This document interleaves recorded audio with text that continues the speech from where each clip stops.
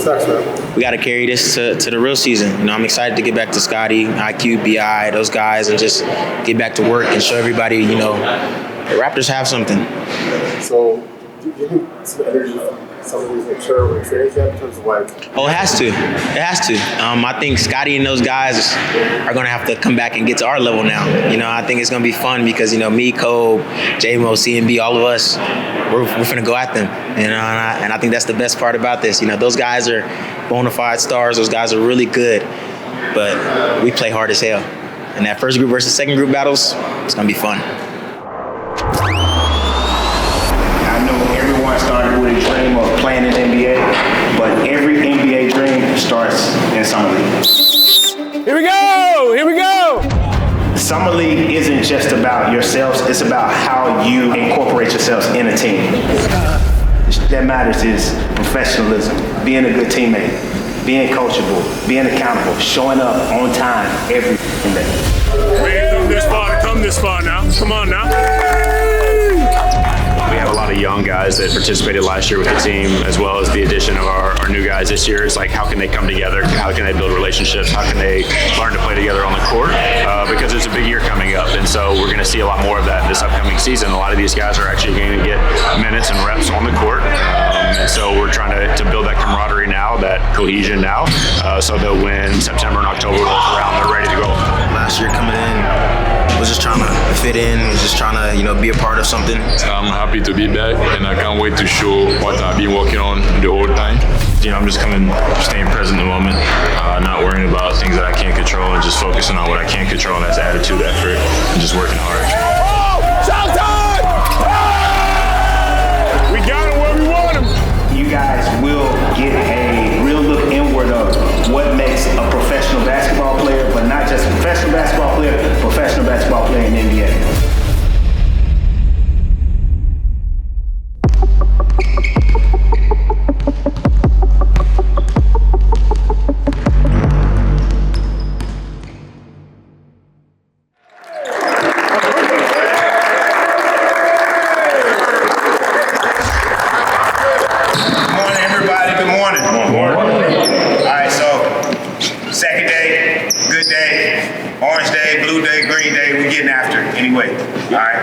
I'm colorblind, so it don't matter. The intensity is going to stay the same. We're going to keep building. Remember, push yourselves. We're going to be accountable to each other. We're going to bring all the energy. Every drill, you got to come in with high intensity and high energy. Film room! Let's go! You know, you got new guys on the team. You meet new people. We've added a bunch of guys that really fit us. I knew Colin just from college basketball. I never knew Chucky, but just being around him, great guy. I knew Elijah from a Damian Lillard camp. He's one of the guys that, you know, came out of his shell first. Nobody kind of has an ego. You know, everybody's just down-to-earth guys. You know, you can chill, laugh with them, and then, you know, we all like to hoop, so. The Raptors draft character guys, so, you know, those are really three good people, and they're even better basketball players, so it's been fun. Okay, got him.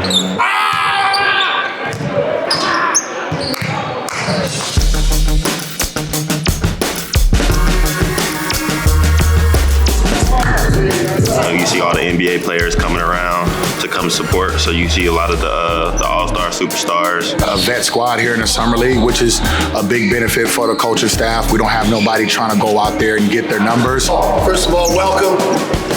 Thank you guys for coming middle of the summer. Las Vegas, like for me, there's no place I'd rather be than in the gym. It's a really good group of players. It's a great time to come in, play with your peers, you know, hoop it up and just have a good time. You have complete buy-in from top to bottom. So coaching staff, players, vets, down to the rookies, and everybody's here on the same team, and it's fun seeing, you know, the vets working out. You have our young guys working out, preparing for games. They're all cheering for each other. Young guys watching the old guys work out, old guys cheering for the young guys playing. There's a lot of camaraderie here. The guys care about each other, and that's an important start to a successful season. And getting on the floor with a bunch of guys who was playing in the NBA, who was coaches in the NBA, you know, it was a dream come true. You know, those guys are coming in you know, maybe you haven't seen them in a couple weeks, but then the love that they have for each of us, and then coming out here and supporting us, and then you see them working out here and the work they're putting in. It's a collective. I tell people it's like a college type atmosphere. Just obviously we got a lot of young guys, but just the connectivity that we have, the stuff we do off the court, and the stuff we do on the court. It's just it's nothing like I've been a part of. Got it. Let's go! These guys were playing NBA games together last season and winning NBA games together last season. So I think they already have that camaraderie and they have that drive that, you know, we've done this on the NBA level. Like, let's continue to do this and show who we are. So I think there's a little bit of a chip on their shoulder coming into this tournament together. Good day today. Let's go, man. Y'all know what time it is. Yeah. Y'all can't give it away. Hey! Big job. Focus today, guys. No, man. Hey, together on 3. 1, 2, 3.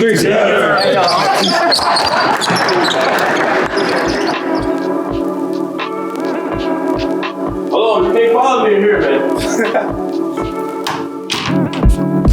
First game of the summer league. Time to go. Smell good, feel good, look good, play good. We all fam. You Wizards fan? No, we're Suns fans. We sit on the floor with. I like Canada though. So do I. Toronto's a cool place. Yeah, I mean this whole just transition from college to pro is it's all new, but it's cool though. Once the game starts, don't lose your head. All right, just do the stuff that we worked on together. Stay together, stay a team, have fun, be yourselves, but do it together. All right, let's go.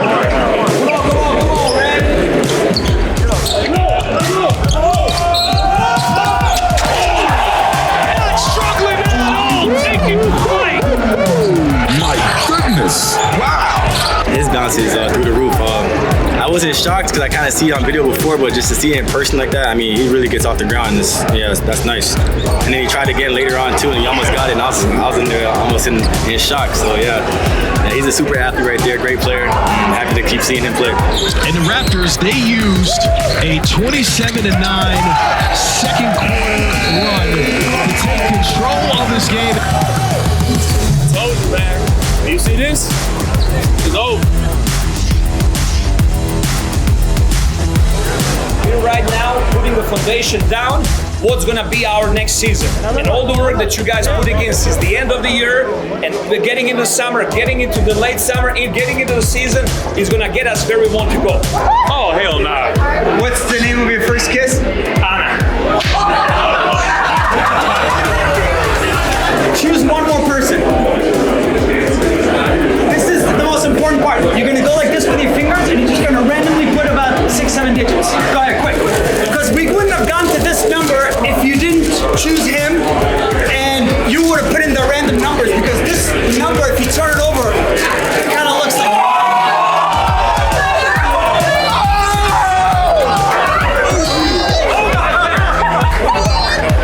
First pro game, how you feeling about it? Pretty neutral about it, you know.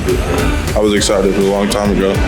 But came to my senses and I'm just ready to show what I can do. I will be here for you today. I'm gonna make their life hell. I'm gonna make their life hell. We gonna get this done. And we gonna get this done.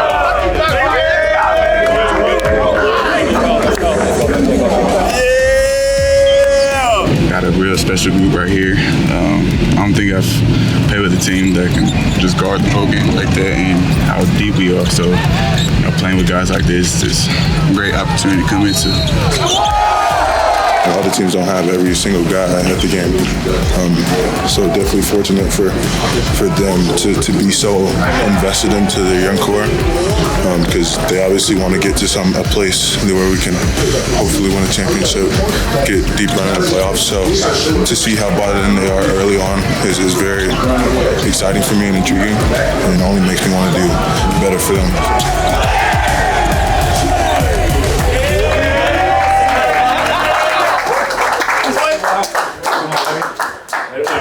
I I like grinding like this because this is dirty, and y'all got to get grimy and dirty every game, and every one of you guys matter. Every one of you guys matter. The energy's got to be there every day. You know what I mean? That's what you signed up for with each other. Dig! Go! Don't let them be comfortable.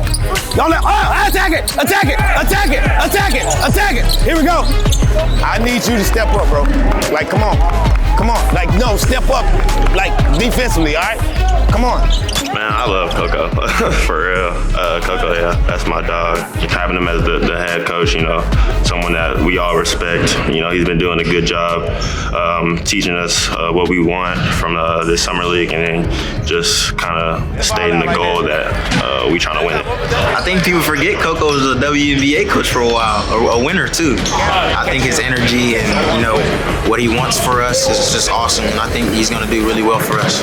Just what he does and the way he connects us, the way he is able to speak to us and get across the message across to us, he's easy to play for, and he's someone who you enjoy playing for, and he's someone who lightens the mood, but then when it's time to lock in, he'll lock in and have us locked in too, so it's really good. Like, why are you not locked in? Like, I want them to feel you. They just playing against you. You're an athletic specimen. You got to use that shit. That's the gifts that God gave you. You cannot rest. They cannot rest, all right? They should be moving on autopilot. With that, you make everybody else follow, okay? So that's what I need you to do right now, all right? It's good to have him. He's a good coach, and I'm happy to have him to coach me for the summer league. Yeah, because he's there he pushed me a lot. Because he's not easy with me. It means that he like me, he love me. That's why he's there to push me. You have to find comfort in making them uncomfortable, okay? You have to find comfort in that. You have to take pride in that. That's what you have to be comfortable at, how uncomfortable they are, right? Okay, here we go. Come on. Right on three, 1, 2, 3. Fight. Loose Beekman finds the open Castleton. They move the ball. Walter just got hammered, barrel it down. And then you start to look at the bench. There's a lot of depth now. Grady Dick, Jamal Shed, and this guy. There you go, Walter. You're excited about that? What I'm talking about. No, that's what I'm talking about. This is us. This is us right here. Now, we got to stay there for the rest of the game. I don't know what the y'all ate in the locker room, but eat that again. All right? We're going to stay here, okay? What I say? What did I say? What did I say?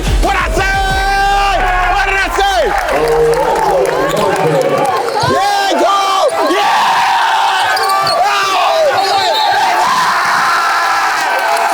It's a certain toughness that comes with character. It's a certain toughness that comes with resiliency. You guys showed that, all right? We had character, we kept our composure, and we stayed together. We didn't separate, all right? That's what it's going to take to win games. We have to do it together. That's the hunger and the fight and the effort that we have to play all 40 minutes, okay? And what does that build? That's right.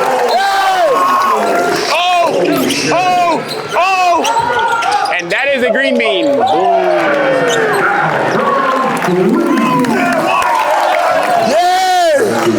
Yeah! We good! I love us, man. I love the Raptors, baby. I love it. These are going to be memories that everybody, all 16 guys, they're going to have for the rest of their life. And it's going to bond us together. The better we do, the more bonded we're going to be. And the more memories we're going to have, the more good times, good memories we're going to have. So that's what we're trying to create, great memories for everybody. Even the guys that, probably aren't going to play a lot, but we want that experience. We want everybody to learn from the experiences that they have. So that was the messaging that, I wanted to send, and the coaching staff wanted to send the first day. So, and I think they got it because the energy has been top notch since we came together. Hey, great summer league. This has been a successful summer league. For the guys to come out here to play together the way they have, to compete, to play defense, 87 turnovers in 3 games, like the whole NBA is talking about it, and it's really fun to have that identity. And I think that starts with Darko and what he's preaching, and how we're going to play next season, and to see that this young group is bought into it, and you see what's coming, and that's really exciting. I think Scotty and those guys are going to have to come back and get to our level now. I think it's going to be fun because me, Cole, J-Mo, CNB, all of us, we're going to go at them. And I think that's the best part about this. Those guys are bona fide stars. Those guys are really good, but we play hard as hell. And that first group versus second group battles, it's gonna be fun. Once you leave here, you gotta hold your heads up high because you're not only representing the Raptors, you represent your family, you represent yourself, and you represent the fact that you play so hard to the end. And that's a talent and skill within itself. You know what I'm saying? So I'm proud of you guys. We're gonna be champions. All right, you just gotta hold your head up and carry yourself like it. All right, here we go. What's up, man? Hey, yes, sir. Carry this after this, bro. Yes, sir. It was real fun doing this. I wouldn't want to do it with nobody else. We appreciate you, medical coaches. We appreciate all y'all for real. Yep. Hey, family on 3. 1, 2, 3. Family. Yes, sir. That's a wrap.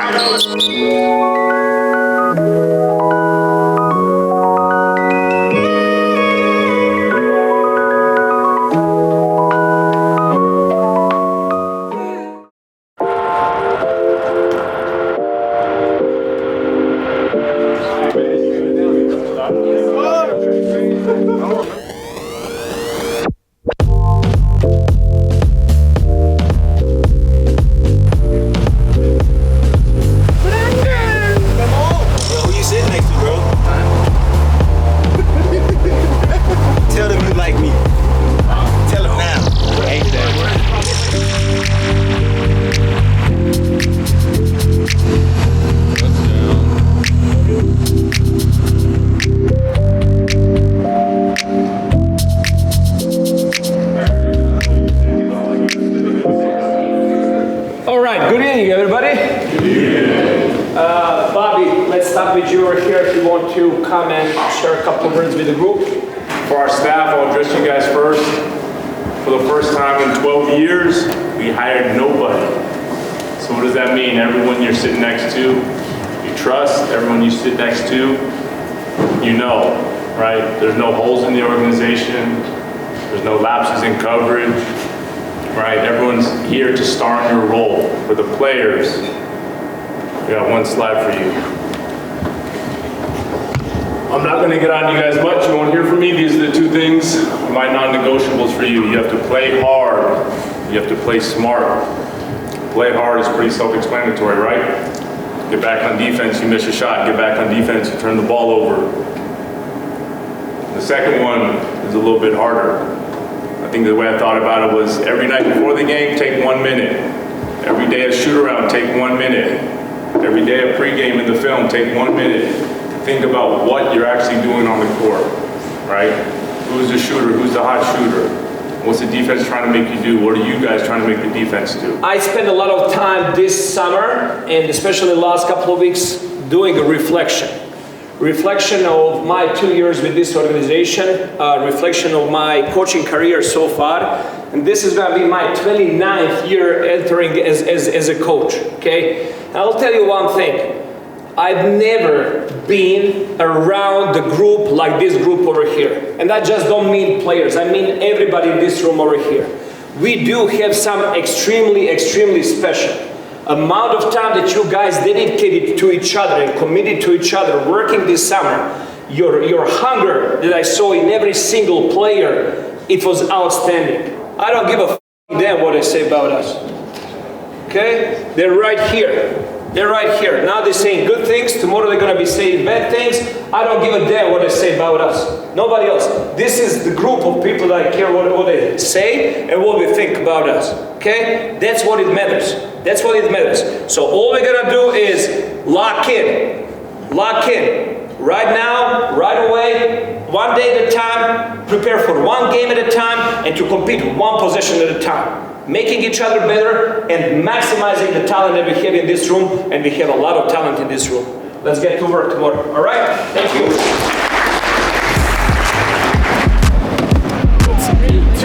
Let's get to it.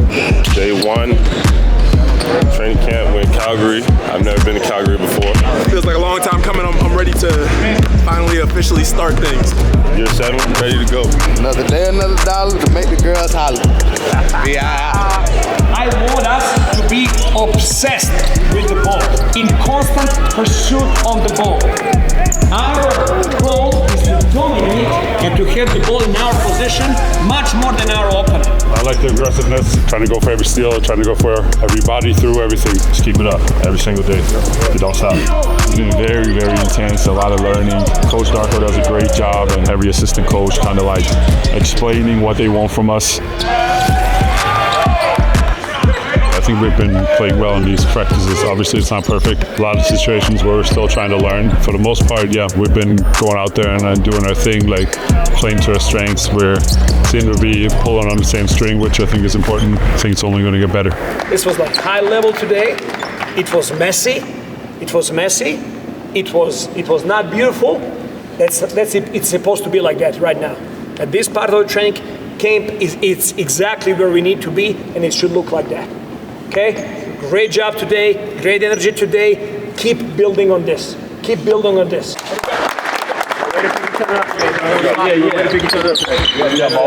Hey, family on three. 1, 2, 3. Family! The group of guys, they're amazing. I don't think there is one guy who's cocky. I don't think there is one guy who thinks they're above somebody else. They're all so humbled. They're all very hardworking. In the basketball team, when you go and you see guys who work so hard and the guys who want to win so bad, it just makes it easy to kind of blend in because you're already on the same page with everybody else. So I'm looking forward to getting closer to them, getting more tight, and creating a big family.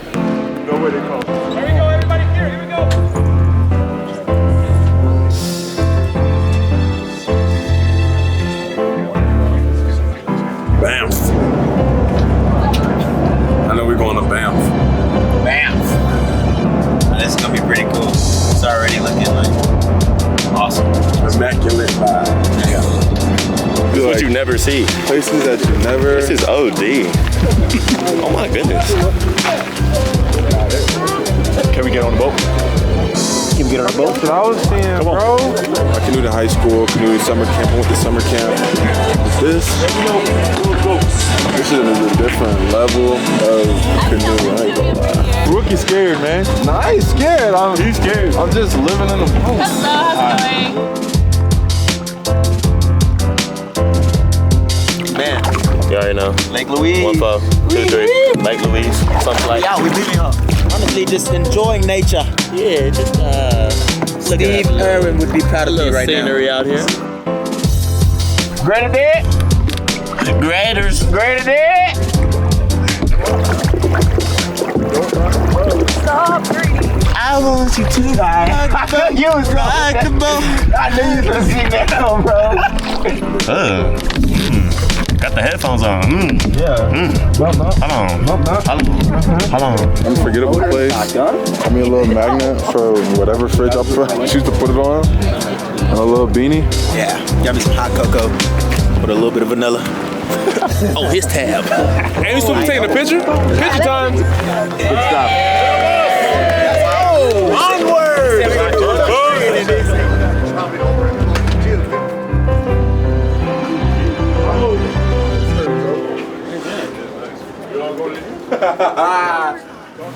Ooh. A little beaver on it. Nice. What else we got, man? Look, Canada. Then this is says Banff. How was that? Right for you, man. No. Really? Yeah. Thanks, man. Well, of course. Thank you. Thank you. Shout out my boy Sandro, man. I believe in you, Mama. You can figure it out. Well, look, it says microphone 1. Turn it off. Please, somebody turn it off. Somebody turn it off. Now.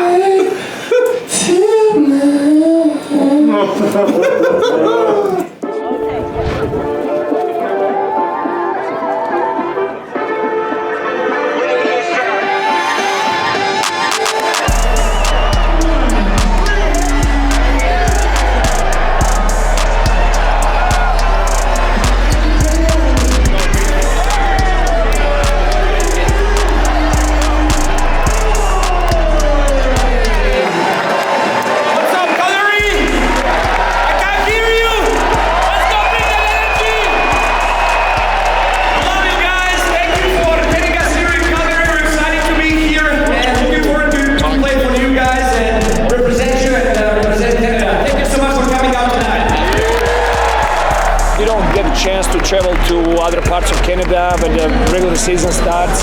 So anytime when we training camp, we can go and visit different places. Coming to Alberta and Calgary over here is a great opportunity to get to know other parts of Canada, to meet with fans. You get a better idea of what all of Canada is like, not just like Toronto, Ontario area. So I think it's nice. Canadian people love Toronto Raptors, and just to be around an organization who wants to kind of impact all around the country is great. I think people in Calgary are super excited that we are here, and then we're going to Vancouver, and everybody's there very excited. So I think as a basketball player, you kind of want to go to a lot of places and kind of touch a lot of people, and I think that's what they're doing, and it's amazing. Thank y'all for coming out tonight. This is 2025 Raptors basketball. We bring a whole nother energy. The guys behind me, we've been putting in a lot of work this summer. We're ready to show y'all really what it is this season. Y'all already make it feel like a home, so I appreciate y'all. Hey, Rap Nation, come on, make some noise. Season here, we here, Raptors here. What you talking about?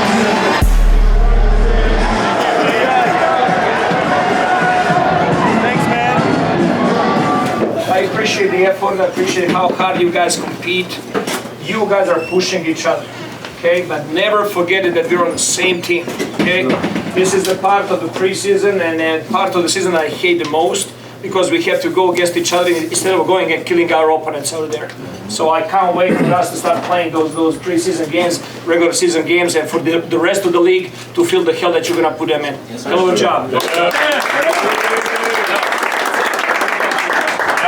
Raps on 3, 1, 2, 3. Raps. Star up. Burning now. From rehab to regular practice and to training camp, the intensity goes up. It definitely has on the defensive end. On the offensive end, it's a lot of learning. Getting to know Darko, getting to know his assistants, getting to know my teammates, but it's been an easy transition, especially with my teammates. They like to work hard, and everybody has a different personality that makes it fun. I could say that this organization is top-notch. The communication stands out a lot.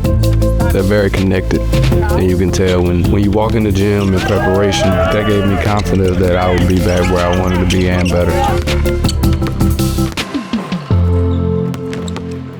At this point, I'm tired of practice, honestly. I've been practicing since February without a chance to go up against anybody else but my teammates. But my teammates have been making me better, offensively and defensively. But I'm ready to, see other teams. What do we got, B.I.? Together on 3, 1, 2, 3. Together. From Vancouver, British Columbia, this is the NBA Canada Series presented by Bell.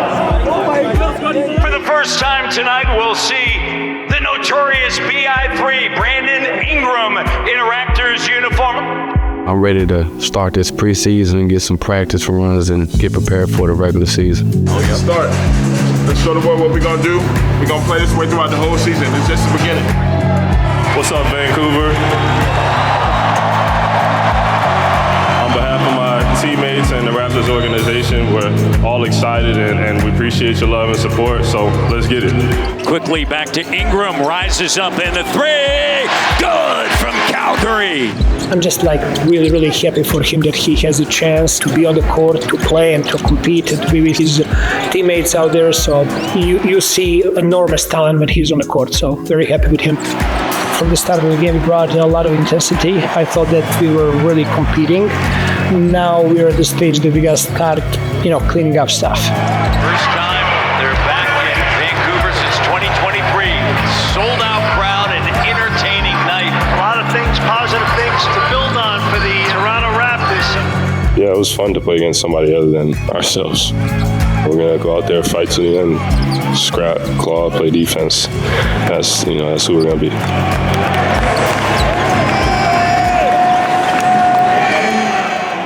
Next time on Open Gym, probably the worst ankle injury or injury that I've experienced. The uncertainty coming off of it, not knowing when I was going to be healthy, and having a chance to be on the floor now. It's been a long time, and that's what we prepare for. So everything is just going to go out the window, and I'm just be back in mode playing again.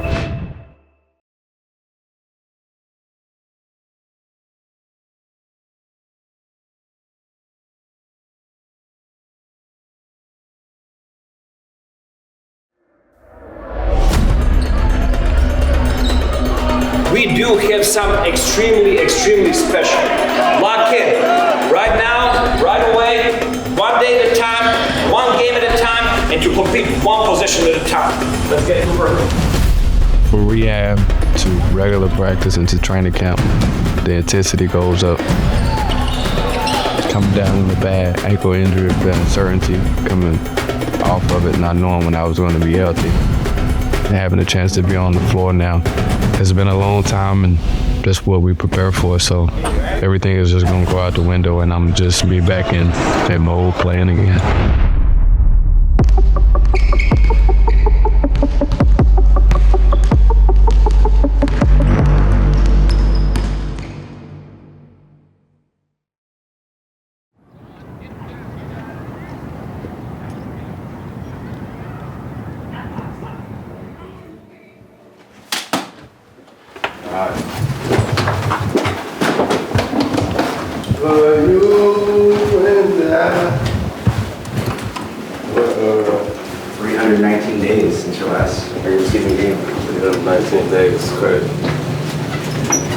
So the excitement is definitely there. Feel good. I'm ready to get the season started. Got a lot of team goals, a lot of individual goals, so, you know, it's going to be a good night.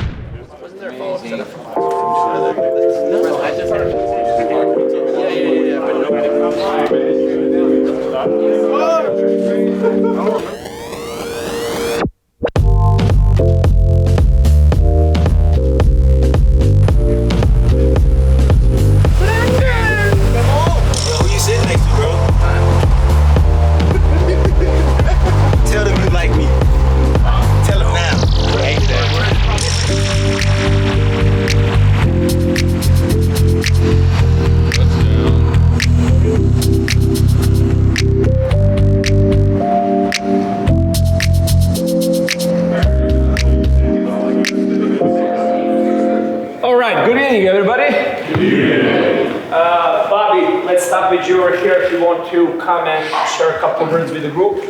For our staff, I'll address you guys first. For the first time in 12 years, we hired nobody. So what does that mean? Everyone you're sitting next to, you trust. Everyone you sit next to, you know, right? There's no holes in the organization. There's no lapses in coverage, right? Everyone's here to star in your role. For the players, we got one slide for you. I'm not going to get on you guys much. You won't hear from me. These are the two things, my non-negotiables for you. You have to play hard. You have to play smart. I spent a lot of time this summer, and especially the last couple of weeks, doing a reflection. Reflection of my 2 years with this organization, reflection of my coaching career so far. And this is going to be my 29th year entering as a coach, okay? And I'll tell you one thing. I've never been around the group like this group over here. And I just don't mean players, I mean everybody in this room over here. We do have some extremely, extremely special amount of time that you guys dedicated to each other and committed to each other working this summer. Your hunger that I saw in every single player, it was outstanding. I don't give a damn what they say about us. Okay? They're right here. They're right here. Now they're saying good things. Tomorrow they're going to be saying bad things. I don't give a damn what they say about us. Nobody else. This is the group of people that care what they say and what they think about us. Okay? That's what it matters. That's what it matters. So all we're going to do is lock in. Lock in. Right now, right away, one day at a time, prepare for one game at a time, and to compete one possession at a time. Making each other better and maximizing the talent that we have in this room, and we have a lot of talent in this room. Let's get to work tomorrow. All right? Thank you.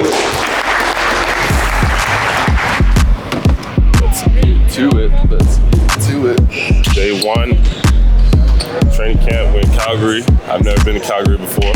Feels like a long time coming. I'm ready to finally officially start things. Year 7, ready to go.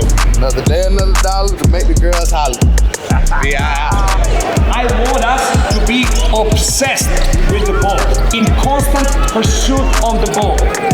Our goal is to dominate technique and to have the ball in our position much more than our opponent. I like the aggressiveness, trying to go for every steal, trying to go for every body through everything. Just keep it up every single day. You don't stop. Very, very intense, a lot of learning.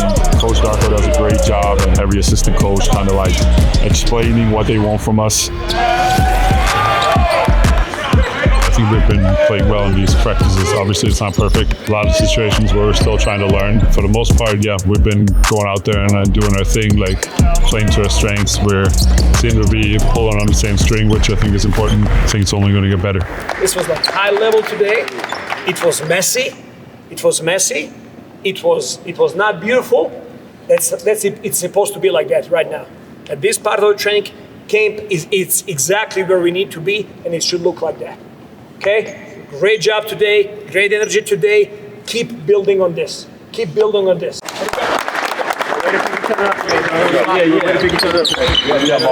Hey, family on 3, 1, 2, 3. Family!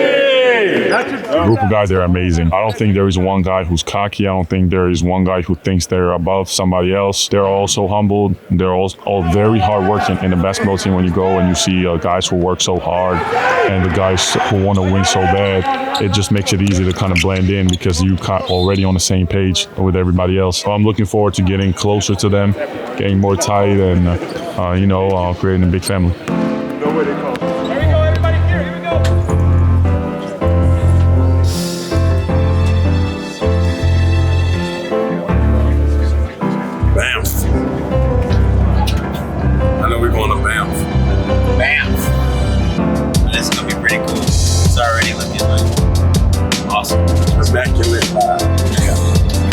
What you never see. Places that you never. This is OD.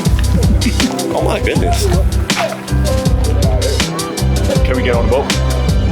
Can we get on the boat? I was seeing, bro. I can do the high school, can do summer camp, went to summer camp. This is a different level of canoe. Rookie's scared, man. No, I ain't scared. He's scared. I'm just living in the boat.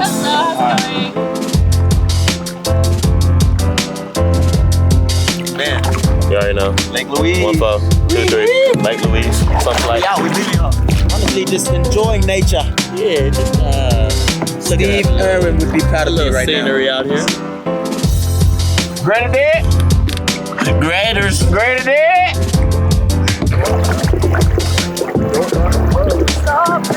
I want you to die. You was right. I knew you was gonna sing that song, bro. Got the headphones on. Yeah. Hold on. Unforgettable place. I mean, a little magnet for whatever fridge I choose to put it on. And a little beanie. Yeah, got me some hot cocoa with a little bit of vanilla. Oh, his tab. Hey, we still taking a picture? Picture time. Good stuff. Oh, onward!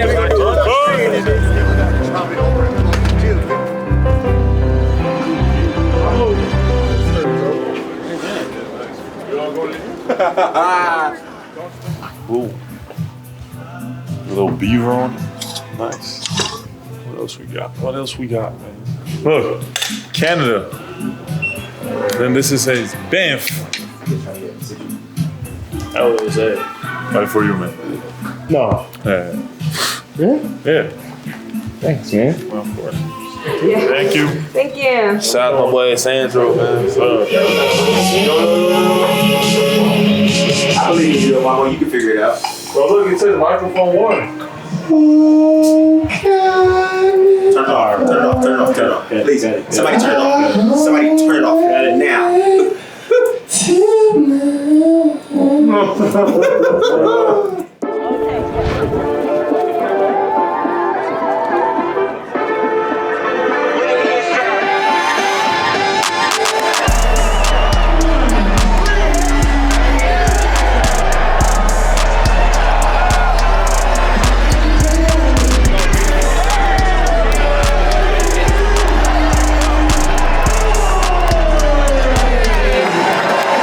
What's up, Colory? I can't hear you.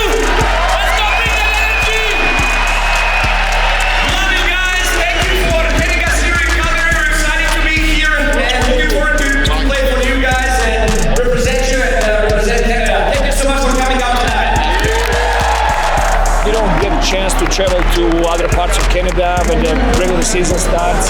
So anytime that we have training camp, we can go and visit different places. Coming to Alberta and Calgary over here is a great opportunity to get to know other parts of Canada, to meet with fans. Gives you a better idea of what all of Canada is like, not just like Toronto, Ontario area. So I think it's nice.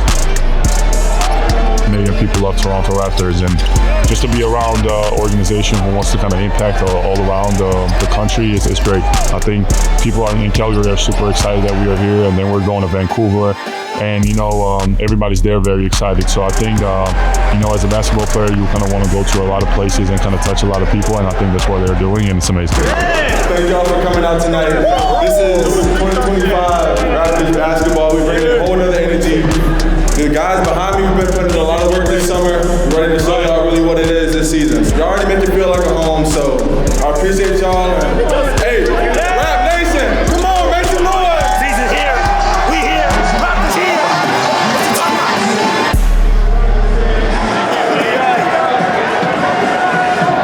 Thanks, man. I appreciate the effort. I appreciate how hard you guys compete. You guys are pushing each other. Okay, but never forget that we're on the same team. Okay, this is the part of the preseason and part of the season I hate the most, because we have to go against each other instead of going and killing our opponents out there. So I can't wait for us to start playing those preseason games, regular season games, and for the rest of the league to feel the hell that you're gonna put them in. Hell of a job. Naps on 3, 1, 2, 3. Raps!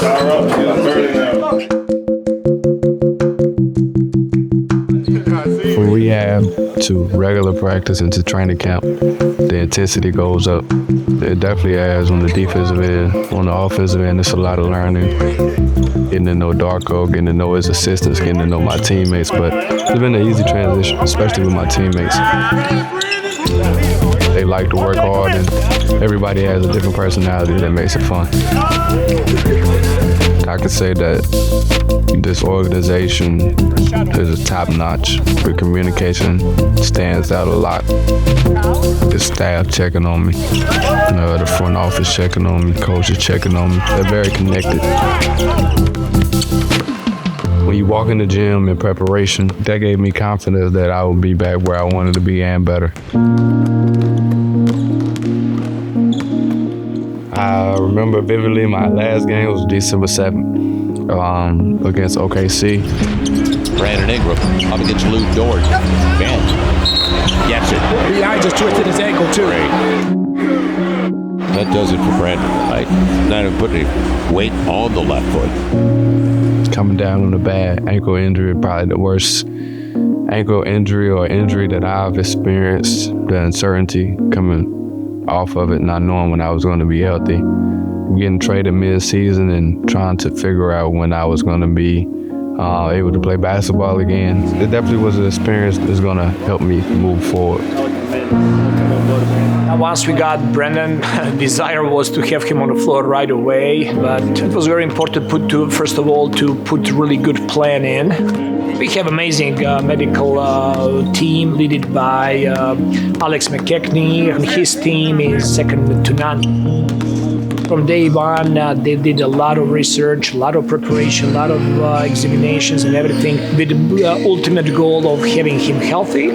That's not easy for any player to have to go through that. You could see his mental toughness and his decisiveness and dedication just to his body and his health and his desire to come back healthy and to be able to play.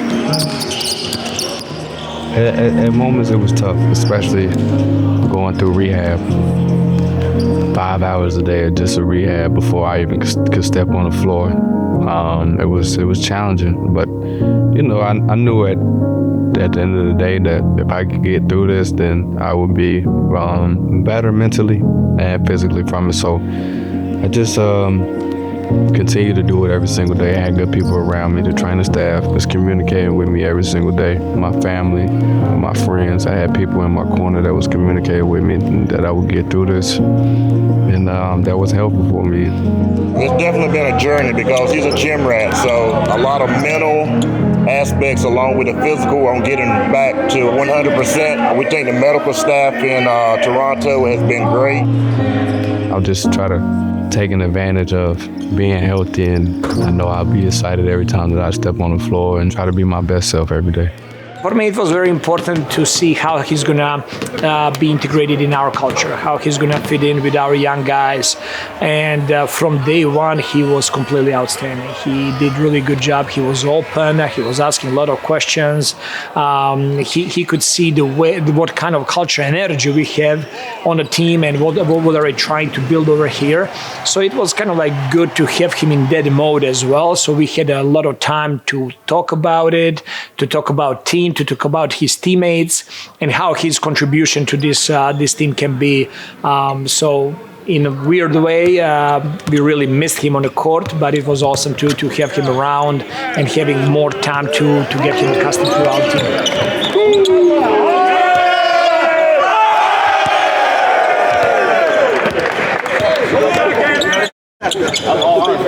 What do you got, B.I.? Together on three. 1, 2, 3. Together. At this point, I'm tired of practice. Honestly, I've been practicing since February without a chance to go up against anybody else but my teammates. But my teammates have been making me better, offensively and defensively. But I'm ready to, see other teams. From Vancouver, British Columbia, this is the NBA Canada Series presented by Bell. For the first time tonight, we'll see the notorious BI3, Brandon Ingram, in a Raptors uniform. I'm ready to start this preseason and get some practice runs and get prepared for the regular season. Let's start. Let's show the world what we're going to do. We're going to play this way throughout the whole season. It's just the beginning. What's up, Vancouver? On behalf of my teammates and the Raptors organization, we're all excited and we appreciate your love and support, so let's get it. Quickly back to Ingram, rises up and the three, good from Calgary. I'm just really, really happy for him that he has a chance to be on the court, to play and to compete and to be with his teammates out there. So you see enormous talent when he's on the court. So very happy with him. From the start of the game, we brought a lot of intensity. I thought that we were really competing. Now we're at the stage that we got to start, cleaning up stuff. First time they're back in Vancouver since 2023. Sold out crowd and entertaining night. A lot of things, positive things to build on for the Toronto Raptors. Yeah, it was fun to play against somebody other than ourselves. We're gonna go out there, fight to the end, scrap, claw, play defense. That's who we're gonna be. Last year we wanted to, kind of start that culture, kind of start that mindset as far as being very aggressive, ultra aggressive, all out on defense, and that's kind of just been our standard going into this season, this preseason training camp for what we're trying to do this year. We're all defending for each other, and it's kind of that cohesion of being together on the court and on the defensive end specifically. Looking on the inside, Mobo, spinning Mobo!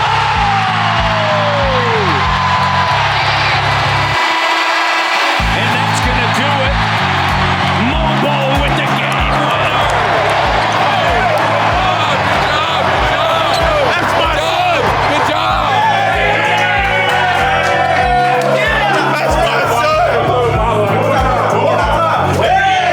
In Europe, those preseason games, we call them friendly games. I'll tell you one thing, there is no such a thing as a friendly game. Every game is important. This spin is very important to building the culture. No matter what, you just continue going. Either this or that, we don't look for excuses. The game is not over until it's over. Hell of a job.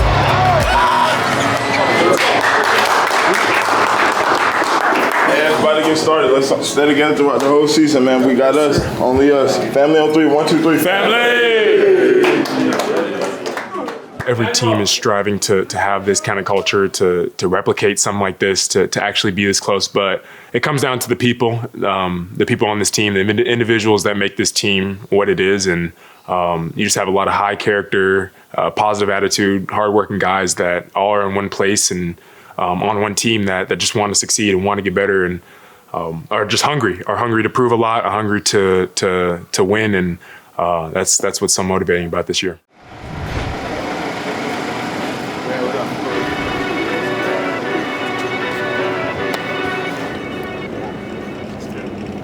welcome everyone to the ATL, Atlanta, Georgia. Game 1 of 82. It's the Raptors and the Hawks. It's 10 out of 10, you know what I'm saying? Y'all ain't peep the detail.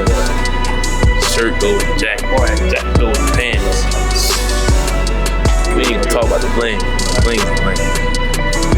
Brandon Ingram, who hasn't seen the hardwood in the regular season since December 7th, 2024, making him very eager, joining Scotty Barnes at a starting 5 that hope their chemistry off the court quickly translates into something special on it. He unlocks the other players with his talent, his skill set, and he's going to force other teams to really pay attention to him. He's a veteran now, and we get an opportunity for a new beginning. Being with the Toronto Raptors has been a blessing. He loves it. The family loves it. So to be able to be here for his first regular season game back, man, it's exciting. It's exciting on both parts. It's exciting for him, and it's exciting for me. We've been working the whole summer for this. Now it's our reward right now. Let's take advantage of it. Let's get it, man. Win on 3. 1, 2, 3. Oh, B.I. to the bucket.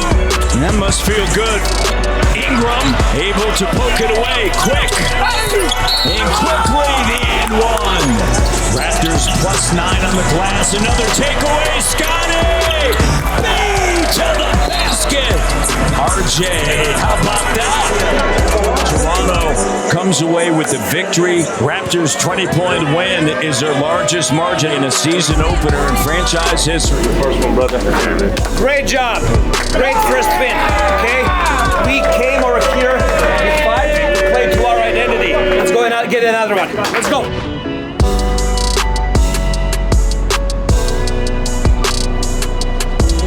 You ready for these fans? They've been waiting for you. Sure. Stop, bro. Share the clay. Don't eat no pasta.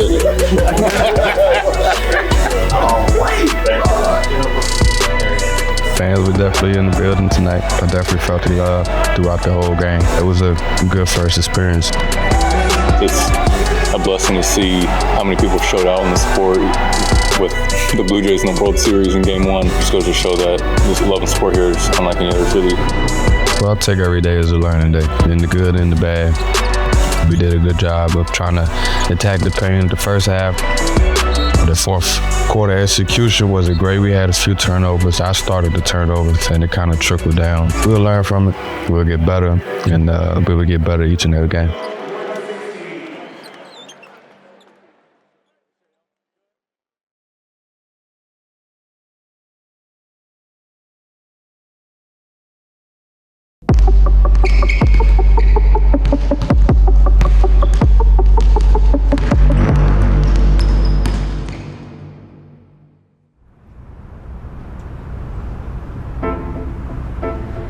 I know I started playing basketball when I was probably like 3. But earliest memory, 3rd grade, first AAU team, got my butt kicked. But that was the start of the journey for me. I don't really remember a time where he never had a basketball because it was always such a big part of my life. And obviously he was my little brother. He was doing a lot of the same things I was doing. My brother, a big inspiration to me. I'm the reason why I'm still doing this, the reason why I'm here. You know that somebody's looking at you, watching what you do, watching your mistakes, watching what you do well, and emulating it. Really appreciate what he's done for me. I've been watching him since high school to now, so he's really, really big for me. That's how every brother situation is going to be, you know, especially if it's in a good, positive way. When COVID hit, and I could really tell that he had taken that next step to become a better player. I just used to make Colin do whatever I was doing, whether it was me going to the weight room, me working out, or in the gym with my dad, or just anything. He was just always with me. After about 2 months of that, he was a completely different player. I was a sophomore year of high school. That's when all the work that me and my coach from AC Floor, Coach Staley, put in, early mornings and stuff like that, that's when it all started to pay off. Then going into my junior year, I made a big, big jump, and then it just skyrocketed when I went to Wasatch. That was like do or die for me, you know? Like I wanted to go prep, but I wasn't really sure about it. I never really got a chance to showcase myself against all these top prospects, so I was a little skeptical of it. But my mom, my brother, and everybody in my circle just pushing me to make the right choice, not really trying to force me, but they know it was best for me. It was a no-brainer. We talked to the coaches, Paul Peterson, really nice guy. He really helped develop Colin's mentality. And then when he started playing in the NIBC, that's when you started hearing this country kid, Colin, who's this Colin Murray Boyle? So that's how it started. I would say my goal is to get a platform. I just need to play against the best of the best. I didn't care where it was. I just needed an opportunity to showcase myself on the highest level. I always had a plan to do 2 years in college, use the first year to just feel out the college game, and use the second year to, really make a name for myself. So that was always my plan. It didn't really matter, but obviously made it easier because South Carolina is my home, and they did a really good job of, putting a lot of effort in to see me when I was in Utah, and they were the only really big school to heavily recruit me. So, I obviously seen that love. So, it made it all worth it. I had heard about Colin just as a local product, and he was in the rising senior class. I went over to watch Colin do a workout in high school, and immediately I just saw the hands, feel, touch, passing, just all the things that really matter in a game of basketball. The real beauty to his game was all the nuances of feel and of skill and of competition. And then as his body continued to get better and his athleticism continued to grow, then it all came together, and you have the product that you have now. I'm not gonna lie, without my freshman year team, the leaders that we had on that team, I probably wouldn't be in a good position like I am now. We had an old team. Obviously, they've all been in different situations. But to have that type of experience as a young guy coming in, eager to learn, made it a lot easier to just thrive. So, just following what they did, the type of roles they picked up on, how they sacrificed to win the games and stuff like that, that really helped me. He's got great perspective, right? I'd say above all else in this day and age, he has a different perspective than most of the guys that are his age. He's got goals, he's had goals. He was very mature even about this NBA draft process. I was definitely weighing both options to come back to South Carolina because it's like you can't go back. So you really have to think about what's in your best interest, what's in your family's best interest. He was very calculated and mature about what he wanted to do, what he wanted to achieve, and it wasn't just getting drafted, and he was pursuing those things, and so obviously it was great to see those all come true. The opportunity was there, and I'd be stupid not to take it, so I just stuck with my gut, and that was to declare. So he had a certain mindset, and it was just a treat to watch him really set out for something and achieve it. The combine was crazy. I had never seen anything like it. It's like every name in basketball you could think of is like all in the same place, and you're just walking past these different guys. I've never been in a room full of NBA execs and stuff like that, so it's kind of surreal feeling.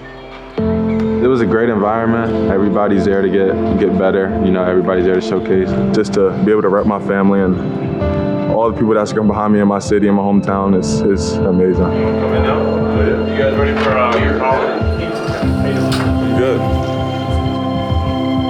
Dan.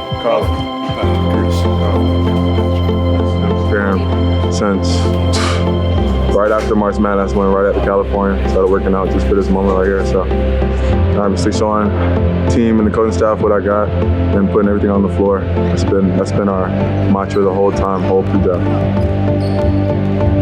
I don't care what pick I am.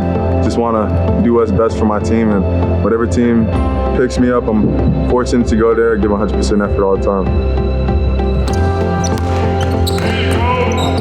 You never fathom your kid is going to the NBA. When we got there, it was surreal. They had his name on this golden ball, and it was crazy. All of his friends were there, and I was just looking at him like, who would have ever thought that Colin would make it to the NBA? With the 9th pick in the 2025 NBA draft, the Toronto Raptors select Colin Murray Boyles from the University of South Carolina. So y'all, let's just get out the air. The OF moment. I'm gonna tell you why that was. No, who would ever think? We were like thinking 12, 13, 14, and that's sometimes what happens when you underestimate yourself and the blessing that God gives you. We were thinking it was going to be somebody else, but his agent just walked past and was like, it's you. And then all the cameras just rushed to the table. So it was definitely like a crazy moment for me and my family. There were a lot of people who felt Colin wasn't ready. So for him to get picked 9th was amazing. Not just for us, but for Colin and for all those other kids. People don't believe him. None of us were expecting it, but just super happy and super appreciative for Toronto believing in him. Thanks for the opportunity. Thankful to be here with my family. It's surreal. I'm still dumbfounded by this feeling, so I'm thankful for it all. Thankful for y'all sticking with me, hometown, being on my back. Thanks for all of it. Everybody, Gamecock Nation, thank y'all for every single bit of love y'all gave me. I appreciate it.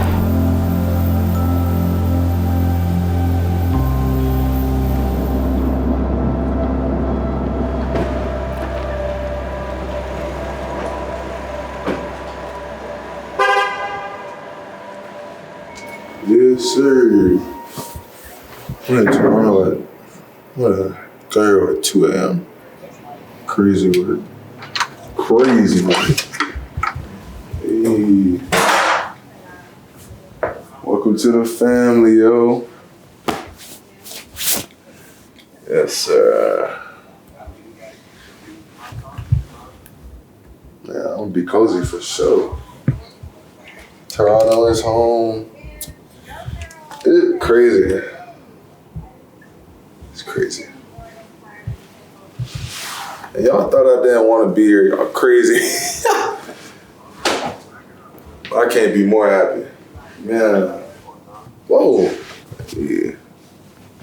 That's hard. But yeah, that's hard.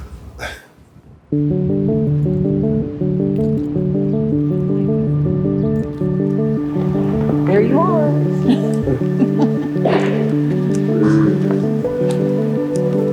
Let's go! Let's go, my guy. Good, coach. Congrats, man. Congrats. Happy for you, man. Thank you so much, man. You're so excited. I'm excited. I'm so excited. You told me media you're ready to work, so let's go. Let's go. Yeah. Banana or something, man.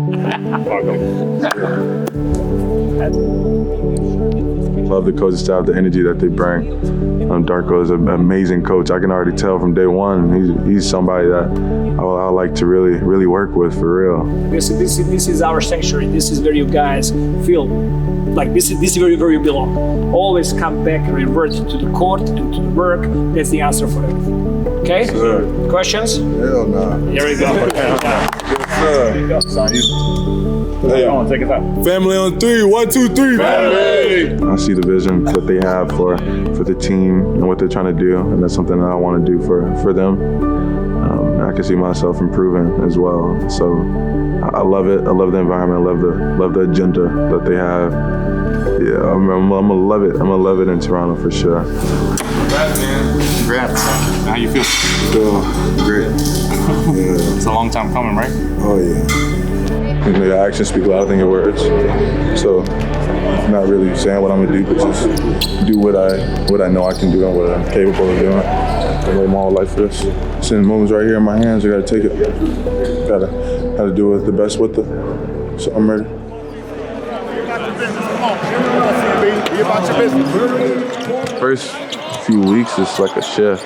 Obviously, I don't put in this much detail into my craft. You know, like you might think you are in college, but it's a whole nother level when you get to the NBA, or professional basketball in general. Carrying this as like a job instead of just something that you love and being able to balance both of those spaces. Definitely a change for a 20-year-old, fresh 20 coming into this is my first job. So, having a different mindset shift there. But the hard work, I've always been a hard worker, I would say. So that's something that, has always been with me. Training camp was amazing. It was really good. Teammates made it a lot easier. Coaches made it a lot easier for me. Seeing everybody have such a high focus level made me want to, really learn and focus as much as possible. It just made our team, mesh pretty well. Obviously, we had the trip to BAM, just the extra stuff, the karaoke that me and the guys did, like that little stuff like that makes everybody better. Everybody on the team has that same mindset of just being themselves, and it is meshing well. So, especially on and off the court. Playing with them, obviously, build chemistry, practicing with them every day, it's bound to happen. So, keeping that up. Y'all know this is my first season. Y'all already make me feel like a home, so I appreciate y'all. Hey, Rap Nation, come on, make some noise! This is a dream come true. I wouldn't imagine this. I don't know. I would never imagine being able to play against the top players, for real. Colin Murray Boyles, his first basket of his NBA career. First point,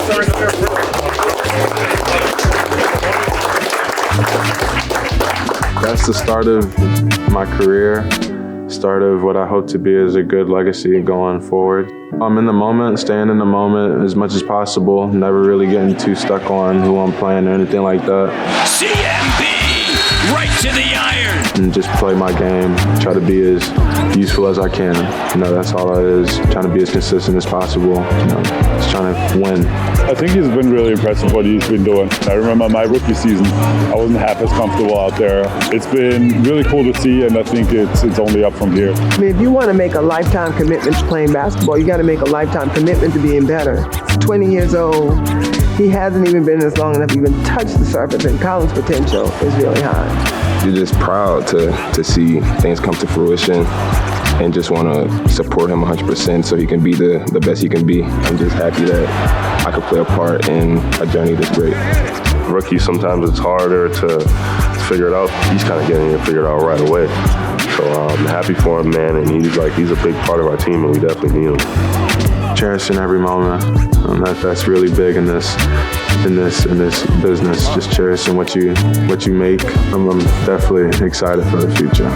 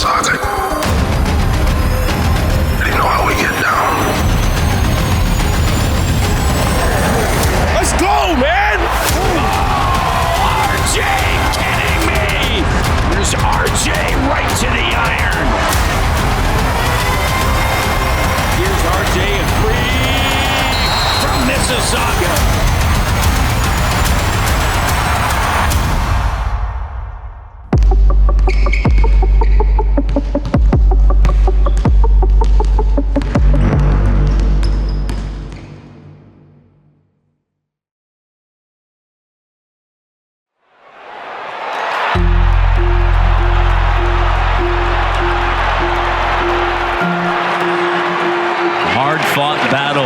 Raptors fall to the Bucks. The Raptors just couldn't close the deal tonight. Raptors will fall to 1-1. The season is 82 games, and we're still trying to find rhythm. Toronto Raptors fall to 1-2 on the season. Entertaining ball game, hard-fought game between these two teams.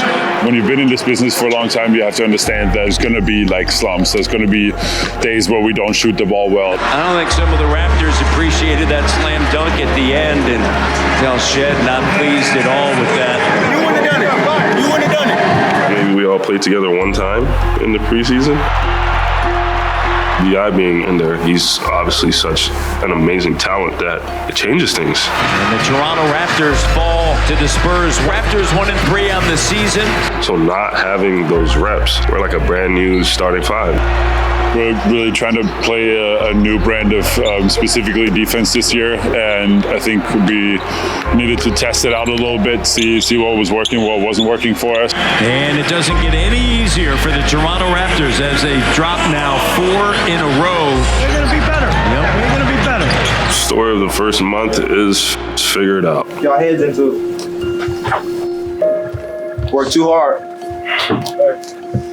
We gotta get out of our thinking.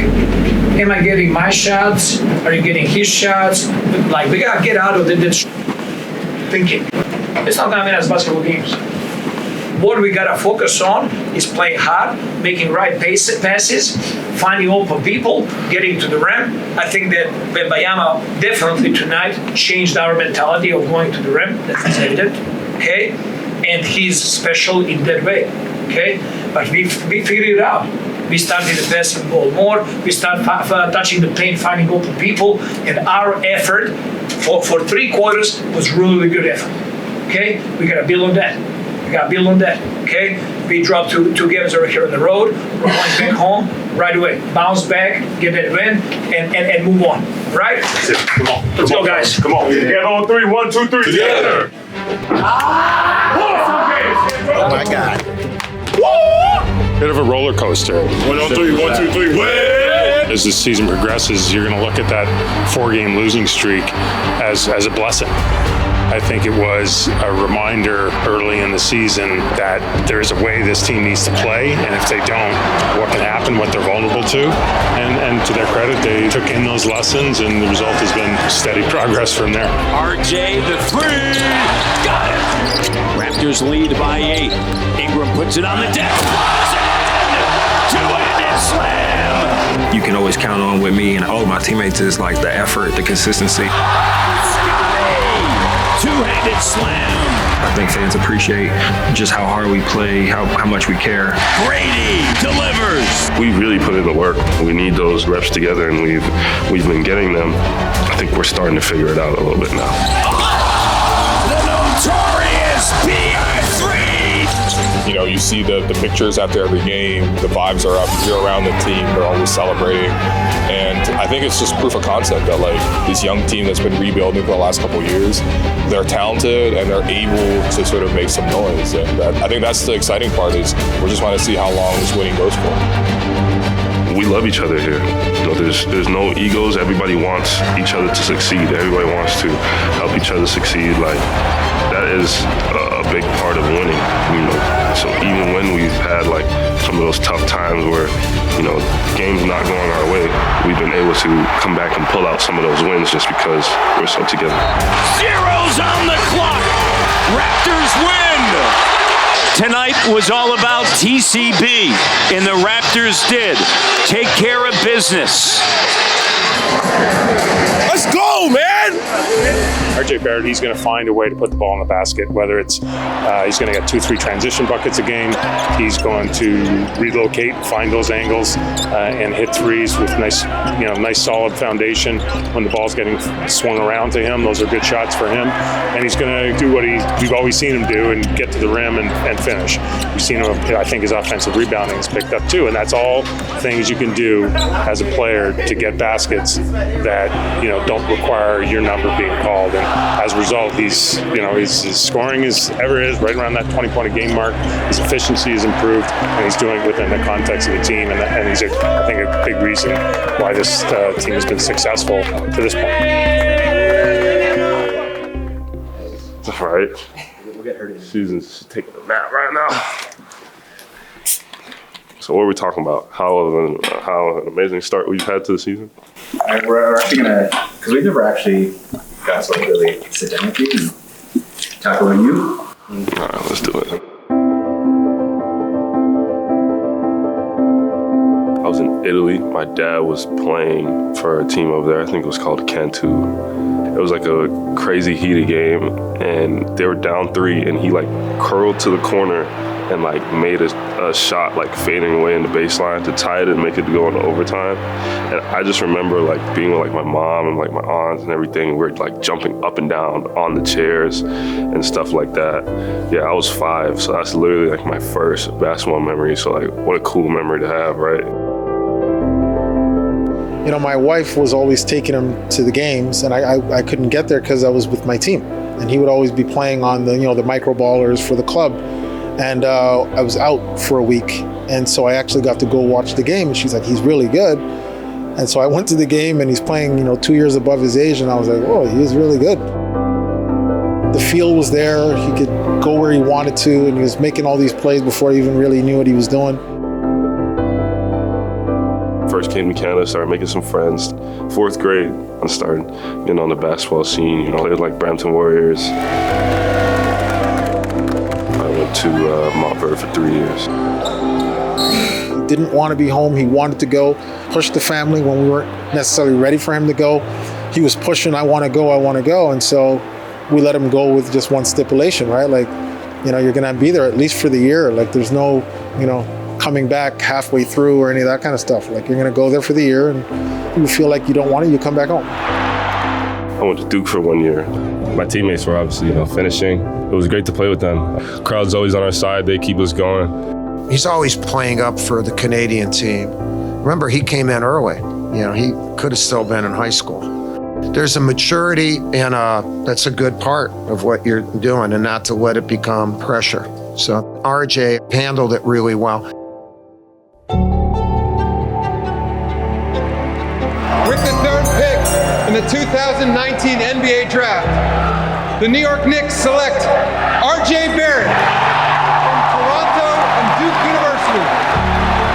I definitely had an idea, you know, going in. That was the only team I worked out for. I had a really good interview with them, so still wasn't, you know, completely sure until, you know, you get that call. So it was nice. Number 1 player ranked going into his freshman year at Duke, led the ACC in scoring. My parents, they took a lot of time out to make sure I was okay and make sure I'm good. So just about really working hard. My son is going to give everything he has on the court.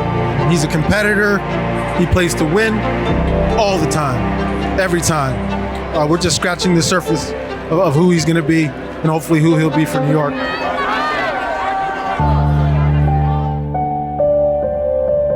Coming into a situation where you don't know what to expect. Team wasn't that good, you know, kind of just figuring things out on the fly. It was like every man for themselves, dog eat dog world. Like, it was difficult, you know, especially going into New York at 19, like not even fully matured enough yet or anything, just kind of just trying to go out there and just play to the best of my abilities, you know. So it was difficult, but as time went along, got a little easier. Barrett goes it lounge, Euro step, layup is good. Sweet move from the rookie. Barrett drives on Westbrook, gets inside and throws it down. R.J. Barrett, oh, what a great step! And then he hammers it home! To be able to go into that environment in New York, it can be brutal there. And to make it through and unflappable and fight his way through it and do it. You know, as a father, you know, that's a moment where you're like, my son did that, you know? Finds Barrett, get a shot up. This is for the win. Oh, it's good! Off the window! R.J. Barrett wins it for the Knicks! After we had a good playoff run, and then we started the season off kind of slow, we were like, you know, just about 500 or whatever. After being the 4th or 5th seed, minutes rotation start to change. You kind of like figure some things out. There's a whole energy in the place. You can see it coming for sure. We're in Indiana, and this is the hotel where I got the call that I was getting traded. It was interesting. I think we were playing it back-to-back, so I was about to get ready to get some treatment, and like I woke up and my phone was blowing up. So I'm like, my agents called me a bunch of times. My parents, everybody's calling me. I'm like, did somebody die or something? Like, what's going on, right? Breaking news this afternoon. Going to the New York Knicks, OG Anunoby, Precious Achiuwa, Malachi Flynn coming back for the Toronto Raptors. The Canadian RJ Barrett, Emmanuel Quickly, and a second-round pick. I like this trade. I think it's a good trade for both teams. And when you look at what the Raptors got, RJ Barrett, he's a Canadian, obviously, a player that's getting better every year in his career, and Quickly could be a factor for the Raptors. There's a lot of emotions. I'm happy that I got the courtesy of knowing like a little ahead of time. I probably knew like 30 minutes before it got announced, being traded from somewhere that, you know, I'd signed an extension with, thought I was going to be there for, you know, a longer period of time. But then being told I was coming home, so I'm like, I'm not really that mad, but like, you traded me, so I'm pissed that you traded me, but you traded me home, so I'm happy that I'm going home. Like, it was a bunch of emotions. But I think one thing that made it kind of easier for me was that Quick was coming with me. I was in the elevator door opened to our floor, and I saw the tweet, and then I just screamed loud in the hallway. Look out in the hallway, and RJ's in the middle of the hallway just like screaming. And then from down the hall, I heard him scream from his room. Talking about we going to Toronto. We both just came out the room and started screaming, running in the hallway, like, you know, so it was cool to, like, I guess, share that moment with him, you know, to also feel that you're not alone in it. That was a pretty cool moment between me and RJ. Me and RJ been together since I've been in the league, so that's kind of been like my dog for a while now. How's the fight? Smooth. Yeah. Welcome back, man. Thank you. Appreciate it. Way home. Yeah, just look. I'm excited to be back. Excited to, you know, to get ready to go. Got my brother Quick with me, so, you know, make the transition easier. I've been a Raptors fan all my life, so coming back and playing for the Raptors is like surreal. Probably definitely different for Quick, but for me, it's like I already knew the practice facility. Team Canada practice is there. I honestly knew where everything was already. I knew where to go, but the Raptors were very accommodating, very nice. I actually know a lot of the staff and people here from just my time growing up. So it was a smooth transition for me. There you are. Good to see you. Come on, man. Good. What's up, Coach? Welcome, RJ. Thank you. Appreciate it. Good. How's the feel coming back home? Man, it's great. Dream? Yeah, I'm excited. Excellent.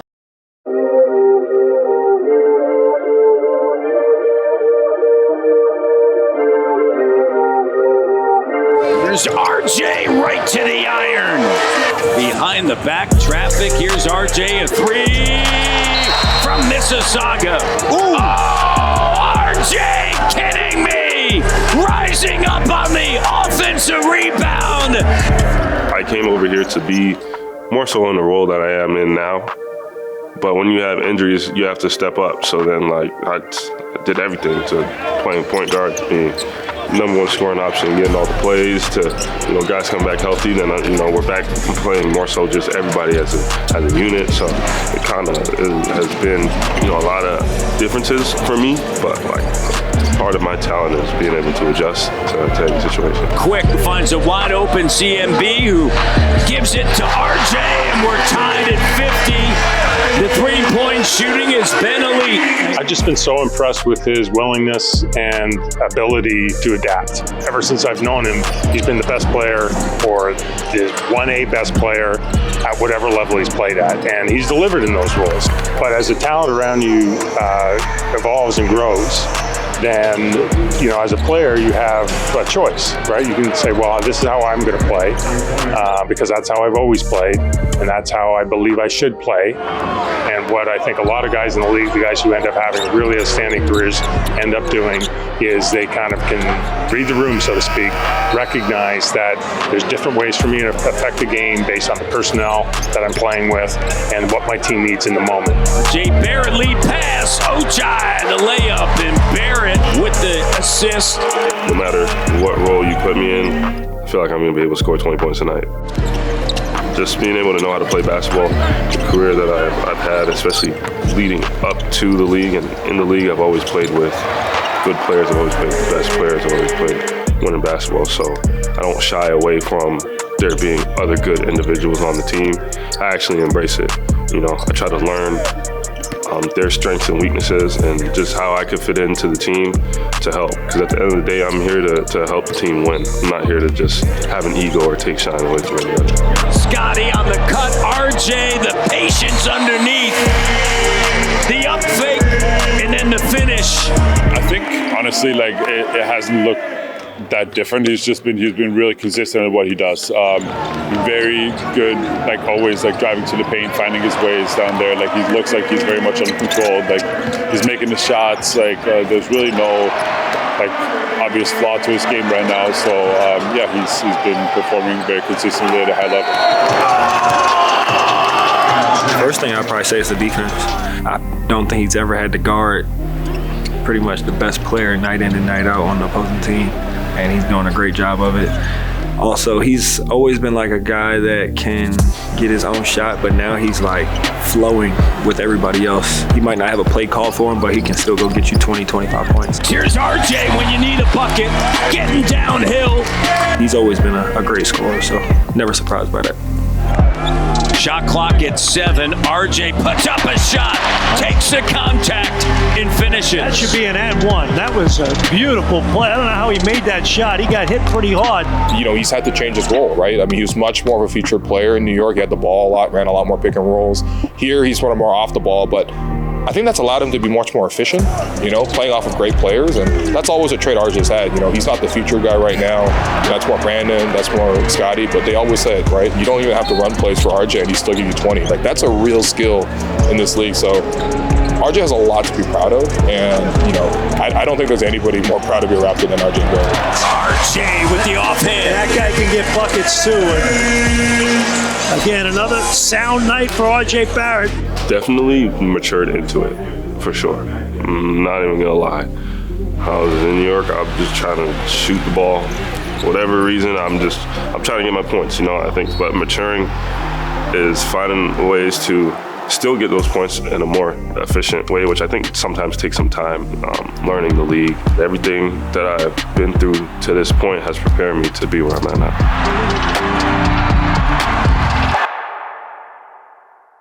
Welcome everyone to Cleveland, where tonight the Toronto Raptors in the Emirates NBA Cup East Group A, Cleveland, Indiana, Atlanta, Toronto, and Washington. And tonight's game features the Raptors and the Cavaliers. Follow the game plan, play smart, play hard, move the ball. Let's go out here and win. Come on, win on 3, 1, 2, 3, win! Come on. I mean, I think it's cool, obviously. I think now that we have like a good opportunity to make it to Vegas, it's even more of like a focal point, I guess. Like it's definitely another thing that if we can win it, we want to. It's not like obviously the focus for the season, but it's definitely something that we're going to put all our effort into. We needed this one, right? We needed this one, and we really wanted this one, right? And because of that, you guys gave it all. And it was not pretty, it was ugly, but it was find a way to get away. It was find a way to get away. And NBA is the best league in the world. Find a way to win a game every single night.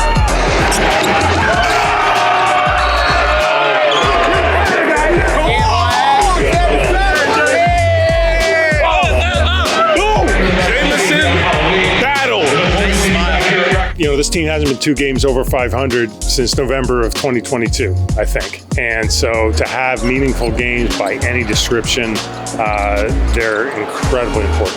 And, you know, the NBA Cup, I think for a team that's trying to find its way, trying to learn how to play competitive basketball, trying to prove to itself that they can win games that have a little bit of importance to them, that you know the other team is gearing up to win too. Not quite a playoff series, but, you know, games that matter. That's a giant opportunity, and it's, I think, a very, you know, one of those things that can really convince a team that, hey, we've got something maybe better than what we realized going on. And so for the Raptors, I think the NBA Cup should be a priority. I think the way they played shows it's a priority, and you know, it can only serve them. I heard you guys saying coming out of the court dogfight, and it was a dogfight, okay? Not every game is going to be a beautiful game for us to score 140 points and everything is going great for us on both ends of the floor. But finding the way, learning to win, learning what it takes to win. Okay? Those games are important, especially for, not everybody on the team gets paid the same amount of money. It's just like trying to get any extra money that we can definitely help, anybody on the team, for sure. And then it's just fun. I mean, who wouldn't want to get a trip to Vegas to play basketball and try to earn some money? You know what I mean? Like that's fun stuff. Plus, it goes toward the win column, and that's what we're here to do. We're here to win, get to playoffs, and try to win the championship.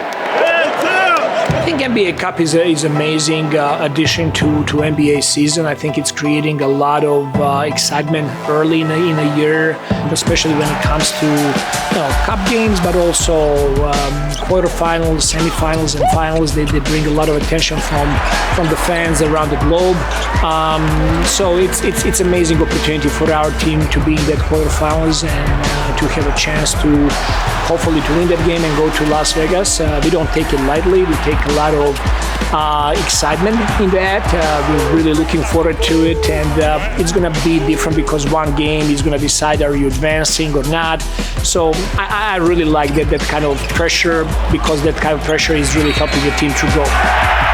Yeah, Mamu!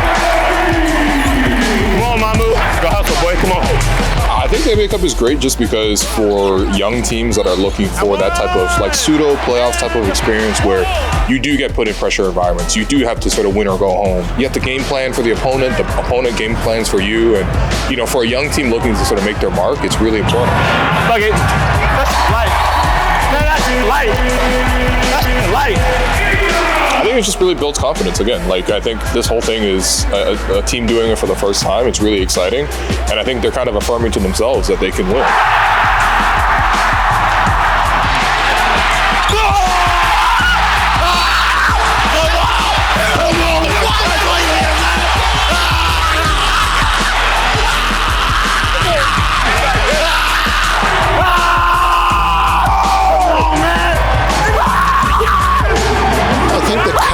Gives an early indication of what it's like to play for something. And it's early in the season. Time you can play with something a little extra on the line, a little bit of pressure, it should help your focus and prepare you for something that might be coming up. First one is congrats, home court advantage, going to the quarterfinals of NBA Cup. It's a big accomplishment early in the season. Great job for getting this win tonight. Great teams, they find a way to win games no matter what. Guys, we shot the ball 38% from the field. We shot 19% from the three-point line. And we won the game. I do think it's easy to give this chain for a bucket at the end to give it to BI. That was a big time shot. I'll tell you what Jacoby did tonight.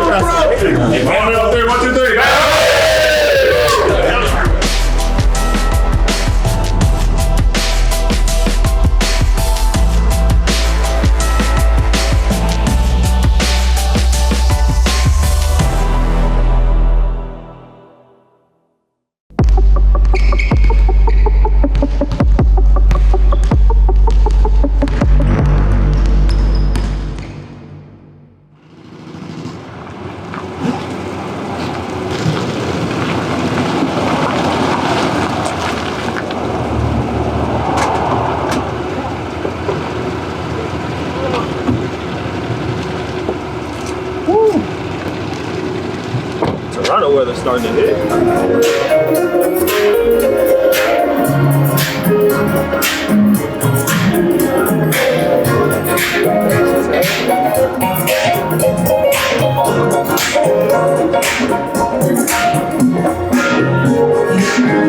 What up, Brody? Straight. Straight. Okay. Sticks too. Appreciate it. Yes, sir. Y'all got the jamming without me, bro. Come on, bro. Gotta get ready. What up, man? You haven't walked? Good. Yes, sir. Yes, sir. You all right, man? Chilling. This guy not even supposed to be playing. Bro, we working still. This is Kemi. This is Kemi. Kimmy, what up, bro? Emmanuel. So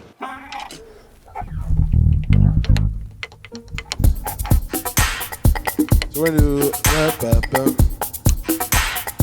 I'll count it in. So 1, 2, 1, 2, 3, and I always relate music to like basketball a little bit as far as just being able to express yourself. Another way of being like in the moment. Time passes by when you're on the court. Same thing for me on the drums. I'm able to just kind of have fun and not really think at all.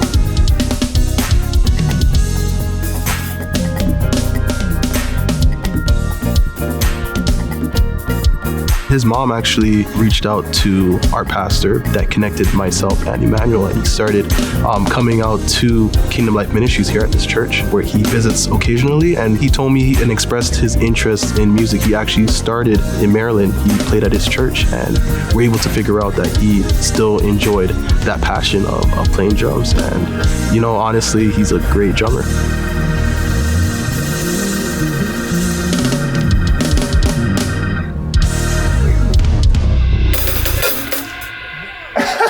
Hey, yo! Bro, you're cold. Chill, bruh. Chill, Hey, bruh. what the? I learned everything from Dre. Shout out to Dre. That is crazy. Dog. Hey, that's crazy. First, I ain't shed in a minute. No rehearsal. No rehearsal. I ain't shed in a minute, bruh. That was jet tough. lag. All right, next track. Y'all tell her. What's that say? Y'all want some French toast? My parents' whole village, I got grandparents and aunts and uncles, they all have like raised me to be like respectful, treat everybody with respect. No matter if you're talking to GM of a team or a janitor, treat them the same way, how you want to be treated. And that's kind of something that I've been raised on. What's for breakfast? Just some bacon and some French toast. Manuel loves French toast. And he loves bacon. He also loves Chick-fil-A, but we're not doing Chick-fil-A today. We're doing some home cooked food. Yes, before we head to John Carroll. Come on, come downstairs. Let me show you some of Manuel's little pictures. This is when he was at Kentucky and he was really struggling, right? He was having a hard time. So one of our core values of our foundation is perseverance, and the importance of, pushing past circumstances and working to achieve your ultimate goal. That's kind of my first piece of delayed gratification, my first piece of adversity in basketball. A lot of people don't experience like not getting something right away until they get to the NBA, and then they don't know how to like react. I was a McDonald's All-American in high school, so I was expected to be like one and done, or had this crazy freshman season. I just didn't have it, and that kind of taught me to keep working hard even without results. And that's something that I've been able to take with me into the NBA. Here's a little picture of me and Emmanuel's dad and him being a part of the USA team that won the gold medal. And you can't forget about John Carroll, right? So I have this little honor roll certificates down here, and just some of his hardware that he's gonna have to transition to his house when he, gets settled. I'm gonna go eat. I ain't ate. I'm starving. Food's on the table. Dang, I ain't been home in a minute. How everything. How often do you get back? I come back when I can, man. Anytime we play Philly, DC, if we got like an off day, I'll be able to come back. I really didn't want to leave this here, but she loves this one. This is when I was in the 5th grade and I won a championship in chess. I played chess a little bit. This was back when I was an all-star in 1998. As you can see, KG, Karl Malone's dunking on them. No, that's real. No, that's real. Yeah, it's absolutely real. yeah. There's another good picture. Y'all like this one. This is me in the band. You can clearly see I don't want to be here. I had been playing the saxophone for basically since I was second, third grade. Don't remember anything. But I'm very good at the drums still. Yeah. Do you have a kit? I'd have the electrical kit in Toronto. I used to come right here when I was about 3-4 years old, sit on the ground, grab all the pans, pots, just put them all out, and just go crazy. Yeah. Just start banging all the pots and pans. Look how happy I was. The people come and mess up. Nah, I'm just joking. Just enjoying my drums, man. We're just gonna groove on this one right here. All right, bless the Lord. Here we go. This church is actually very intertwined with my church at home. I know a couple people from Maryland. They know a couple people from Toronto, and kind of merged together. And I was able to have like a church home here, so it's pretty cool.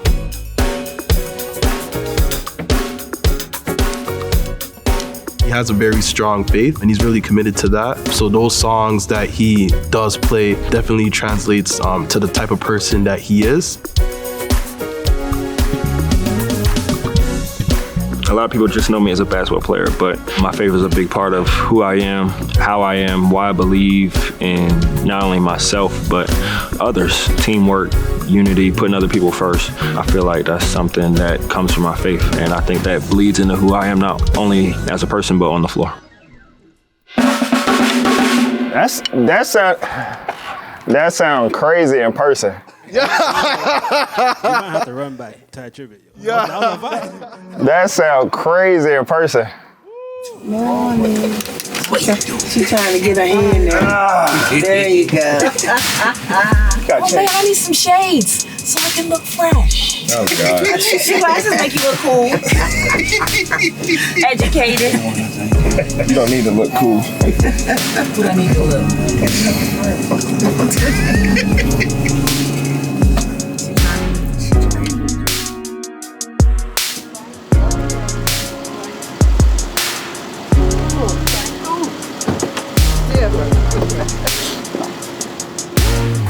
Good morning. Good morning. How you doing? Good to see you. Good to see you. Congratulations on everything. Yeah, it was great, man. Just to go back and see where you came from, the foundation of where you started, opportunity to give back, show some love to the people I've started with and the people that helped me get to where I'm at now. So, you know, it's a blessing, honestly. Where's your picture at? Let me see if I can find it. I'm right here. There he is. Dang, who that fine young brother right there? Started inaugural scholarship fund for some athletes at my school, my high school, that I'm gonna be doing every year. Good morning, everybody. How y'all doing? Very good. Good to see you. Yeah. What's going on? Good? Straight? Y'all looking sharp. Y'all looking sharp. Kids that might not have the financial ability to pay for a school that I went to in high school, because it costs a good amount of money. So they'll be able to have the same opportunity I did as far as like going to like a college level high school.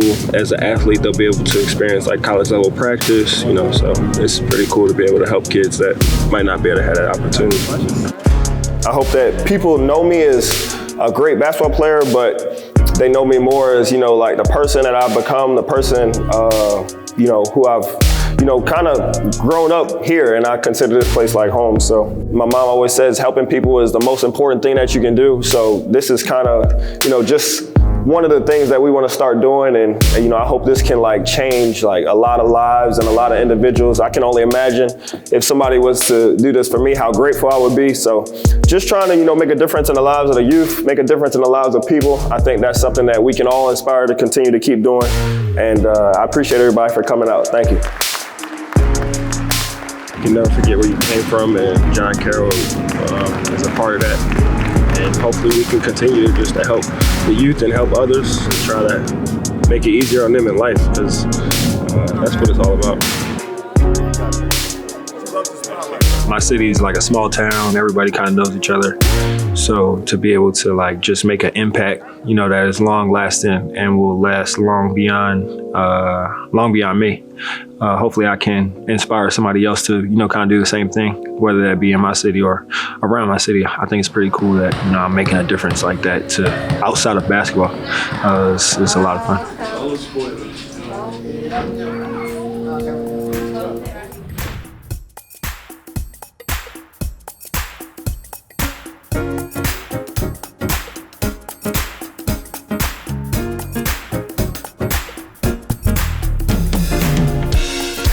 As a drummer, he's really passionate, enthusiastic with his playing. He's very creative, so he's able to jam out and free flow with different ideas while he's on kit, and it makes the whole music come together very well. Definitely enjoy playing with him.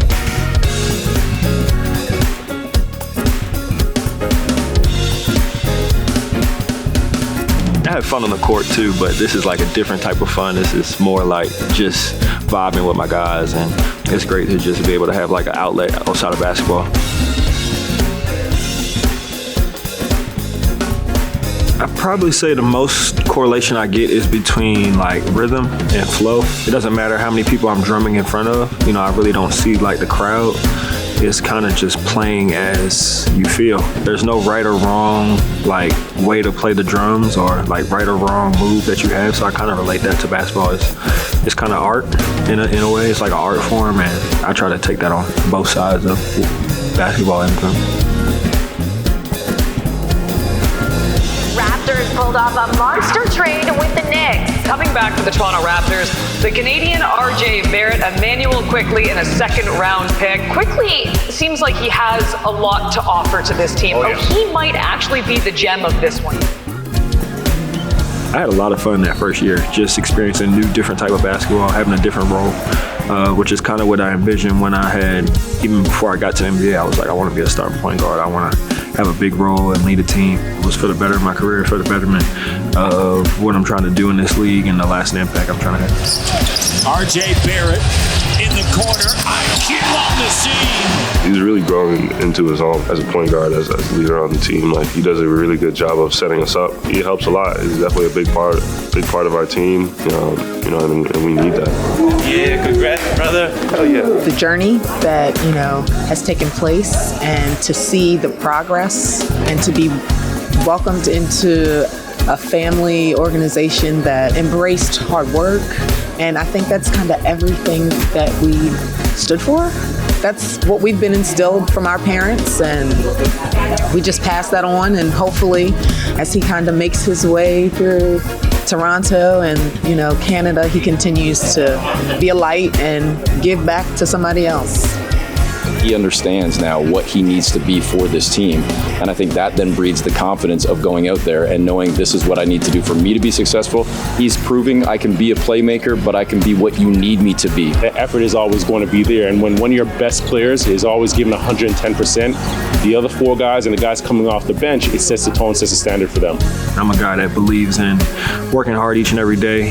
You can't even really get into that stuff of contract or whatever it might be if you're just focused on getting better in this workout or getting better in the weight room at this specific time. The only thing I'm worried about is trying to get better.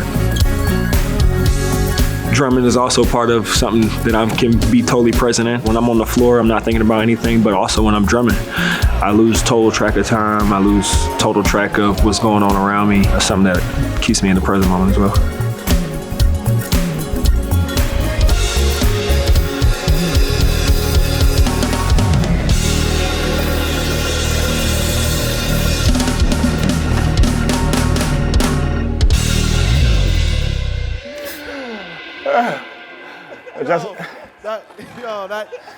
What y'all say I'm bust? Mans are tired, fam. It's a cardio day right before a game, right after a back-to-back, fam. Nah, facts.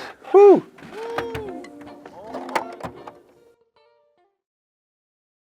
You ready? I'm ready to go. Let's go. It's the holiday season. This is what times like this are for, just to bring people together. This is fancy. Yeah. Now we get to celebrate, the wonderful time and December together. I'm telling you, this is the start of my acting career. Live my dreams on stage. It's also great to bring our families to those events as well, and to have our families to spend time together. Everyone knows that to build a great team, you have to build a great culture around the family. And the Raptors does a good job of that. I'm a star. Being able to just be a part of something like this is super special. That's fire, Scott. Let's do it.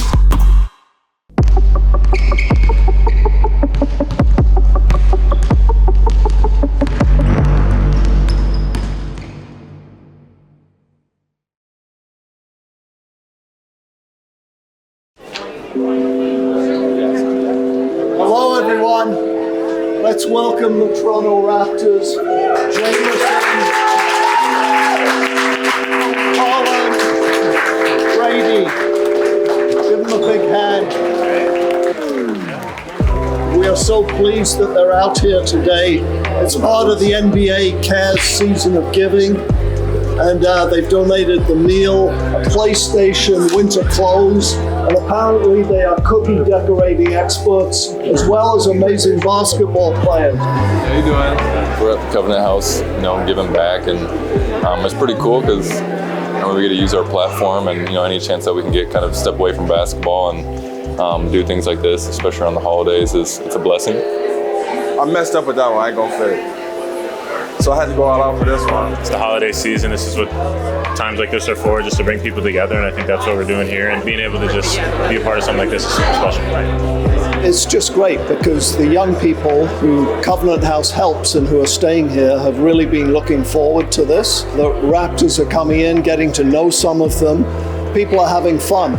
I feel, inspired and just learning different kids' stories and be able to talk to them and learn at the end of the day, we're not all too different. We're always encouraging our players to be involved in community and to support and give back as much as they can. Hopefully we can put some smiles on some people's faces, which is great. Help them out in any way that we can. But also it reminds you of the position you're in, the platform you have, and how you can't take anything for granted. At the end of the day, I hope that we can make a big impact with our platforms here. And, we're human beings that are still kind of, on the court, showing what we can do, but then off the court, being good role models. They're a big part of our city, right? And people do look up to Raptors players as role models in this city. And at a time where youth violence, unfortunately, is on the rise, the Raptors really stand in contrast to that and represent something else, right? So the more that they can get out in the community and do these type of events, I think the better, because it's hugely valuable.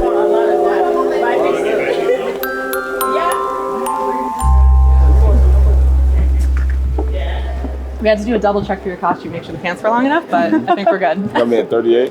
Yeah, see from backstage. Are we going to be on right away, or are we partway through the first half? So there's two halves of the show, and about halfway through the first half, you're going to come out. So we'll walk you through all of that. We got a lot of time. Yeah. This is fancy. Yeah. And see, this is what you're going to see. I'm a star. Live my dreams on stage. It's fire, bro. Dancing bears. Look at these guys. Oh, snap. One of these guys is on rollerblades and one is on point. That's fine. I could do that. He can. Rollerblade special. I could do that. Rollerblade special. Like that. You gotta go look at my clips.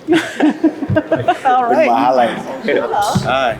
Nice to meet you. I'm Nice to meet you. You're Scotty. I'm the You're coach for the Darko? day. Yeah. Listen to me now, yeah? Yes, ma'am. I think that Scotty is going to really enjoy the moment. He loves Broadway. He loves art.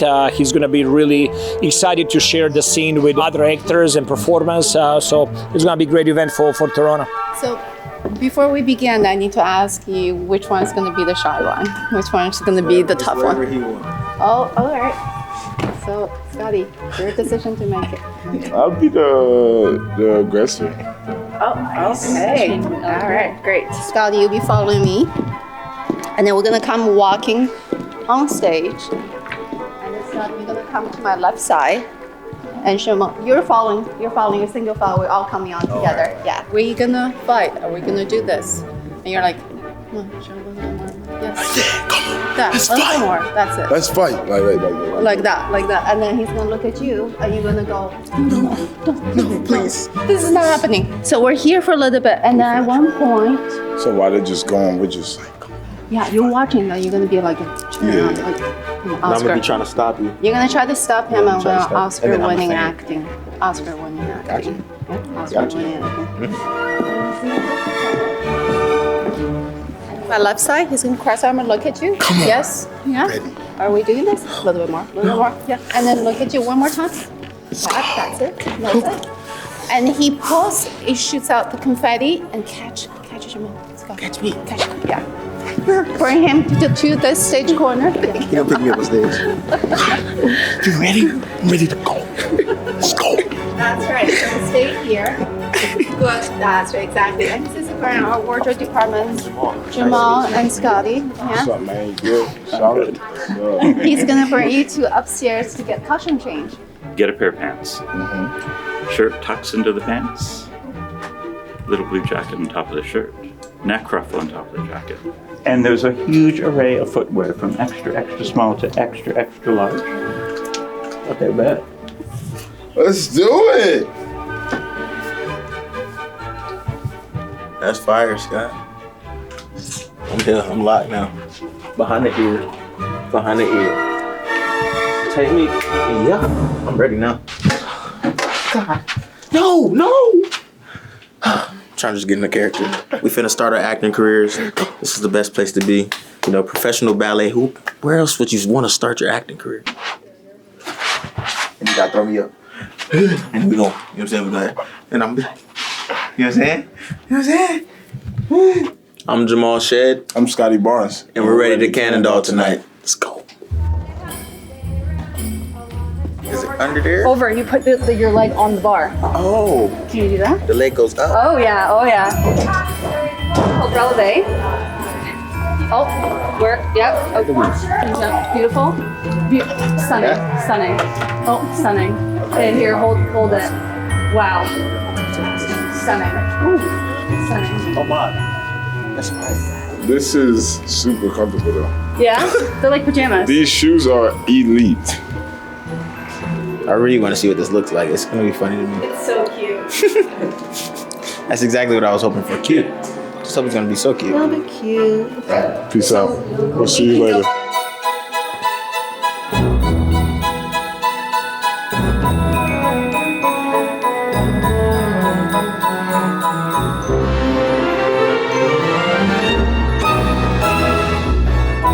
Crazy. We play in front of thousands, but like, that was weird. But it felt good because he's goofy and we had him right next to him.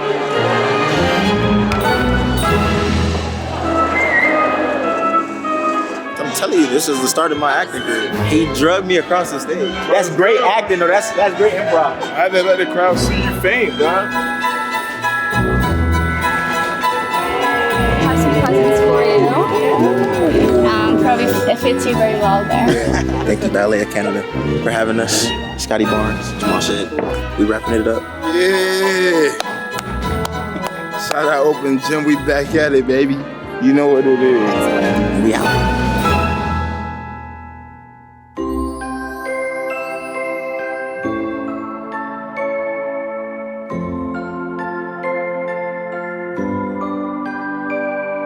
So today we are doing a Raptors Christmas celebration on the practice court. The practice court is actually always open for the kids on the weekends. So now we get to celebrate, the wonderful time in December together. We're gonna have fun tonight. We have cookie decorating. We have Santa with the silly backdrop where you can take all the great pictures. Face painting, of course. We also have balloons. So I think I see every kid with a wand in their hand, taking charge and having fun. Cornucopia. Oh yeah. We can do a reindeer, a dinosaur, a doggy, a kitty. A dinosaur. It's also great to bring our families to those events as well, and then to have our families to spend time together. And a lot of times we go on the road, we're around each other quite a bit, but our families stay back in Toronto. A lot of times they get organized and get together and support each other. It's great community that we have over here, and for me that's very, very important, knowing that we have good people working for the organization, helping each other, but also off the court that everybody gets along well. Family first, always. Everyone knows that to build a great team, you have to build a great culture around the family. And the Raptors does a good job of that. We have a lot of help in the family room. Food is always good in the family room. I just hope and pray that we continue to always put the families first so the guys can maintain their love and sense of community within the Raptors, because to truly build a good culture and community, you have to start with the family to make sure the team thrives. it's great to have that family atmosphere, and obviously things that are organized makes it even easier. I'm really happy about the organization from that standpoint for sure. Merry Christmas and a Happy New Year to everyone.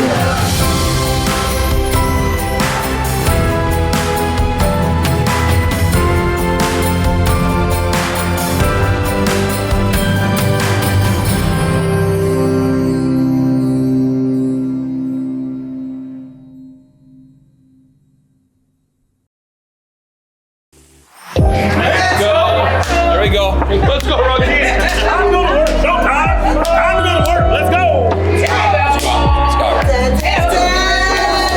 Here we go. Here we go. Here we go. Let's go. That motherfucking time. Let's fucking go. Let's go.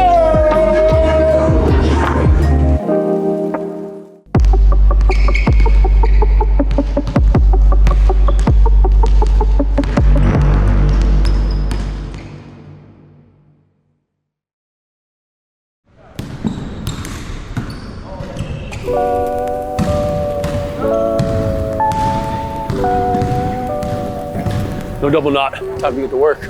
Let's get it. Hey, Gab. What's up, Pat? What up, Cole? What up? Good. What up, Mama? Jersey. Good. How are you doing today? Hey, I'm great, man.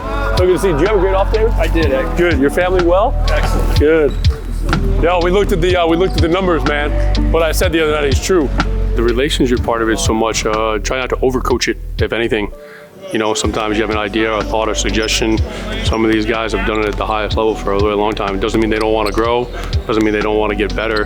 And just being authentic and raw with them and telling them what you think and why you think that, instead of just saying, do this, do that. I think giving them the why, I think, is a critical piece as well. But also having those icebreaker moments when maybe a guy's not playing well, he's not shooting well. It doesn't need to be, you know, so tight and so compressed all the time. One in love of the game. Love of the game. I love basketball. I love basketball. Nine in love of the game. Love of the game. No love? Everybody's different how you connect with them. But I think if you do it constantly, whether it's a guy that's starting, it's a guy that's playing on a two-way, everybody matters in terms of what we're trying to accomplish. So I take great joy in trying to figure those relationships out, help that communication, and kind of grow myself as well. We are so lucky that we have a high character players and high character coaching staff, our front office, medical. I think whole organization, not just coaching staff, whole organization is standing united, and we share the same values. We have the same goals.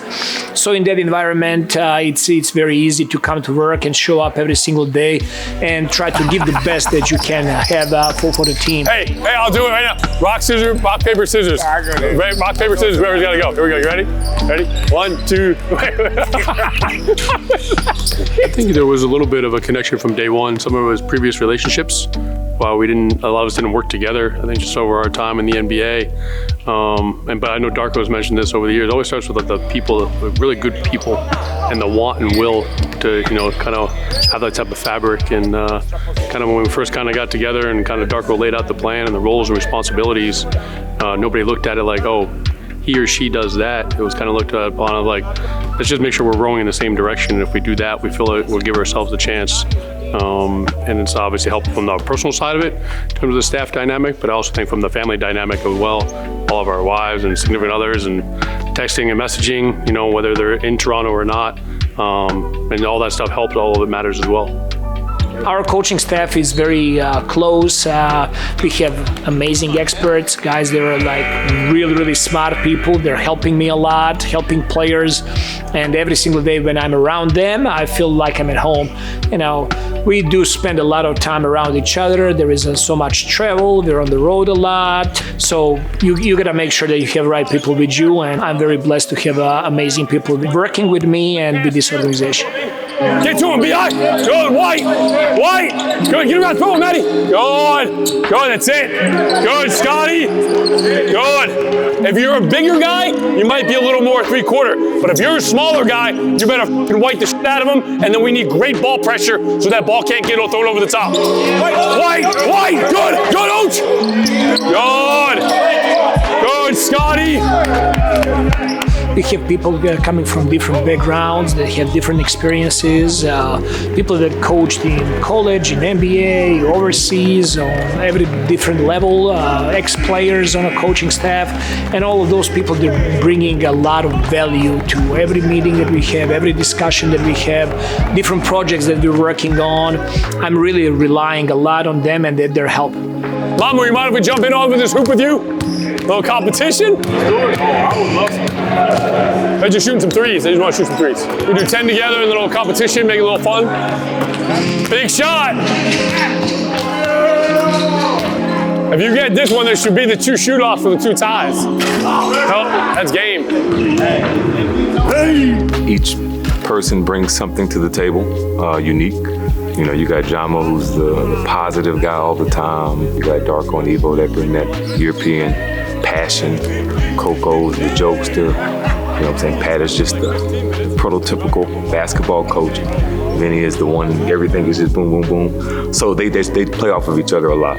We got to work on exactly here. Not giving up cheap, trying to stay on the top side if you're a smaller guard, or working your way back. Matt might try to throw it over the top here. We either get this steal or the steal coming from Noah, then we bring in 4 new guys. They all value what each of them bring to the table.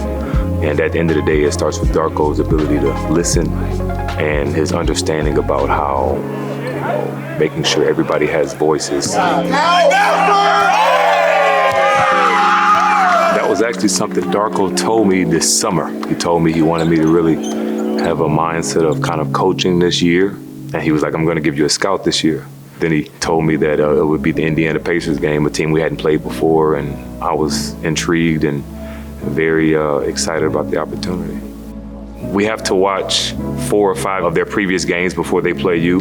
What was interesting about Indiana was they were, you know, ravaged by injuries. And a lot of guys were coming back in our game or maybe 2 games prior to us. So to be able to get a full feel, I even had to watch maybe 1 or 2 games, you know, in October. And then once you go in there and you create your report and say what you would do in defensive situations and offensive situations, Darko, you know, kind of asked you questions about why this team played well against them, why did this team not play well, what was the difference? And you have to understand what you're watching and what you believe. And it was very interesting to know that after you watch that much film about a team, you really understand exactly what will work against them.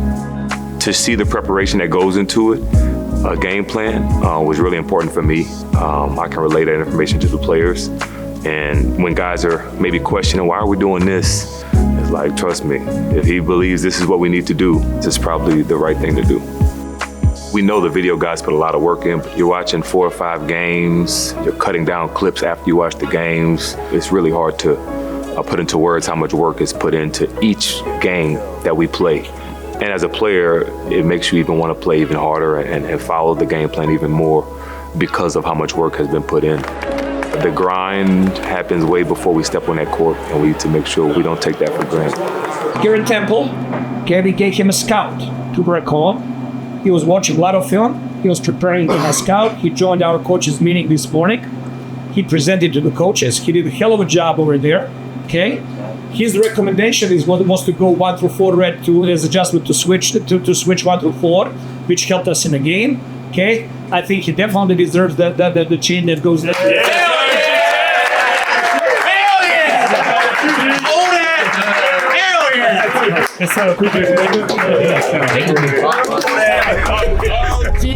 Try to go secure, Coach. I love it. Try to be a great shark. Get him out, Grady! Come on, Grady! Go on, JB! Good!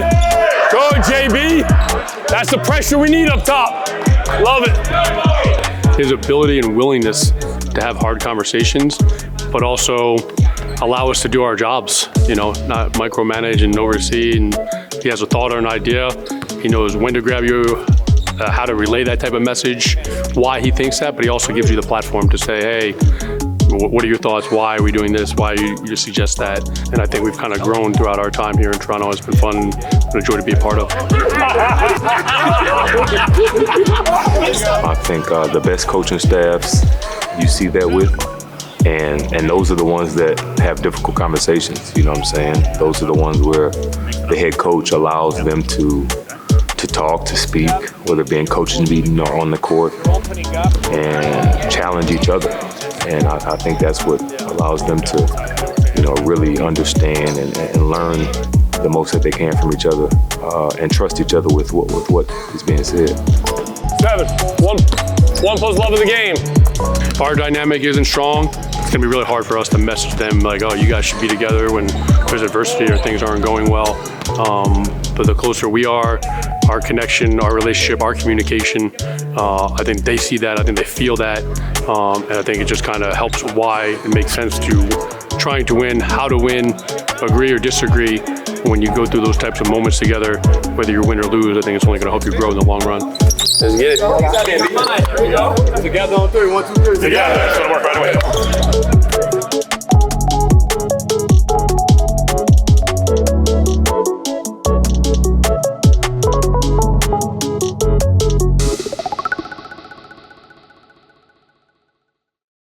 West Coast Rocky!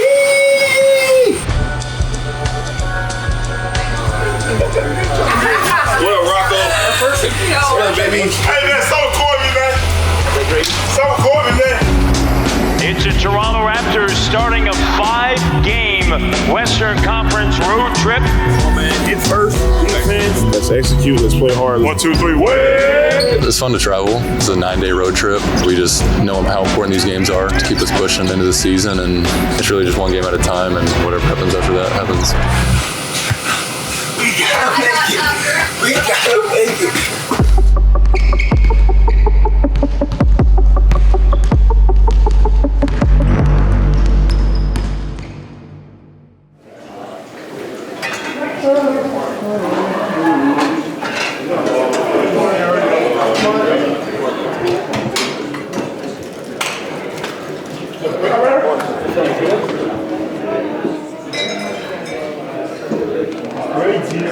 All right, good morning, everybody. Morning. Right, let's start with a quick follow-up on the Clippers and what do we think about the game, and what did you learn from that game that help us going forward? Keeping the same aggression, getting into the middle of the floor, and going for finishes and for kickouts.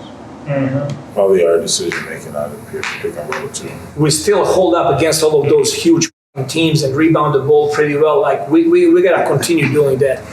But if you're gonna be even there, for us to have a break is we cannot lose turnover battle. All right? Together on 3. 1, 2, 3. Together.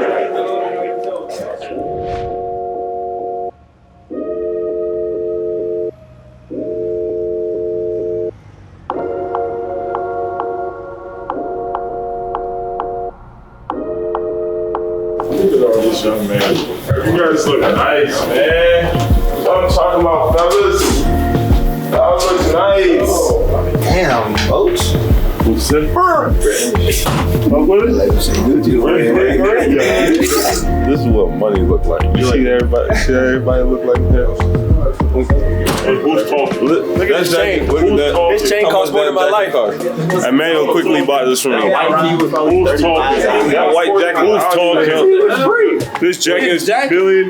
His jacket got a jacket. Everybody got one. Come on. Everybody got one. Everybody got one. No, we don't. This jacket right here. And his money got money. This jacket, my whole salary right here. This jacket. We got rollies. Dudes got rollies. We got nope. Oh, he's not wearing it today. Next time. Show it. We got rollies. Look at that. Hey, man. This is for time. This ain't for nothing else but time. Damn, Swaggy. What up? Go ahead, bro. Sean Bryan, like a diamond. My rookie song.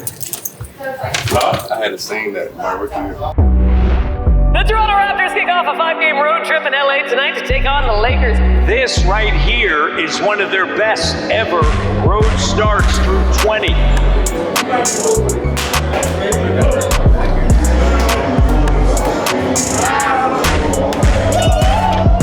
Get back, baby. What you got for us? Oh, man, hit first, defense, play together, play hard, play smart. Together on 3. 1, 2, 3. Together! Hey, let's do line up, pop it! Stand up! Here's Scott Scotty attacking Ayton, getting to his spot, rising up. B.I. crossover, spinning, rising up over Rui, all net. Our pace was good in the first half. I thought that our defense, we kept them to 23 points. Our defense was very good. We were able to get stops, to get rebounds, and to run out of that. That's where our majority of our points in transition actually came there in the first quarter. How about the shovel pass, Mamu to Scotty? We were getting good looks. I thought that also we had more opportunities to get even better looks, to make some simple reads and simple passes. We were hesitant with the ball. We did not allow ball to go quickly. We were passing up some shots because we wanted to get a better shot, and I think that's what sometimes zone does. I thought that our defensive intensity and focus slipped there, and offense affect our defense. You know, we gotta trust the pass, we gotta trust open shots, and live with the outcome. Raptors fall to the Lakers, 110-93. Look at all this. You see all this Balenciaga? These young dudes got money. There's no Balenciaga on this job. It's Balenciaga.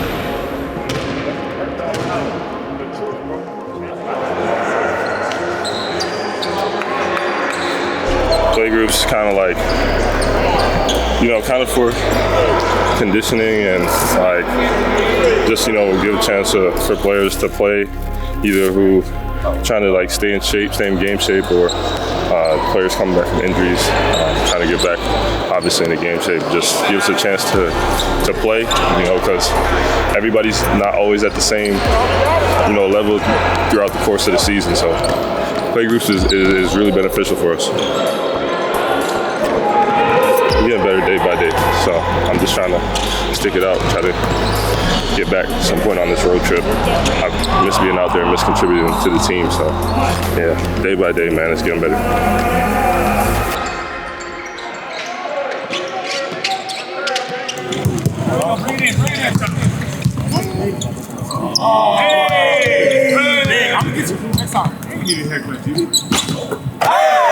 We've been more accustomed to being on the road, playing on the road, knowing how that feels.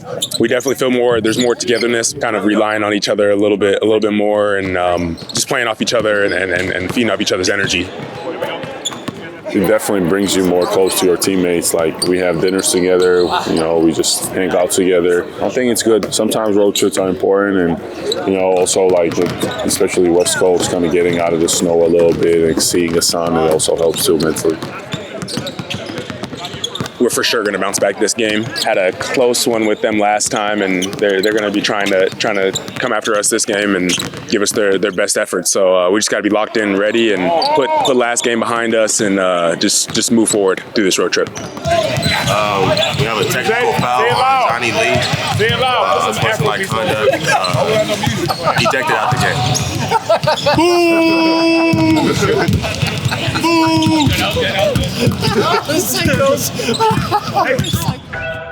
Welcome everyone to the city by the bay, the Toronto Raptors. This is their second game of a 5-game homestand, lost on Sunday in Los Angeles. Golden State, one of the hottest teams in the Western Conference. They've won 4 in a row. Big personnel game. Yeah. Let's find a way to win. We won that last time. We found a way to win. Let's execute. Let's play hard. Let's play defense. Let's stay together. Win on 3. 1, 2, 3. Win. For the Toronto Raptors, their 15th different starting lineup, their 8th consecutive new lineup that they have used. Shed, Quickly, Grady Dick, Ingram, and Barnes. Raptors open up with possession of the basketball. Here's Barnes down low, doubled, spins away from it, knocks it down. Quickly with a 3, and the start that you want on the road. Quickly with a 3, firing away, and that is key. It's kind of how the NBA works a lot of times is throughout the season you need everybody. You need everybody to cover through. The whole team's not going to play 82 games, so you need your bench, you need your starters, and we had everybody tonight. Everybody contributed, great defense, and Steph Curry is a great player. To limit him to 16 is tough, so it was a great job by our defense. The game plan was really good too. Quick, feeling it over Curry, rattles drills it in. It's the high character of the guys that we have.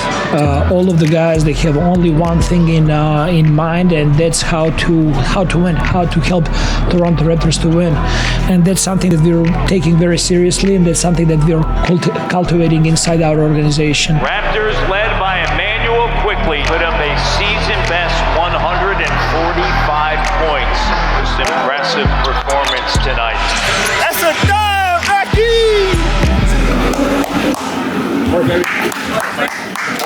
and 10. We just turn around and do my handshake. We need to do it. Boy, can I get a 40 burger with the fries, please? With a shake on the side. 40 burger with fries. Great win, way to bounce back after two tough losses there. Our energy and spirit from the start of the game was awesome, and that's what we need. We need from starters to set a tone and everybody else to follow that tone that we had tonight, okay? Only for the second time in our franchise history, and first time it was Vince Carter, so this is for the second time in franchise history that we had a player with 40 points and 10 assists, okay? So shame tonight.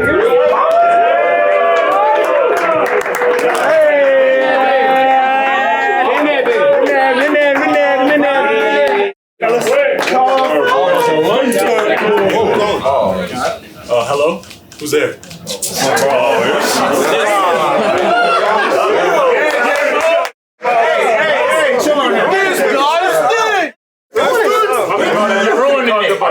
You're ruining it. Together on 3, 1, 2, 3. You're ruining it. You're ruining it.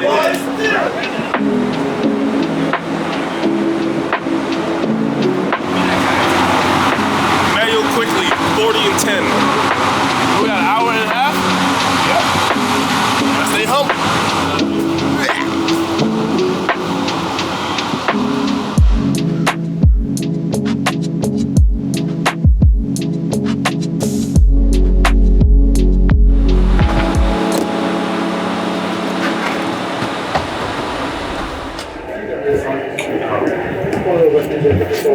P2, right? P2. Sandro back to back here. How you feeling? Excited to play. Tired? We had a good game yesterday. It really didn't get me as tired as I thought I would be. So, feeling excited, man. Another opportunity to get a win, play together. Go to Portland. How was that bus ride last night? Smooth, watched my minutes, analyzed how I played, then I would listen to a lot of Sade music, and then we were here. So, like smooth Sade for a smooth bus ride. That's what I'm saying. It was floating. I felt like I was on a yacht. Let's get this win, man. Welcome everyone to Sacramento on a Wednesday night. The Toronto Raptors take on Sacramento Kings. Sled's not gonna feel the same as yesterday, but we gotta do that same run in transition, try to score that ball early. Let's run that offense. Let's play defense. Eagles gonna be super important today. They got some scores. We gotta stop that. Rebound as well. 1 on 3. 1, 2, 3. Win! Ingram up fake, close out Achua, takes him to the paint and knocks it down. Scotty with a corner 3. All net. A little bit of time on the clock. Monk rises up, banks it in. DeRozan backing in on quickly. DeRozan turns, fires, he nails it. Zone is such different that you are supposed to defend a certain zone on the court, and there are those gaps that you need to attack that's going to allow you to get to the paint and to to make the right decisions from there, and also it's very important against the zone to have to get defensive stops so you can also actually get out in transition and run, and that's kind of like all of that together came in that third quarter. Raptors out and running, 19 for Ingram. They've taken their defense to another level, Matt, in terms of their effort. I told you, man. We was now ready. We was ready to play. We came in, it took us a little bit to get warm, but we took care of business. We needed this. Good game. Way to compete, fellas. Way to get out of here with a dub. Go to Portland, and let's get it, man. Chef's kiss. Great resiliency shown by the Toronto Raptors tonight. Well, after a tough tough start against the Lakers in the first game of this trip and losing a heartbreaker to the Clippers where they couldn't hold the lead. The last two games and a back-to-back, the Raptors have accounted themselves beautifully. And a job well done tonight for the Raptors. And gotta feel good with a day off tomorrow in Portland, getting ready for the Blazers on Friday night. Great win, guys. Back-to-back with travel on the road. Great win, a very important win for us. This win is important because it's about habit. Working hard is a habit. Competing hard is a habit. Winning is a habit. You just don't quit. When you're down, you don't quit. You develop your resiliency. You stay together. You find a way. You have uncomfortable conversations. And you make sure that everybody goes out there and everybody's on the same page and everybody responds and everybody competes and everybody helps each other to win the game. That's a habit. We're working on those habits every single night. It's hard on body. It's hard on mind. None of that matters. All that matters is to give 100% every single night of your 100% that day. Okay? Shane tonight goes to 8 rebounds, 7 assists, 4 steals, and 23 points. Scotty Barnes. There you go, Scotty.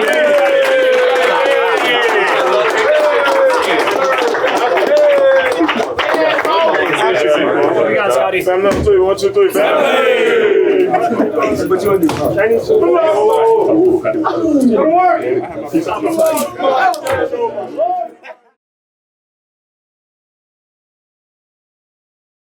The Toronto Raptors select Elijah Martin from the University of Florida. Nah, I wasn't surprised by Toronto. I knew, like, the draft that we had, it was pretty elite. You made a huge impression over here on everybody when you came for a draft workout. He plays like he has a chip on his shoulder. He talks a lot of trash. It was a trash talk. That's always fun. I think on both ends of the floor, he's a disruptor. He can attack the rim. He's a very, very athletic and fundamentally sound. And that's not really something you see from a lot of younger players in the G League, especially in their first year. Raptors win the jump. Martin can soar. Oh my gosh. Yeah. He is a dog. He is a straight dog. Basketball, man. It's crazy.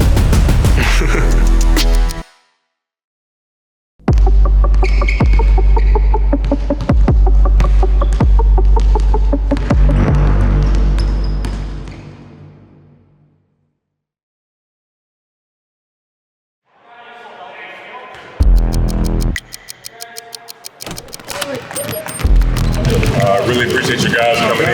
Right? It's a pleasure coaching you guys. I know this is a bit of a grind, right? This process, but it's a special process, right? Only select few get to go through it, right? So let's come in, let's focus, let's compete and have fun. So this is my 9th workout. Feeling really good, feeling really confident, playing really good at every stop I had. By far my most competitive workout. Yeah, I got in at 2:30 last night. Had to be ready at 8. Running off 4 hours of sleep. Just gotta find it. You gotta find it in these workouts, and I found it today. Yeah, this was an intense one. By far the most intense workout I've been through so far. It was a trash talk. That's always fun.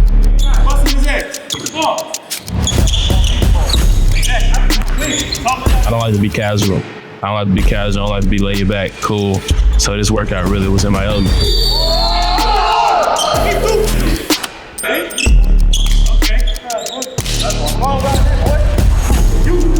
Competing for a job. This is an interview. There's no excuses. There's no handouts. If you want something, you gotta go get it, and that's what you gotta do in these workouts. Yeah, 2:30 was different today. It wasn't like traditional shooting that other teams do. Constant shooting, conditioning, shooting. It was fun. It was real challenging.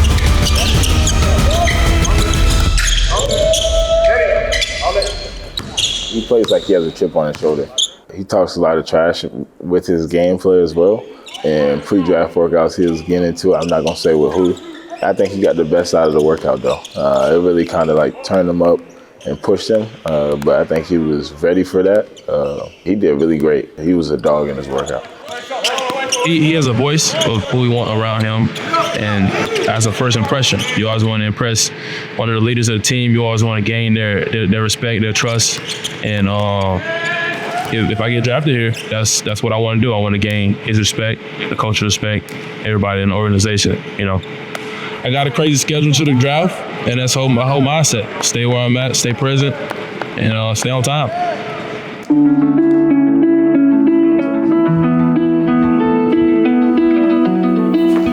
We have like 2 minutes, so. 2 minutes. What do you guys want to do for the pick? We like Elijah. Elijah on the two-way? I'm Elijah. Just in general. Just take the guy we actually like if we're solid on. Yeah, I'd agree. And you get the two-way, and then at least you the spot for the minimum. But we good? Elijah? We gotta take it. All right.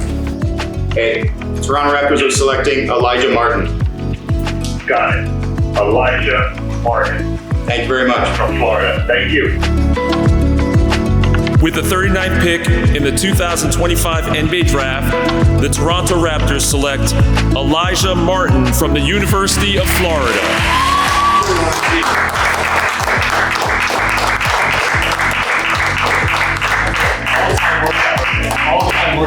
Jafar said this is where he wants to be, so yeah. Nah, I wasn't surprised by Toronto. I knew, like, just the workout, the draft workout we had, it was pretty elite. Gonna hear those stories for the rest of my NBA career. Meeting was great. Actually met in this room right here. And just prior leading up to the draft, they just kept asking about me, seeing how I'm doing, stuff like that. And I knew they had some interest. Elijah. What's up, coach? They're so excited, man. They're so excited. You made a huge impression over here on everybody when you came for a draft workout. I love your competitive spirit, and this is just the beginning. Enjoy tonight, and can't wait to see you and get to work, man. Yes, sir. Appreciate you. I'm excited as well. See you soon. All right. Say hi to everybody over there. Take care. All right. I got you. All right. Bye. 12-5, Toronto, Canada, man. Just landed, just touched base, touched soil the first time in the north, man. Getting drafted and going straight to the plane is crazy. That is insane. Like I'm in the backstage, and we rushing through everything, and I'm like, yo, we gotta take these pictures. It's a once in a lifetime thing. We gotta hold on. Let's take these pictures before we go make this play. So luckily we got to do all of that, and tonight was just. It was big for me, for my family, for everybody back home. You know, it was a huge deal tonight. So we touched soil, man. We touched soil in the north. So here we are. I'm excited to learn about a new city, a new group of guys, new organization, stuff like that.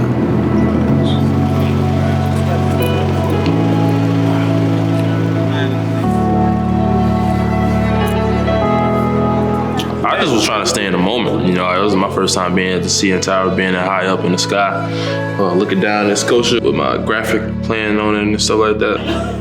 Oh. Man, you're not doing it for real, man. Let me see if I can do it. No, I'm scared already. Nah, it's like the pressure, like arms get weak. It's insane, man. I like it though. Sightseeing. I guess I like sightseeing now. Ooh, you can see the people. Look at the people, like, look. Yeah.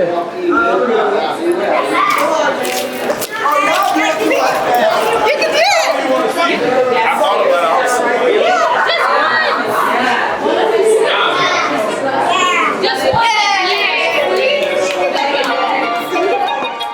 I'm a big Drake fan. Shout out to all the OVOs out there.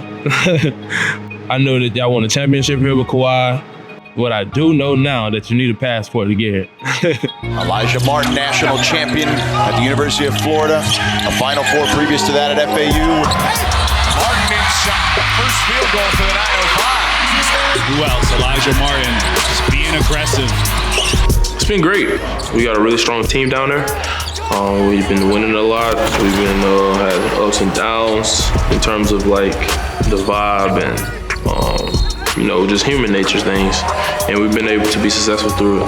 I'm just thankful for the 905 has been helping me sharpen my tools, stay in shape, stay ready, And also, it's been a good time just getting to know those people down there as well.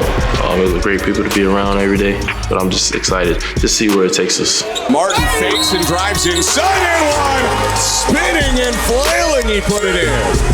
Yeah, the 905 has done a great job over the years turning quote-unquote one-dimensional guys into multi-dimensional. Norman Powell wasn't supposed to be a three-point shooter. Now he's one of the best corner three-point shooters in the NBA. Fred VanVleet developed that skill, Pascal Siakam. So the freedom to go down there and expand your role a little bit. In Elijah Martin's case, it's not just spotting up in the corner. He's taking some off dribble. He's taking some movement threes. That's not something a guy who's getting spot minutes as a 10th, 11th guy in the NBA is going to get to do. So it's one of the benefits of getting G League time. I think on both ends of the floor, he's a disruptor. He can attack the rim. He's a very, very athletic and fundamentally sound. And that's not really something you see from a lot of younger players in the G League, especially in their first year. And I think that's infectious when you're talking about someone who affects winning, because that's the point of the sport. And Elijah's someone who does that on both ends of the floor. And I think his teammates relish in that as well. So he's a proven winner. He's one of, I don't know how many players, but he's been to the Final Four with 2 different teams, and that's no easy feat. I think he's the only one, if not maybe one other person has done that. So he's a proven winner. He's won a national title. He knows how to compete, and it's honestly been a pleasure to watch his progression. I think he's an NBA player.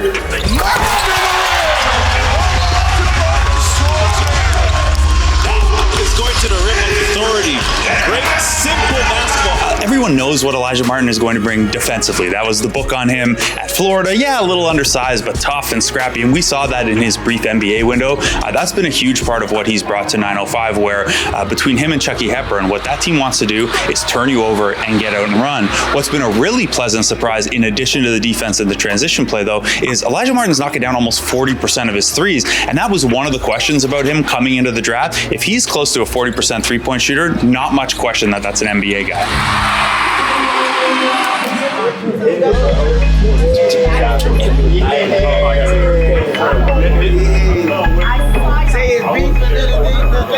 I think he believes he's an NBA player and just been waiting for his opportunity to prove that. So limited minutes, but the same confidence level. He's looking to take on any opponent he can. I mean, when they played here against the Celtics, he wanted to guard Jaylen Brown. You know, that's not no easy feat. And even when he got scored on, he still went back at him next possession. When they played Philly, he was going at Joel Embiid and talking to him. And that's not something you would expect from someone like that. Most of those guys want to come to the NBA, and it may be a lot to deal with or a lot to take in because you're not used to the fans and the lights and all the things that go on in an NBA game. But I don't think he cared about any of that. I think he was ready for the opportunity, and he relished in it. So it's nice to see that sort of confidence, because it means that it's intrinsic. It's coming from him, and he believes that he belongs there.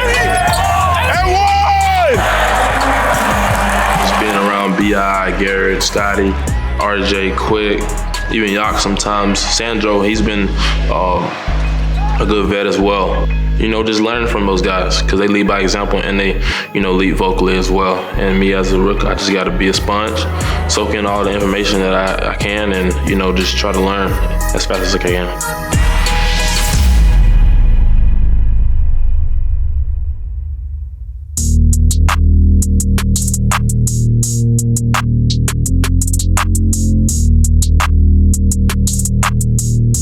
Recently just been announced as a rising star, rookie. I don't know, a lot on my mind right now. A lot going on, but it's all good. It's a blessing.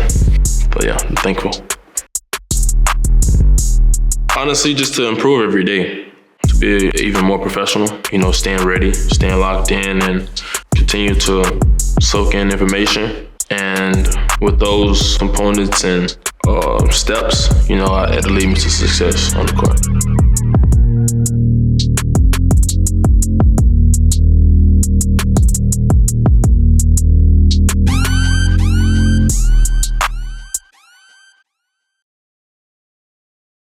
The NBA trade deadline, a lot of big names floating around out there. Who's going to be buyers, who will be sellers? Those are the questions that arise this time of year. The Raptors are certainly intriguing. It's just at what level do they want to go? Thursday will be a fascinating day for the Toronto Raptors and the NBA in general.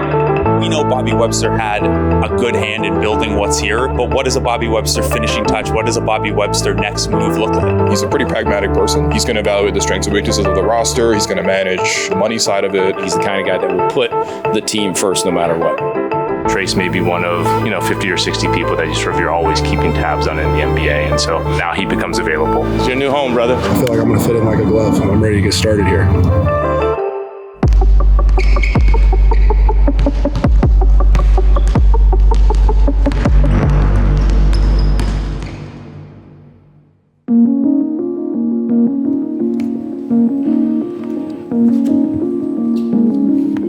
What I'm expecting and what I'm hoping are a little different. Obviously the big names that are out there are big names, and those are fun, and I'm sure the Raptors are doing due diligence and making calls on those. If one of the splashy things doesn't come about, I'm fairly confident they'll make a move to duck the luxury tax. They're just above it right now. Shedding a little bit of salary would not only get them under the tax, but open up a little room to sign a 15th man, whether for big man depth or to convert an Elijah Martin or an AJ Lawson. It's not the spiciest of moves to make a luxury tax move and free up the roster, but I think that's a pretty safe bet. Beyond that, I think they'll probably scour the market for, a backup big that has some upside to grow under the role. From what I know of Bobby, I think he's going to try to do the right thing for the team. He's a pretty pragmatic person. So far, the season has gone really well, but they've also sort of had to compromise in certain parts, especially without playing, with the center. So if he can find a deal there and make all the money work, I'm sure he'll make it happen. I think it's kind of year one of, I don't care what word you want to slap on it, whether it's the rebuild, the retool, the process of getting yourself back to being a consistent, regular playoff team, hopefully for the next 3, 4, 5, 6, 7 years to come. I think this is the next era of Raptors basketball. So you might look at it on one hand and say, just take it easy, take the slow approach, and let's just build upon this each year. The Raptors making a miniature splash at the trade deadline eve as we do get Chris Paul coming to Toronto. The Raptors obviously will not require Chris Paul to report to the team. They'll either waive him or they will trade him. Look, this was a financial move. They needed to get under the luxury tax. That's exactly what they did by moving Ochai Agbaji. They got back Trace Jackson Davis while staying under the luxury tax. Bobby got a steal from the big. You think about what Trace Jackson Davis was doing last year for the Golden State Warriors prior to the Jimmy Butler acquisition. He was playing a ton of minutes. That's what the Raptors did need, is a guy that you can get into the paint and throw it above the rim, and he's going to make something happen. That also opens up the floors for shooters on the backside. I really like this move.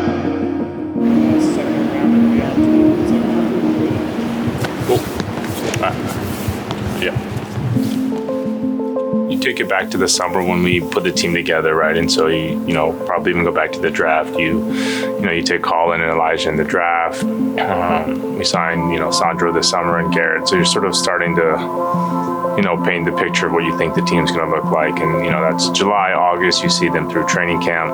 And then once the season starts, I always tell people it's, the first 20, 25 games is really a good evaluation of the team, right? How are they responding to the coaches? Are they settling into their roles? Do the players fit? I think especially this season, maybe more than others, having Brandon come in last year and not play, how is that fit going to look with Scotty? How is it going to look with RJ and Quick, and sort of the pieces around him? And then the bench, I think we'd seen makings of sort of the bench mob in Summer League and towards the end of last season. And so how is that going to fit into? And so you go through the ups and downs of the beginning of the season, probably December, January, you really start to think about, what does this team need and sort of what can we start to address at the trade deadline? And so many months of preparation for it. The NBA, like many things in life, works on timelines and deadlines. And so to know that, Thursday at 3 p.m., everyone's going to make their deals is helpful. It gives you some leverage, but it also just forces us to make decisions. And so, you come to this week and it's all hands on deck. It's full staff meetings, keeping Darko informed, the medical staff understanding what, new players you might be bringing in. And so it's fun. It's a culmination of a lot of months of preparation. And then it's decision time and sort of what's available in the market and trades. And now we're done. The team is set and, looking forward to the last third of the season and hopefully a playoff run. It's been positive 2/3 of the year, right? We're sitting here, I think someone said 30 wins. We only had 30 wins all of last year. So, next step, you don't want to skip steps. You don't want to take shortcuts, but we can finish out this season strong, hopefully get a playoff run, get that experience. And then there's tough decisions. There's always going to be tough decisions. It's sort of how do you get to that next level, right? It's easy to sort of make the playoffs the first year, then now you're the one with the target on your back. And so developing, internal mental toughness, internally the grit that we'll need to sort of persevere in the playoffs. But no, it's a great evaluation for us now to see, a lot of our young players in these moments. I think Scotty made the playoffs once, Brandon's been there, Jako's been there, but Quick and RJ too, I think early in their career, but by and large, there's not a huge playoff experience, or there's not a ton of experience with this group. And so it'll be telling. Guys will rise to the occasion. Bright lights, people will probably, get nervous and falter as well, but it's all good for us. And then the summer comes, and that's another big decision point. So the draft in June and free agency in July, those are, the next big ones that now we're starting to prepare for. So the next 3 to 4 months will be in preparation for that. Trade deadline day, and everybody takes a deep breath. So many names rumored. I love watching this Raptors team. They play with joy. They have great chemistry. They play together every single night. And I want to see what they do down the stretch of the season. Get back in the winning column, man. Intensity through the whole game, but especially in the fourth quarter. Win on 3, 1, 2, 3. When there's a lot of talk about bigger moves, more dramatic moves, bigger names, when you looked at the way the Raptors' salary structure is set up, it always looked to me it was going to be difficult or very unlikely for any of those kind of really glamorous, kind of sexy names, those kind of transactions to take place. So it looked like it was going to be what it ended up being. And sometimes in the NBA, you just got to take your tiny little win and keep it rolling. There were some bigger deals, but I think at this point, for this group, we didn't want to chase. The group's coming together. There will be a time where we're going to push in and consolidate and add some picks, but we just felt the prices at this point were a bit high for us. We've had a lot of positives. Brandon's been great, Scotty's been great, the whole starting unit, RJ and Quickly, and we talked about what the bench mob could be. That group coming off the bench has been really impressive, and so for those of you around the team, I think there's a great energy and there's a great vibe, and so you don't want to mess with that as well. Go, Rocky!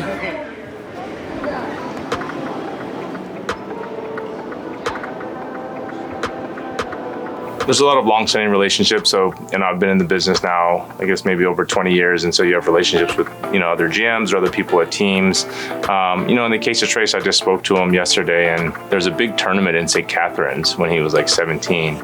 And we had just gone down there because of the USA team, and it was maybe an under 18 team. And so he was on that, and that was the first time I watched him play. And so, you don't think much of it at the time, but, it catches your eye. I think Kobe White was on that team, Quentin Grimes, those are pretty good USA youth team. Then he goes to Indiana, and you're following him. That was my first time out of the country, so being able to come to Canada, that was a really cool experience. Win gold, it was a lot of fun. We liked him in the draft. We saw some private workouts for him. Trace may be one of 50 or 60 people that you're always keeping tabs on in the NBA. And so over the years, we'd ask Golden State if they'd be interested in trading him. He had a pretty good rookie year, so I think he did. And then, fortunate time in Golden State's at a time where it looks like they did a little bit of a transition, made some significant trades. Now he becomes available. It's your new home, brother. So, nice to meet you. I'm Bobby. Trace. Welcome to family, man. How are you doing, brother? I'm well. How are you? Doing well. How was the flight? Easy. Easy? Nice. The backstory matters. I could have called on Trace last year, and it was a simple no. We were able to do a trade earlier in the week for Ochai, and that enabled us to go under the cap enough so that we could take back Trace. So there's all these sort of mechanisms that go into place, and all those things have to line up, right? And that has to line up. It's a bit of luck. It's a bit of fortune to be able to get these deals done. Let's get to work. Get to work.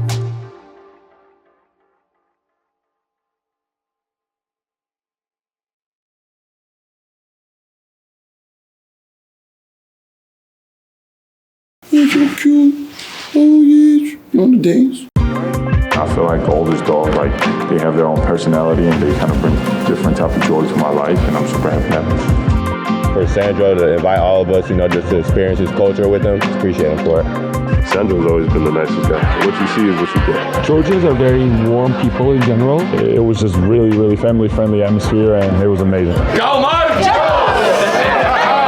Drones!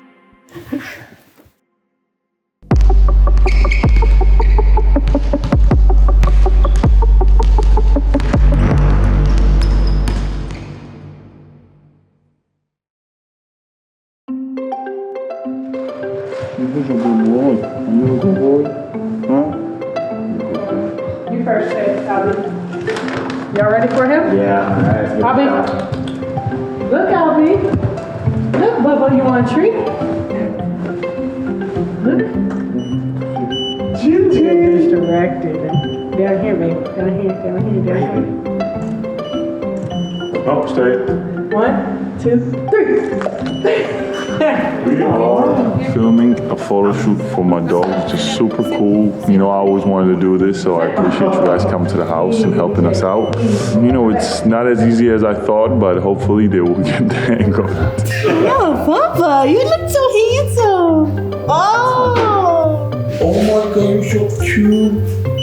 You're so cute. So I was coming from practice one day and I saw him running in our apartment hallway, and when I asked around, I said whose dog it was. They said nobody really wanted him, and this girl was taking care of her, who was a really good friend of mine, and now he's with me. He's been with me at Seton Hall in New Jersey, Milwaukee, San Antonio, now Toronto, so he has been traveling. He's been my traveling partner and best dog I can ask for. You're so cute. Oh yes, you on the days? Albie came in the picture 2 years ago. I felt like Trey needed a friend because he was always so attached to us. He's much bigger than I thought he would be, but he's super smart and very loving dog, so I got lucky with him. Albie, come here.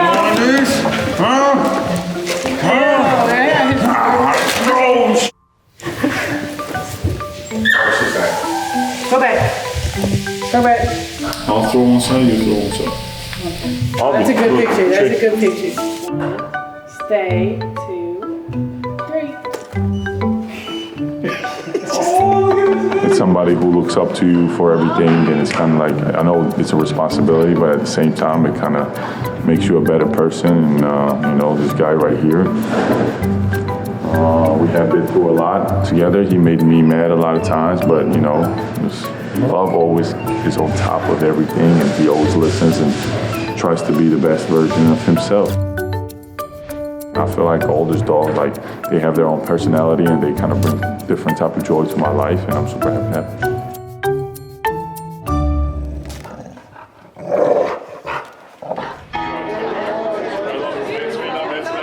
We went to a Georgian restaurant called Chama Mama. Unbelievable place. I go every time I visit New York.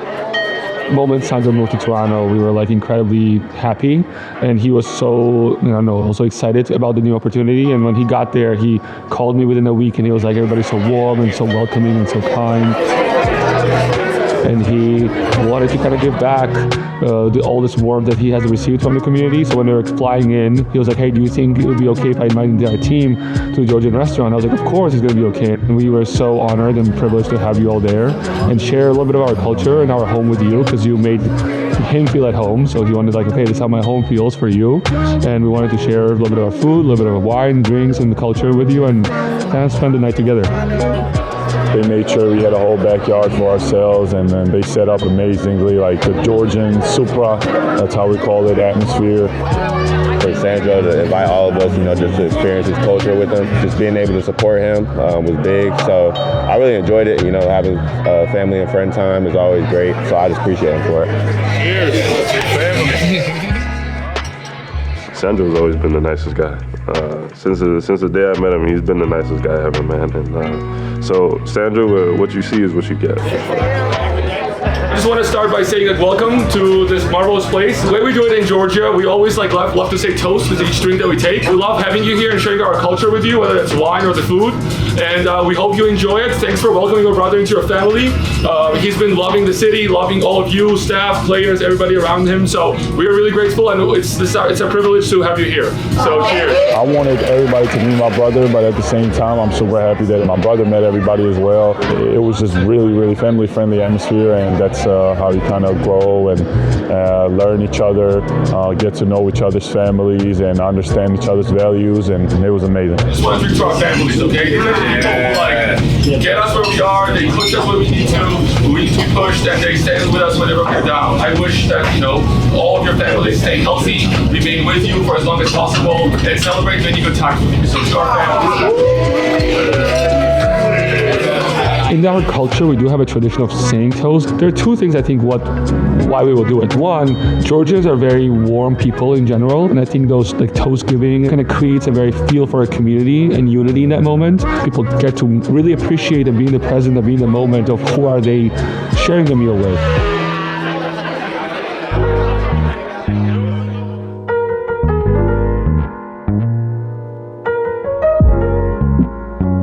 I think it's a small country, and there are not many Georgians out there in Georgia. There are only like under 5 million people. Given the fact that we come from such a small place, the communities outside of Georgia really hold on to this like tradition and values and what being Georgian stands for. This is our chance to kind of showcase what we have. So, and that pride comes from that, because obviously Georgia has a lot to offer. So every chance we have an opportunity to take pride in it and also show somebody else how that feels, we jump on that right away. Go, Mud! Go, Mud! Go, Mud! That cheeseburger was fire. Oh my God, that cheeseburger was fire.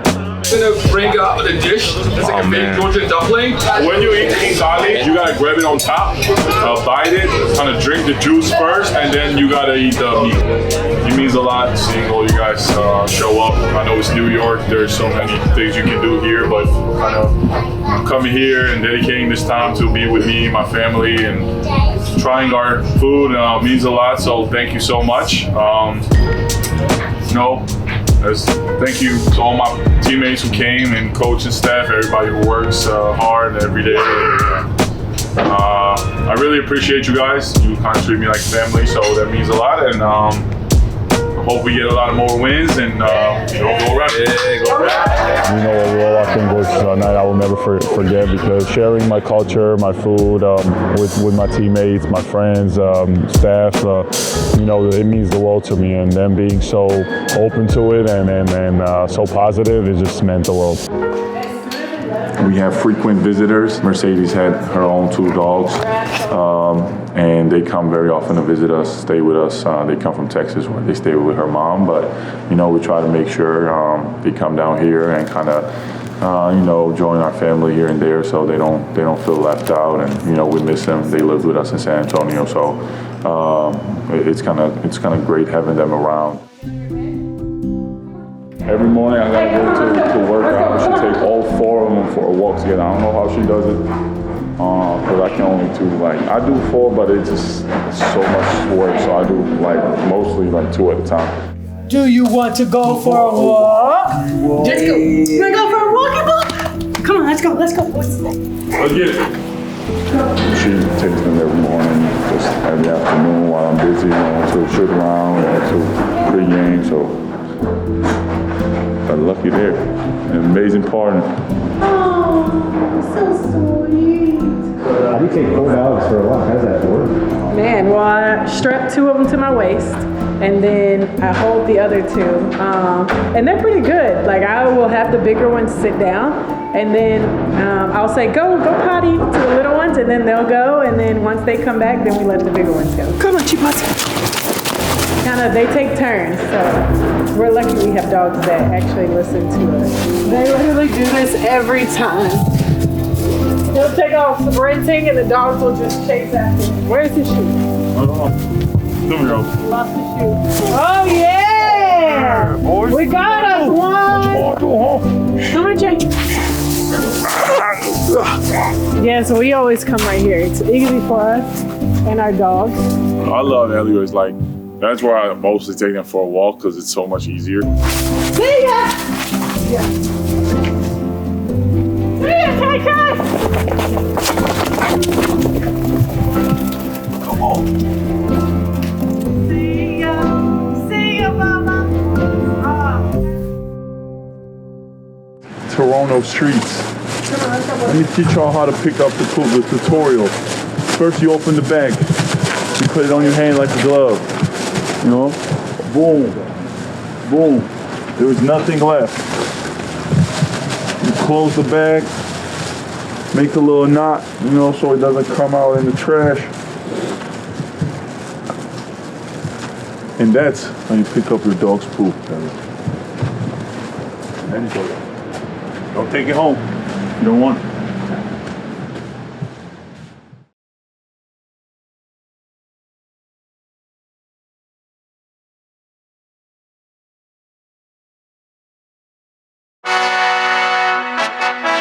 to be here in LA at All-Star Weekend in 2026. What a time to be alive. We're ready to go. We're about to rock out. Let's go. Just ready to go out there and showcase their talent and skills. Yes, sir. We got the best passer in the world right here. Yes, sir. No way. The whole rap staff out here, huh? It was crazy. Everybody. We in here. We live. Let's get it. All right, y'all. On the way to the All-Star game. Let's get it. All the players are really motivated to go out there and represent Toronto Raptors, and it's going to be a fun day today. We out here. Let's get it. Team stars all the way.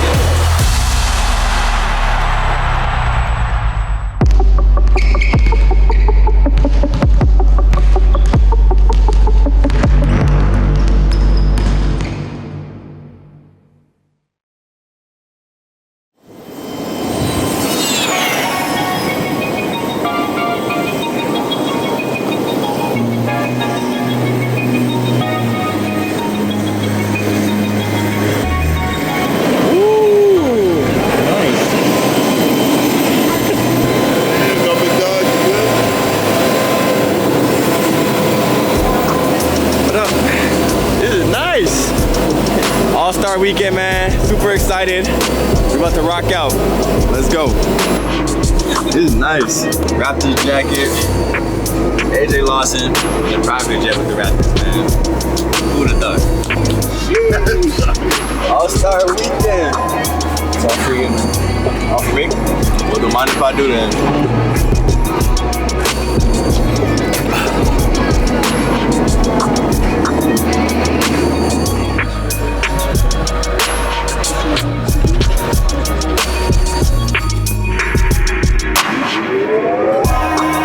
This is crazy.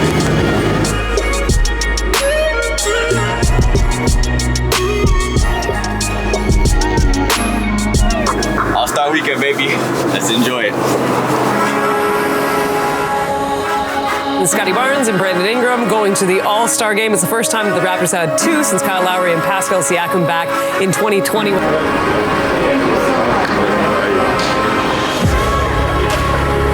I'm doing the NBA media circuit, seeing some of my guys from the rookie class.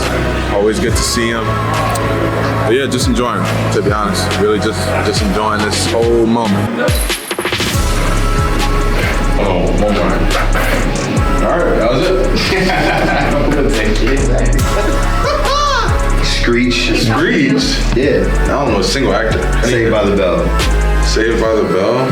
Doesn't ring a bell.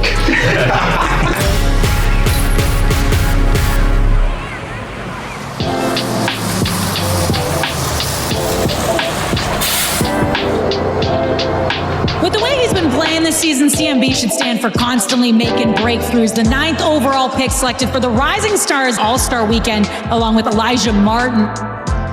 It's good. CMB. At my first All-Star Weekend, excited to see. Damn, let me restart that. It's got to be a blur from like the draft to now. Oh yeah, it's went by insanely fast.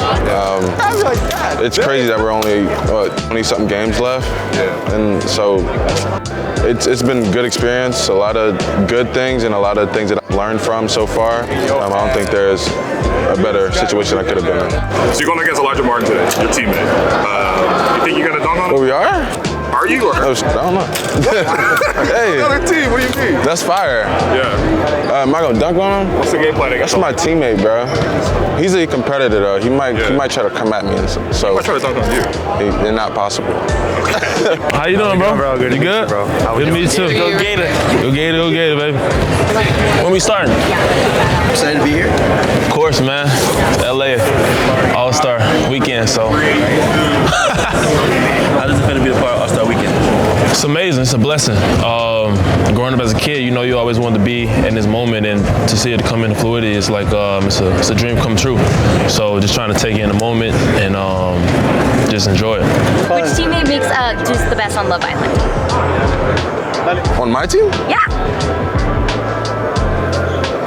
Bro, we got a whole bunch of weirdos. I know. I don't know. Maybe like Maybe RJ. Random. I don't know. I'm just thinking we have a weird team. I think it's awesome, right? Because we get to see them every day, you know, and it's just like what they do with the Raptors. But seeing them in this context, with all the reporters around the world asking them, I mean, quite frankly, pretty crazy questions, but seeing them roll with it and have fun with it, you know, and get a chance to sort of engage in the spotlight on a national level. I think these guys have really deserved it. They've really helped carry this team to a winning record at the All-Star break, and I think the next goal for them is really just to keep performing like that in the postseason, right? I mean, that's the next biggest thing that they can really do is actually push them over the top. And, you know, I think I'm hoping, as someone who covered this team and also someone who, you know, has an active rooting interest in them, that, you know, they can see the level that some of the other All-Stars were at on this stage and try and keep fighting to get even higher to match that. And what's good, CMB? Checking in from the first All-Star weekend. I'm excited for what's to come. Go Raptors. I heard you. I'll take it. You're right there. Right? So after we go back 80K. Well, it's a lot going on, as you can tell. All-Star weekend. Trying to make sure the fit ready and know what's going on with the league. Shout out to Gary Temple, man. He reminded us to get into this meeting. How's everything been so far in your first All-Star weekend? That's a great question. Pretty good. Pretty detailed and scheduled, but good though, man. I got this little stain in these pants trying to get up. 18 months of a period of time to Cool. before that time. Landed yesterday, hop in the car, and this has been on the schedule ever since. You know, doing all-star stuff. You know, things about media and the gift and stuff, and you know, meetings with the association. It's all been good though. All been good. Nothing been too crazy or overwhelming. But yeah, just been on go.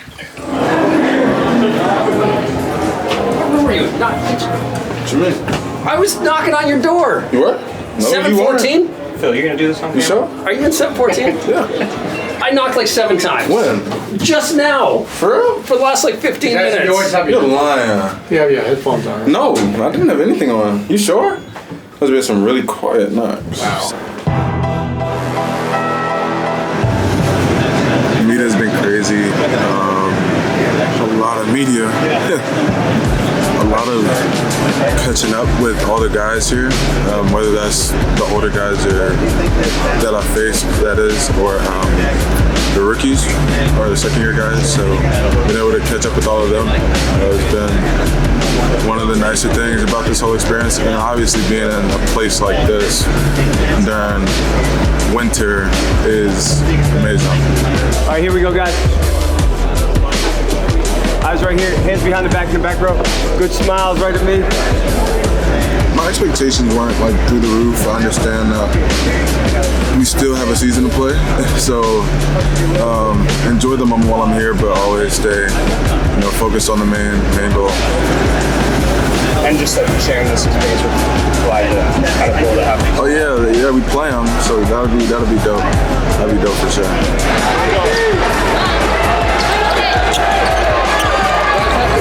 You guys talked about it. This is the first real showcase for a lot of these guys on the national and world stage, and you're seeing the future of the league. Just feels like it's in great hands. Elijah, how was that? Oh man, it's a crazy experience. You just can feel like the aura from the whole event. As you on the court dribbling and running up and down, you just feel all the atmosphere what this is about. So this was great. Yeah, definitely was in my zone. Definitely felt it. And that's when I started being more assertive, when I felt confidence and the flow of the game running through me. So that was a cool experience. Just the work I put in every day, the work that it took to get here. You just can't go out there and be laid back. That's wasting the moment. That's wasting the opportunity. I want to shout out to G League for allowing us to come in here and showcasing our abilities. This was great.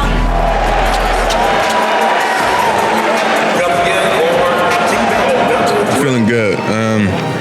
It's a lot lot of good emotions that's been through this whole 2 days, especially seeing the guys, watching them play and stuff like that, getting on the floor a little bit. It was very fun experience. Yeah, we want to be a part of it again for sure. The competition was really something I wasn't expecting, because you know how All-Star is, but the group of guys that we have is really turning a new leaf into what the league is going to be like in the future. You never think to be sitting by an NBA legend. And I watched him a lot growing up, been a fan of his game, obviously. It's hard not to, so it's just a surreal moment. I feel like it lived up to the hype, it's just the community that there is with all the players and the vets and the older guys. It's everything that I dreamed it would have been. I think that they have this togetherness, even just seeing their moments of interaction, Elijah and CMB, Scotty showing up to see Elijah, and Scotty seeing up to see CMB at the Rising Stars game. I think that's really heartwarming. They've had a breakout season, and I think the NBA has done a great job in recognizing that and rewarding a lot of them with a chance to shine in the biggest stage.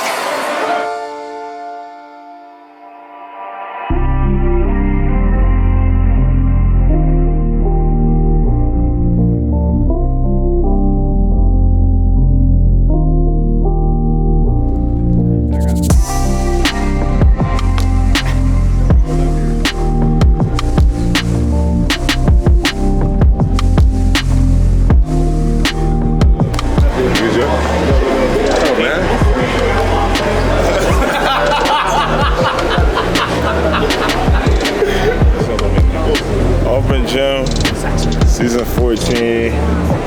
So Giannis, good? Good. What's up? Game 55, All-Star break. Look at where we're at. Show the stadium. Show the stadium. Show the stadium.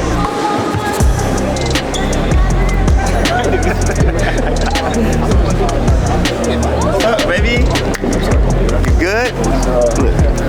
Let me get some of this money you got. Scotty, don't know if you know this, you're only the 6th Toronto Raptor to make multiple All-Star appearances for the team. What is this honor the second time around like for you? It's truly incredible. We're back on track winning basketball games, so that just means everything.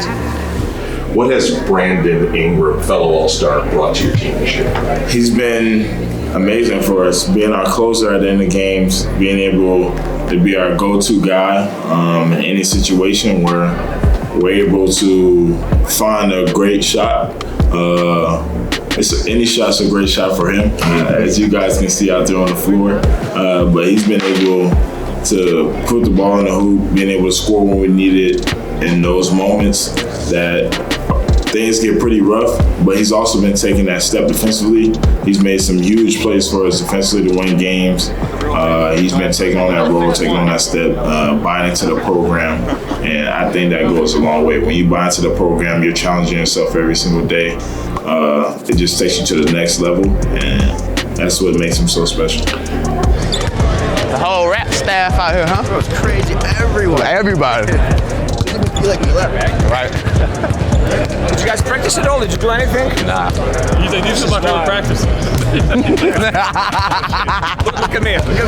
I got it all prepared. I got everything ready. It's like, no.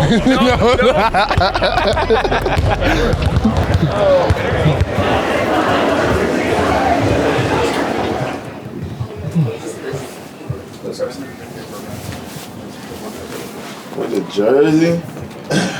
All right, Scotty, we gotta get ready quick. All right, Scott, I'm getting ready quick. We're a little behind schedule here. Real All-Star right there. How you doing, man? What's up, bro? Feel the thrill. Yeah, guys. Big Rock, and Big G. What's up, man? Dude, man. Practice. Looking sharp. Yeah. Look at him. Come on. Hey, the real MVP. Let's go. Wow. You all right?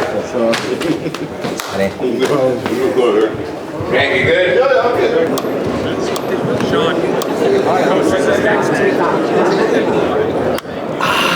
One more. Decent. Last one. No, we're struggling. We right there though. No. Not bad, not bad. That one was solid. That was solid. That was a good one. That was solid. Good. What do you rate it? That was probably like an 8. It's been some really good ones. That one was solid. It made the. We're here at NBA All-Star Weekend 2026. Checking in on my Google Pixel. First braid up, lineup solid. We out here. Let's get it. Team stars all the way. Woo! Of course. I feel great, man. It's amazing to be here in LA at All-Star Weekend in 2026. What a time to be alive. We're ready to go. We got a lot of young stars on this team. Just ready to go out there and showcase their talent, their skills. We got some first All-Stars. We got some two-time All-Stars. We in here. We live. Let's get it. We know you. Yeah, I love it. We actually know you. Don't do that, man. We're rookies. Get him right, man. Yeah. Get Rayhan right. Open gym, what's up, man? Oh! Former Raptor, man. I think you're done, man.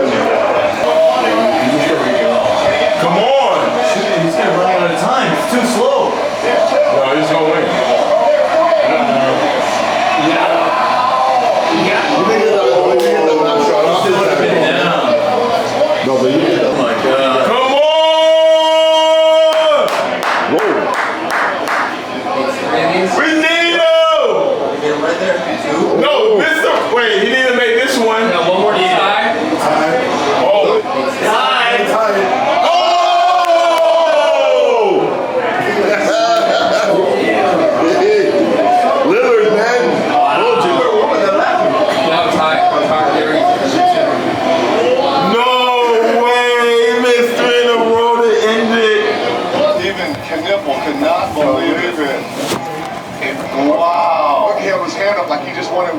Shot. Everyone is shocked.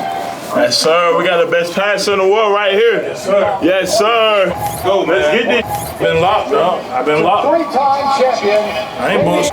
Come on now. It's gonna be a 2-2. Okay. Almost like you are. We're just in different positions. Okay. Drewski, I'm gonna get you here. Yep. Okay. Let's get Scotty in line with Drewski. Yep. That's the winner's team. Okay, right and then Chet Rip. Team on 3. 1, 2, 3. Hey, come on. Our first team is made up of some of our red carpet's biggest names. It's Team All-Star, Scotty Barnes, Chet Holmgren, Rip Hamilton, and designated passer selected by NBA ID members, Comedy All-Star, Drewski. And now they're going to start with a layup. Rip Hamilton, Chet Holmgren, oh my God, Scotty Barnes. Not bad. Okay, good job, Drewski. Well, this is something to be aware of. Rip Hamilton, a catch and shoot, mid-range assassin over the course of his career. We've seen what Holmgren can do. Oh my God. You know what I'm saying? He didn't even hit him. That is not the pass, Drewski. That is not the pass. And this is not a great start for Team All-Star. Finally, Scotty Barnes gets a jump shot to go. Barnes, Rip will get it off. Last one in time. Okay, Rip. Birthday boy. 16 on the first performance from Team All-Star. And Drewski just trying to galvanizes his group. I don't think 16 will hold up, gentlemen, but I've seen funnier things. Freaking easy. We got our first round. I didn't spend what I made today, last night. So, no, we still in the negatives from yesterday night, but forget it. We got it today.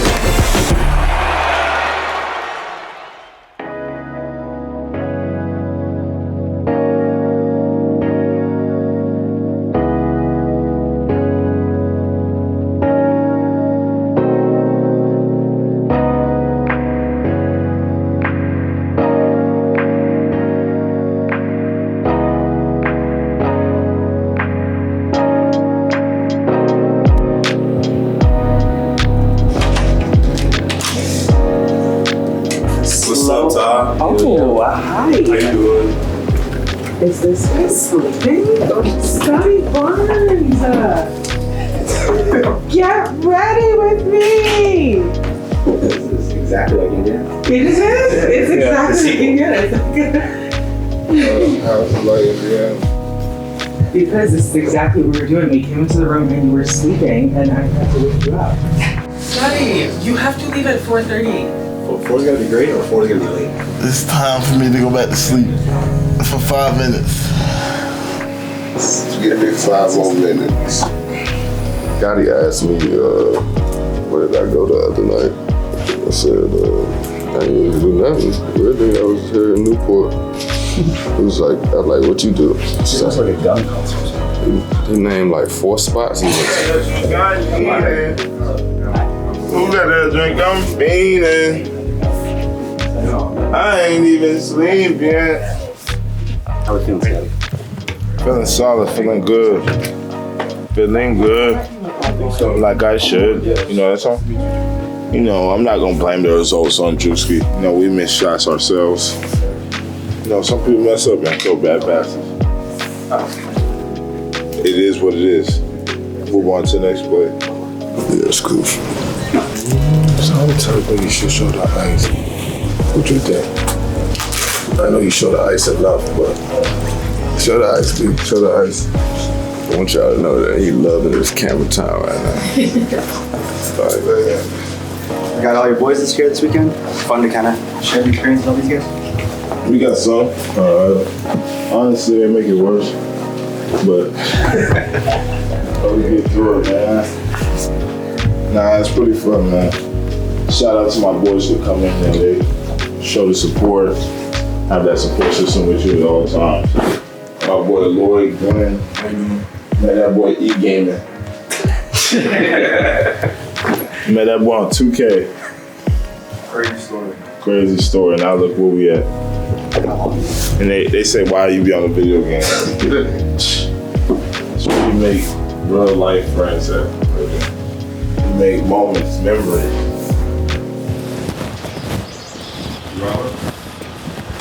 All right, y'all, on the way to the All-Star game. Let's get it.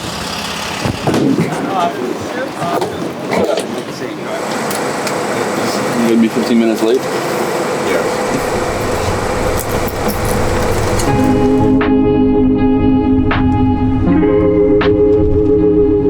Since I started playing basketball, really, you know, you get caught up and you get frustrated in the basketball life sometimes when things not going well, but, you know, when you look back on it and your support system, being there for all you need, telling you what you need to hear, you know, it's a blessing for sure.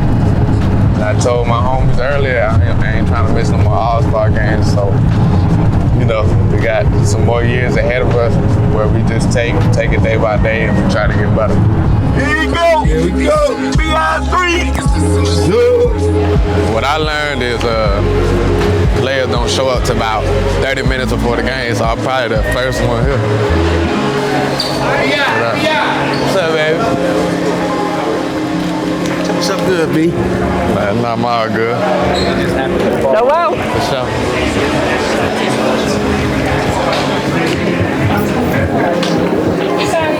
We're gonna go right to that.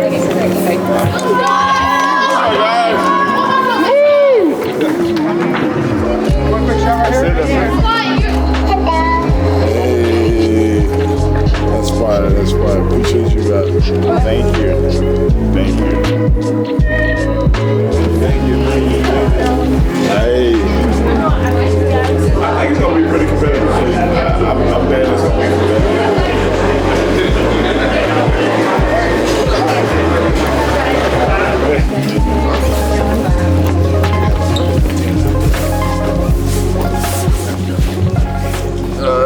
My second one?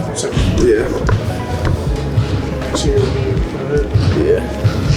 Said I got 7 more to get, Johnny Lee. 7 more. 7 more to get. We're on our way. That's what. By the time my career up, I can say I'm a 9 or 10-time All-Star. Yeah. Sound good to me. Yeah. Sound good to me. 2020 was like a whirlwind. I ain't know what was going on. This year I feel a little more free. It's amazing. Not everybody here yet. Get the vibes going. It's amazing though. Let's get it. Game day. Get up. I just want to get out there, play, do what I love to do. Can't take these moments for granted. Just excited to be here trying to play. Hey! All right, good. Good, man.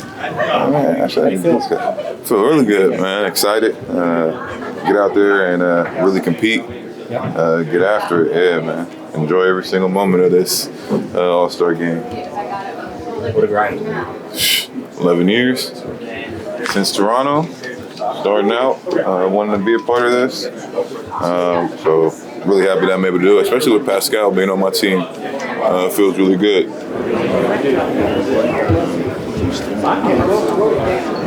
It's a little different than your life. We got a long way to go, ain't it? Boy, it's got this big ass locker room. We in that small ass locker room over there. Hold up. Yeah, eyes right here. Boy, what the hell? Well, we in that small ass locker room. What's in this bitch?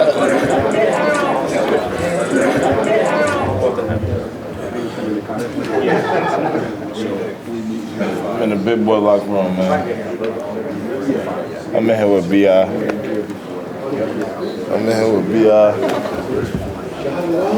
They got us in a small locker room over there. I'm trying to feel what it's like to be big time, man. You got Steph over there. What a goat. That's good. Taking a nap, bro? Huh? Taking a nap or stretching? Yeah, I should have got here at 1:30, man. Damn. What up, big dog? What's up, John? Scotty. It's a problem. It's a problem, bro. I'm telling you. So my dog. So you good, G? You know what I mean? Show this right here. Yeah, put the glasses on. You know what I mean? Get the little. You got something in the back. You know what I'm saying? Hey guys, awesome. Legend. Claudine. Coach, what's it like? 2 guys here? It's amazing. It's amazing. Really happy and proud for both Scotty and BI for being here, and very huge excitement before the games, and all the players are really motivated to go out there and represent Toronto Raptors, and it's going to be a fun day today. For me, the biggest award of participating in All-Star is for my coaches. You know, they put so much work in. They make me better. They're making our team better. Really proud of our group, who is top-notch.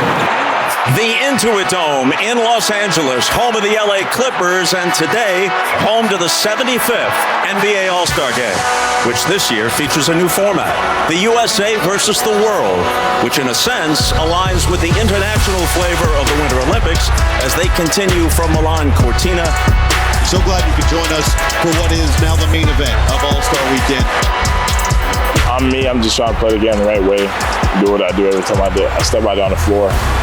Focus on what I need to focus on and try to come out victorious. We had a deep group here, coach as well, Colin, Brandon, AJ, Elijah, they were all here. So it was just a special moment, special. I am so proud. I am so happy for him. Just so anxious to give him a hug and tell him how much I love him. I'm so proud of him.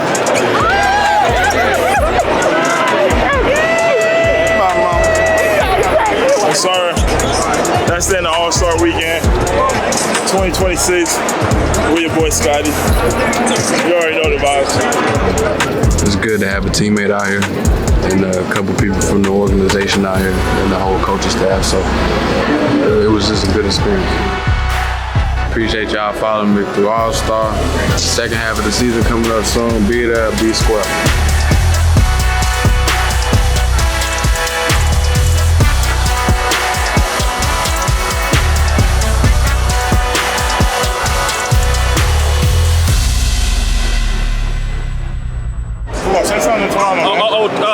T-Dot, what the teams, how they be talking to teams up there, yeah fam, cheese and grits, fam. Yes, sir. In his first year out of Indiana, number 32, Trace Jackson Davis. Such a great guy. I think we played him in college. Jackson Davis, crowd is into it. Trace puts it up. Oh, he got it! Indiana wins it. The Hoosiers victorious. Trace, he always been a monster. Super athletic, rebound, be able to dunk the ball crazy. Great guy, works hard, super positive. You know, I think he can only get better and better. Obviously fits in with the young type of dynamic that we have going here. Just my goal is to get better. I'm working on that aggressiveness, that different mindset of scoring and just the way that I play. The goal is to win every game. We're going to take it one game at a time, and this team has just been incredible so far.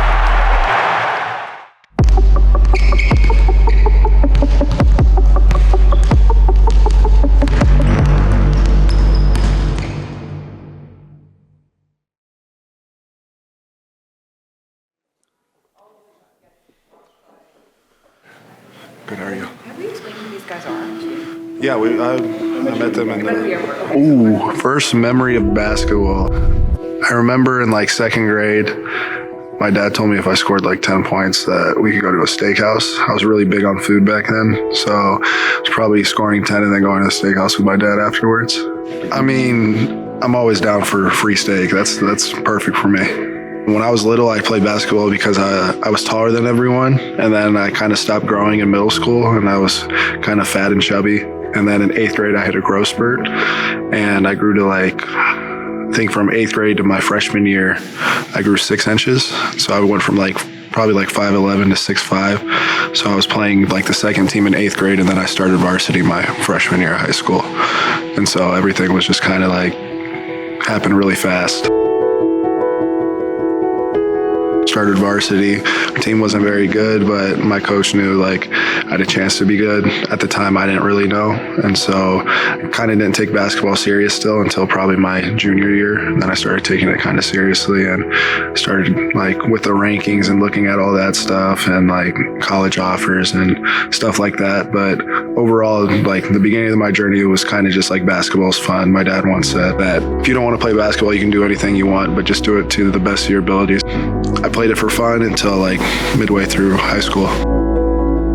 Basketball in general in Indiana, like the high school gyms, they're like 10,000 seats. So it's like Hoosier hysteria is what they say, but the fans and their passion and everything about it, it was really cool to grow up and see that. I got offered to do a prep school. They asked me if I wanted to go to La Lumiere. It's in northern Indiana. They were like, I think #1 that year. A few of my friends, like rival, like players, Keon Brooks, I think Isaiah Stewart, they were both there. It would have been a lot of fun, but at the same time, I just felt like my high school team, my teammates, being able to win Mr. Basketball, stuff of that nature was just more important to me than just jumping on that team and doing whatever it is they did. I did just get my jersey retired, so that was also pretty special. Those teammates that I have in high school, they're still friends to this day. When I went back home, I saw a lot of them, played cards with them afterwards, so it was good to catch up. And so those are the relationships that I value a lot, and I cherish those things.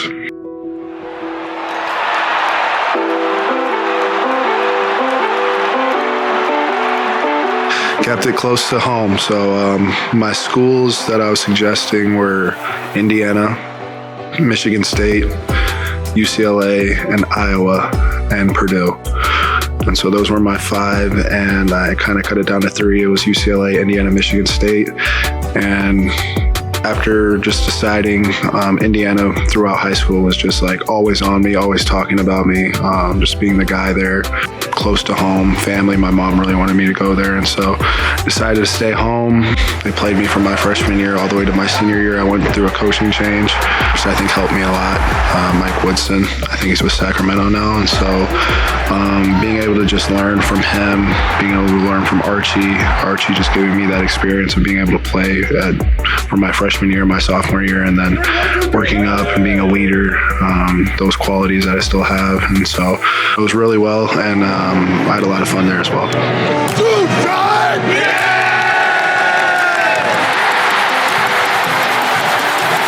Slides right, down into Trace Jackson Davis. He slams it home. He works underneath, puts it up on a reverse, and Jackson Davis has got 28. Kopp, he fakes, he drives, dumps it back out to Trace. Down low, puts it up, got it, and a foul. Jackson Davis, crowd is into it. Here's Dickinson on his drive. Trace puts it up. Oh, he got it! Indiana on top, 66-65. Indiana wins it. The Hoosiers victorious. Here's the game ball. Come on. Here's the ball for breaking my neck, man. I love it, man. I feel like I could have went out my freshman year. I would probably be a first-round pick. I would say even my sophomore year probably would still be a first-round pick. And then my sophomore year I got COVID, and my freshman year COVID started. And so I was just nervous. I didn't really know what to expect. There wasn't agents yet. You couldn't have an agent in college. And so it's kind of meeting with all the agents last minute. And it just felt like it wasn't good for me. And I enjoyed college, so I was like, whatever. And then my sophomore year came. I played well. I think I was a third-team All-American. And so I was I could go, and I was about to put my name in, and then I got COVID and kind of scratched that. Then my junior year came, and I was with Woody, and I played really well. And I was like, well, I went 3 years, I might as well do my fourth year in my senior year. So my senior year was a lot of fun. It was my best team there. We were ranked the whole year, something that hadn't happened for a while. And then just being with my guys, a lot of 3 or 4 year guys that I got to play with, get to know. Those were my brothers, always be my brothers. So it was a lot of fun. Those are things that make it special for me. All the accolades on the court and stuff like that, you get that when you win. And so but the relationships, the locker room, just being with the same dudes every day, being a part of a team, and just going to battle every day, those are the things that I live for. On to the next one. These are the moments that make every NBA draft special. It's not necessarily the picks, it's the people. It's the young men hearing their names called, the emotion of their families, the pride of their friends, and 2 more young men were added to the NBA family while we were in break. For the draft, my agents kind of knew. They knew it was a really good shot at Golden State.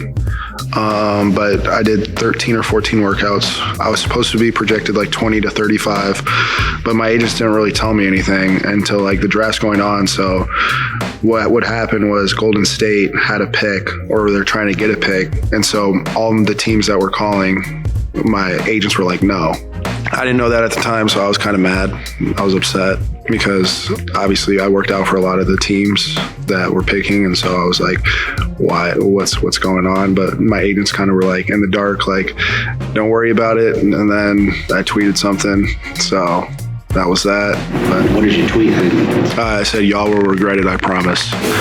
Overall, I was happy to get drafted by Golden State. The 2.5 years that I spent with them, learning from them, and everything that came with that was really, really cool. I mean, Steph Curry is he's an unreal basketball player, but he's an even better person. I remember the first time I met him, I shook his hand, and I was kind of just shell-shocked, just because it's you watch these guys on TV, you see what they do, and it's insane. It's but with him, he's a down-to-earth, he's a genuine human.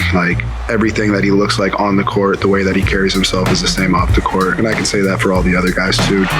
Being able to play with Hall of Famers and bona fide Hall of Famers and guys like that, you learn a lot from them, and it just helps you with your game. In his first year out of Indiana, number 32, Trace Jackson Davis. It's slammed down by Jackson Davis. And Jackson Davis gives the Warriors a player they've never had before. On those dribble drives, just go to the rim and let them finish.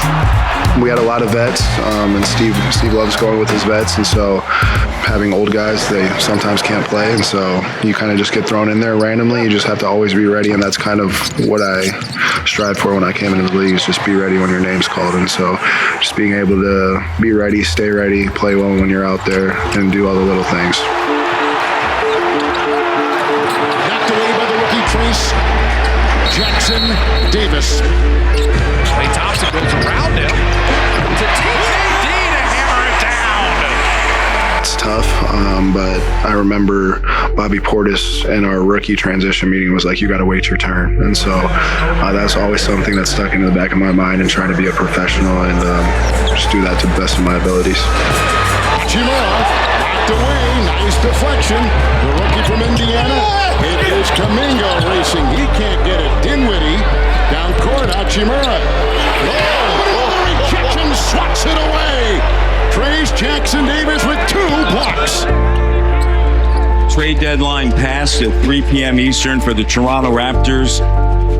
Trayce Jackson-Davis is coming in. Raptors accomplished what they wanted to accomplish. One, they wanted to get under the luxury tax, and then two, you wanted to get some depth in the middle, and they were able to accomplish exactly that. Honestly, it's another day in the NBA is what my teammate Buddy Hield would say. But it's a business, and after talking to the coaching staff here, talking to the GM, and just everyone around the organizations, having Jamal put me in the group chat, met all the guys, and I'm ready to get started. It's a young team, a lot of building, a lot of growing, and obviously they're already really, really good right now, athletic, and I feel like I'm going to fit in like a glove. And Chad, you know where the washing's at, right? Thank you. Thank you. It's just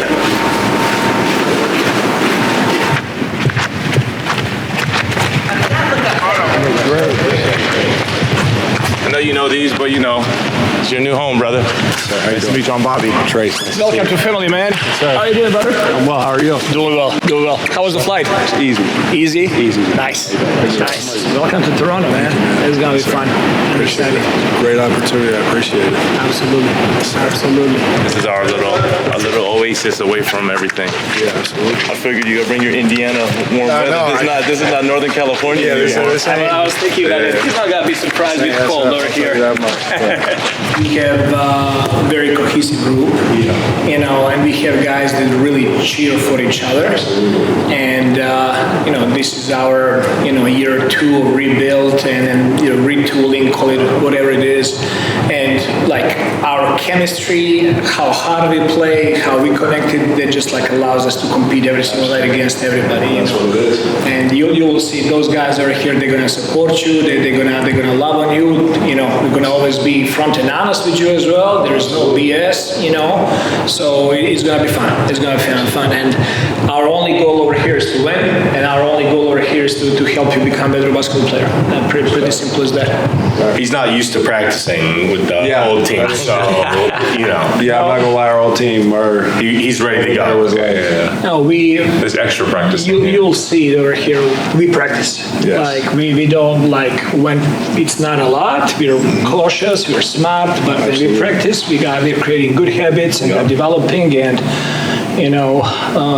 the other day we had a meeting before getting on the floor, and B.I. looked at the practice plan and he was like, "Oh, my stomach hurts." And now everybody's great. Everybody's like go through it and just we work hard and we also work smart. We don't want to waste time over there, and we don't want to be about empty work. When we work, we work. When we rest, we rest. When we compete, we compete. So. All right. What is this? Trayce, congratulations. Welcome to the Toronto Raptors. That was fire. Can't wait to get started, man. Can't wait to get started. Have you had these? I'll try one. Catch up. I was down with 5 minutes. You'll see what they're talking about. Tastes like barbecue. Not bad. Not bad. Right back to off the world. Off the world. Coming over here, just meeting all the guys. It's really cool. It's a different dynamic. Obviously, a lot of younger guys, and so it's something that I like to be a part of. And this team has just been incredible so far. RJ posting up on them hard, and then Huff comes over, but there's Jackson Davis. That's what you need from him. Get on the glass. Look at Quick smiling. Good job and feel around the rim. He's good. Obviously fits in with the young type of dynamic that we have going here. Obviously coming from a team that has a lot of experience, so he knows a couple things. He's also, relaying that to everybody here. Everybody's trying to help each other, and he's buying into that. So it's good to see. Very encouraging. Great guy, works hard, super positive. very quiet and calm, good music taste, really good guy. Yeah, Trace, he always been a monster. Super athletic, rebound, be able to dunk the ball crazy. Always coming in here with a smile, being positive. He does a great job for us, being able to come in here, be a professional, show his character, consistently working on his game. For sure, we need some size. We need people that can rebound. I think he can do a great job of filling that role. Scotty's a character, really good people, a really good player, someone that I played against in high school, played against in college, but a competitor, and he's turned into a real leader, and I'm just glad to be a part of that squad. Just my goal is to get better. Obviously, during the end of my tenure at Golden State, I wasn't playing that much, and so I'm just working on my conditioning, working on that aggressiveness, that different mindset of scoring, and just the way that I play.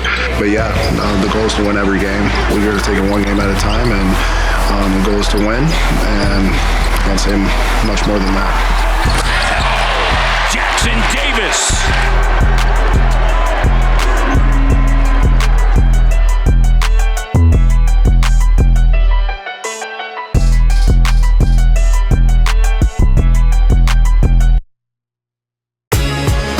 It feels good every time that I step on the floor. By December, I kind of got it rolling a little bit. He's probably the happiest I've seen him, and a lot of that has to do with him being healthy and seeing a path forward with this team. He's grown tremendously since he's been here, and we need it. Looking forward to seeing some familiar faces. I'm not sure if it'll be emotional, but I just think it'll be fun. If you're down to earth and you work hard, New Orleans, Louisiana, any southern state, honestly, is going to embrace you. And they definitely embrace him. Welcome back to the Smoothie King Center, Brendan Ingram.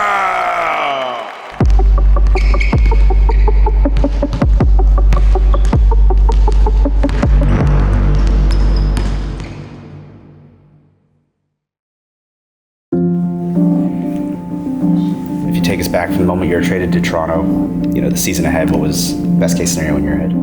Best case scenario, I think, was to have a winning season, integrate with my teammates, and try to get the best out of each other. And I think we're on our way.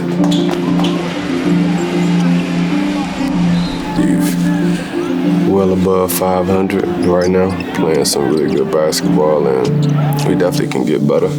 So I like where we are.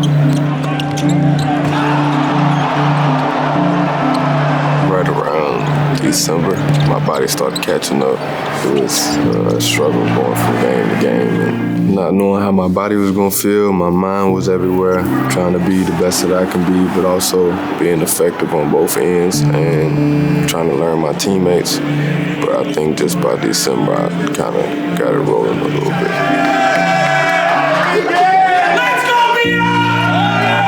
He's probably the happiest I've seen him. You know what I'm saying? A lot of it has to do with him being healthy and seeing a path forward with this team. We on the way, baby. We on the way. I'm telling you. I never seen you wrong. We on the way. It felt good, it had been 300-something days before I stepped back on the floor and had a chance to compete. So it definitely felt good. It feels good every time that I step on the floor. My personal success definitely came from team success. Like I said, we've been in the winning season, and I've been able to contribute to winning. So that brings all my personal success. My teammates put me in a good position. My coach is pushing me. So, all that takes in for my personal success. I'm able to just learn and evolve in the way that I want to. Consistently playing through double teams, and even now just being a better defender now, and he's always coming over, blocking shots, getting steals, doing all that. So he's obviously grown tremendously since he's been here, and we need it. we're all in a fight together. We all learn together and try to make the best of it when we step on the floor.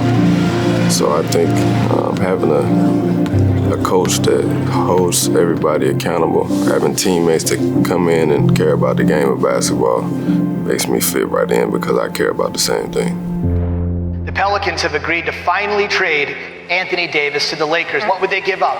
Lonzo Ball, Brandon Ingram, Josh Hart, and 3 first-round picks. This is a monster haul for the New Orleans Pelicans. LA to New Orleans, I remember just telling myself that I was ready to sprout. I was going to go into a new city and I was going to be exactly who I wanted to be. Similar to this situation, I have very little time to get on the floor and figure out my game and figure out the type of player that I wanted to be in New Orleans. Brandon Ingram, maybe the most improved player in the NBA. Things worked out. That was my first All-Star year. Since then, I've just continued to evolve. His impact was huge. He did a lot. He did a lot over there for them. He was already one of my favorite players just because of how smooth he played. He was in the gym. We had to kick him out of the gym, you know what I'm saying? Just a hard worker. He gave us 40 one time, my first year here, so I remember that.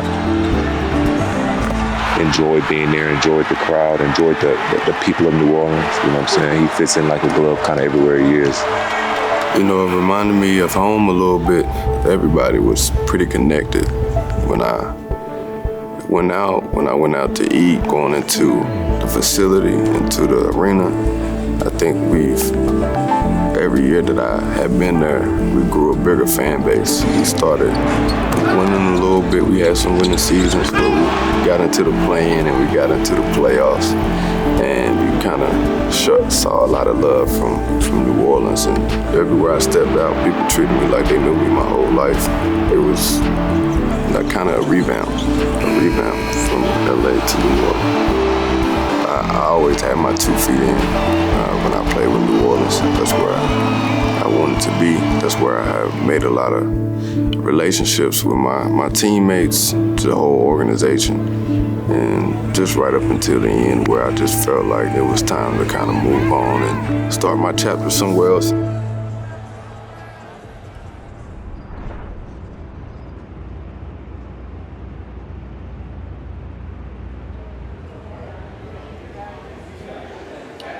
Good? All right.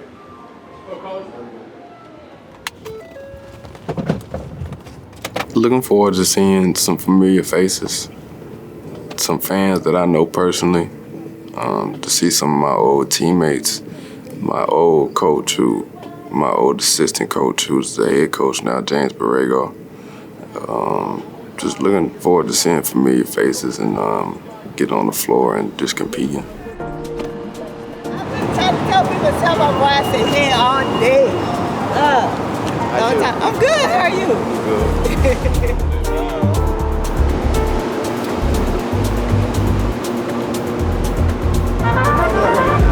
Say, bro. Oh, now he finally see somebody. You say, my baby? How you doing, man? It's good to see you, man. How you doing, B.I.? What's up? Good to see you, baby. Welcome back. All right, sit, baby. Hey, good to see you again. I've probably only been in the visitors locker room for a concert or something, so yeah, it's gonna be a little different. I don't know the last time I've been in this locker room. I don't remember ever coming in this locker room, actually. Okay, coming in early to get some shots in you. Yeah, man, I've been having some games, so I decided I need to maybe get some more shots up today, get a rhythm. Brought a lot of memories back, especially coming from downtown. I used to have a condo downtown, so brought a lot of memories back. Rushing to the arena, coming late, all the late nights, going back to the gym. Then coming into the arena, just seeing everybody always treated me with love and care, so it was good seeing Cry already. Nice. Oh, I miss you. I think it's going to be a resounding positive reception for him when he goes back. They love down-to-earth people. If you're down-to-earth, you talk to people, you engage, and you work hard. New Orleans, Louisiana, any southern state, honestly, and culture is going to embrace you, and they definitely embraced him. Fans, make some noise and welcome back to the Smoothie King Center, Brandon Ingram. I felt the energy and the love throughout the whole game, and when I stepped in the building and even after the game. Everybody here loves Brandon Ingram. It's guys that want to be here, that embrace the city like he did. And the love was both ways. It's a bond for life. Yes, it is. It was everything I pictured. All the love that I got from the fans, from my old coaches, from my teammates, from the ushers, from everybody, security. They gave me my flowers while I was there. A lot of different people that just showed me love, so I felt like that I should show them love back when I was out there.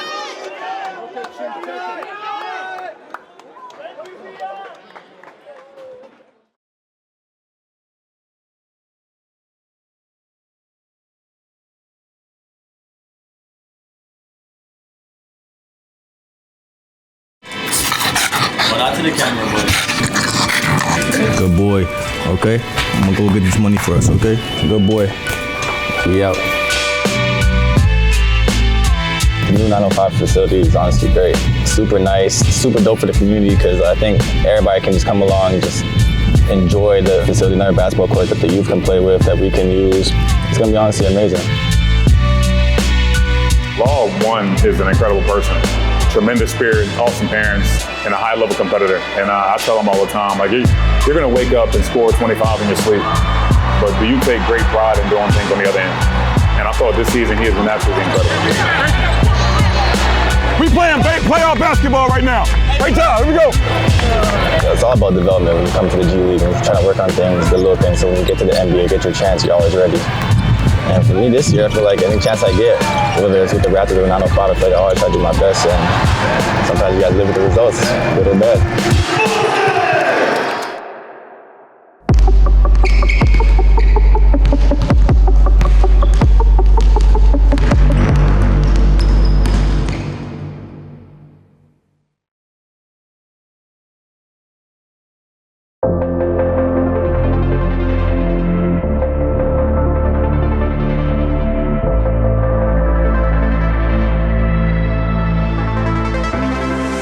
Hello, everyone. How are we feeling today?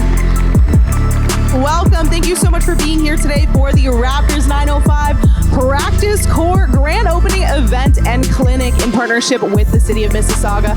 You know, when you think about expanding your development team, you think about expanding your business, your footprint, your community reach, you think of everything possible, and you think about dreaming big. This new gymnasium is a result of a successful ongoing partnership between the Raptors, 905, Maple Leaf Sports and Entertainment, and our city.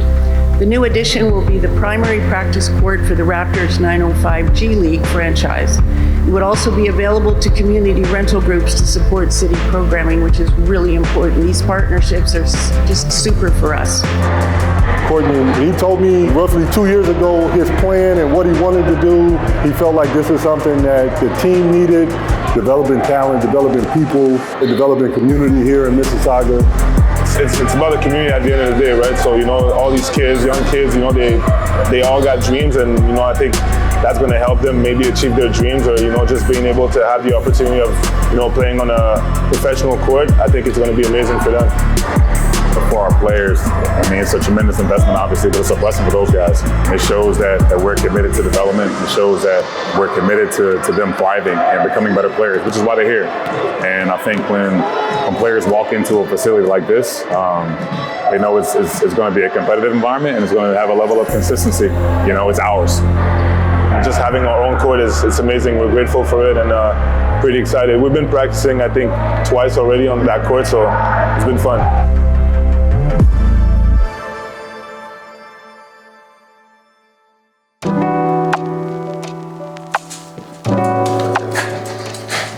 Got the socks right here. Got a little man doing his thing. Say hi, buddy. Up, sit. Good boy. Okay, let's go. Let's go. Well, not to the camera, buddy. So you got some acting skills. You know where the camera's at, huh? That's so bad. Go get it. Watch you sprint back. Did you get it? Did you get it?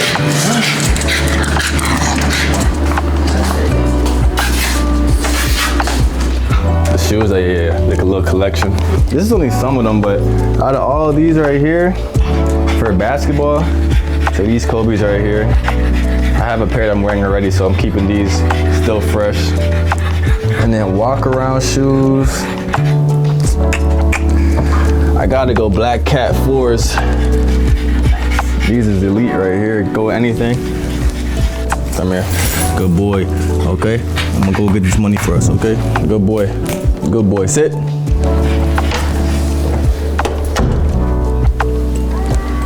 We out. Let's go get some buckets today, man, you know? Let's have a good day, get a win, get some good dinner after.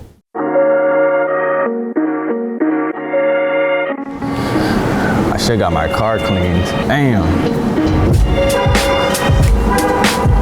Ooh, you guys should've caught that. I should've did that when you guys were recording. That would've been hard.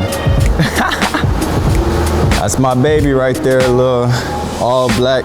Match the aesthetic. I had this since 2023. So wow, 3 years, time flies. If I was to have a go-to song every game, probably something by Gunna.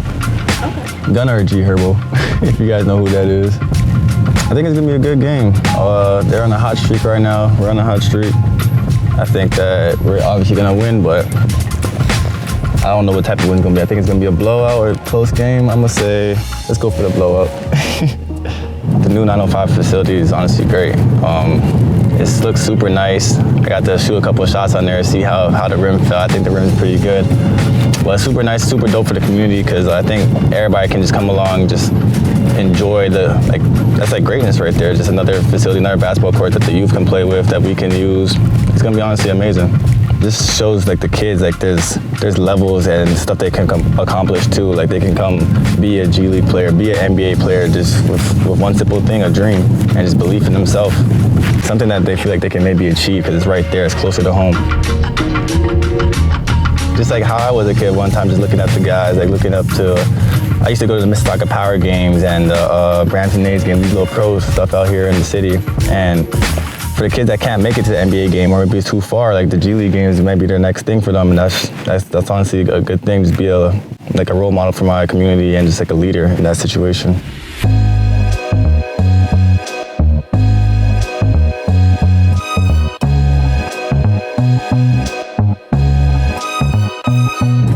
Season's honestly been it's been a great season. We started off very high. We made history this year for our legendary run where we went, I think it was 16-0.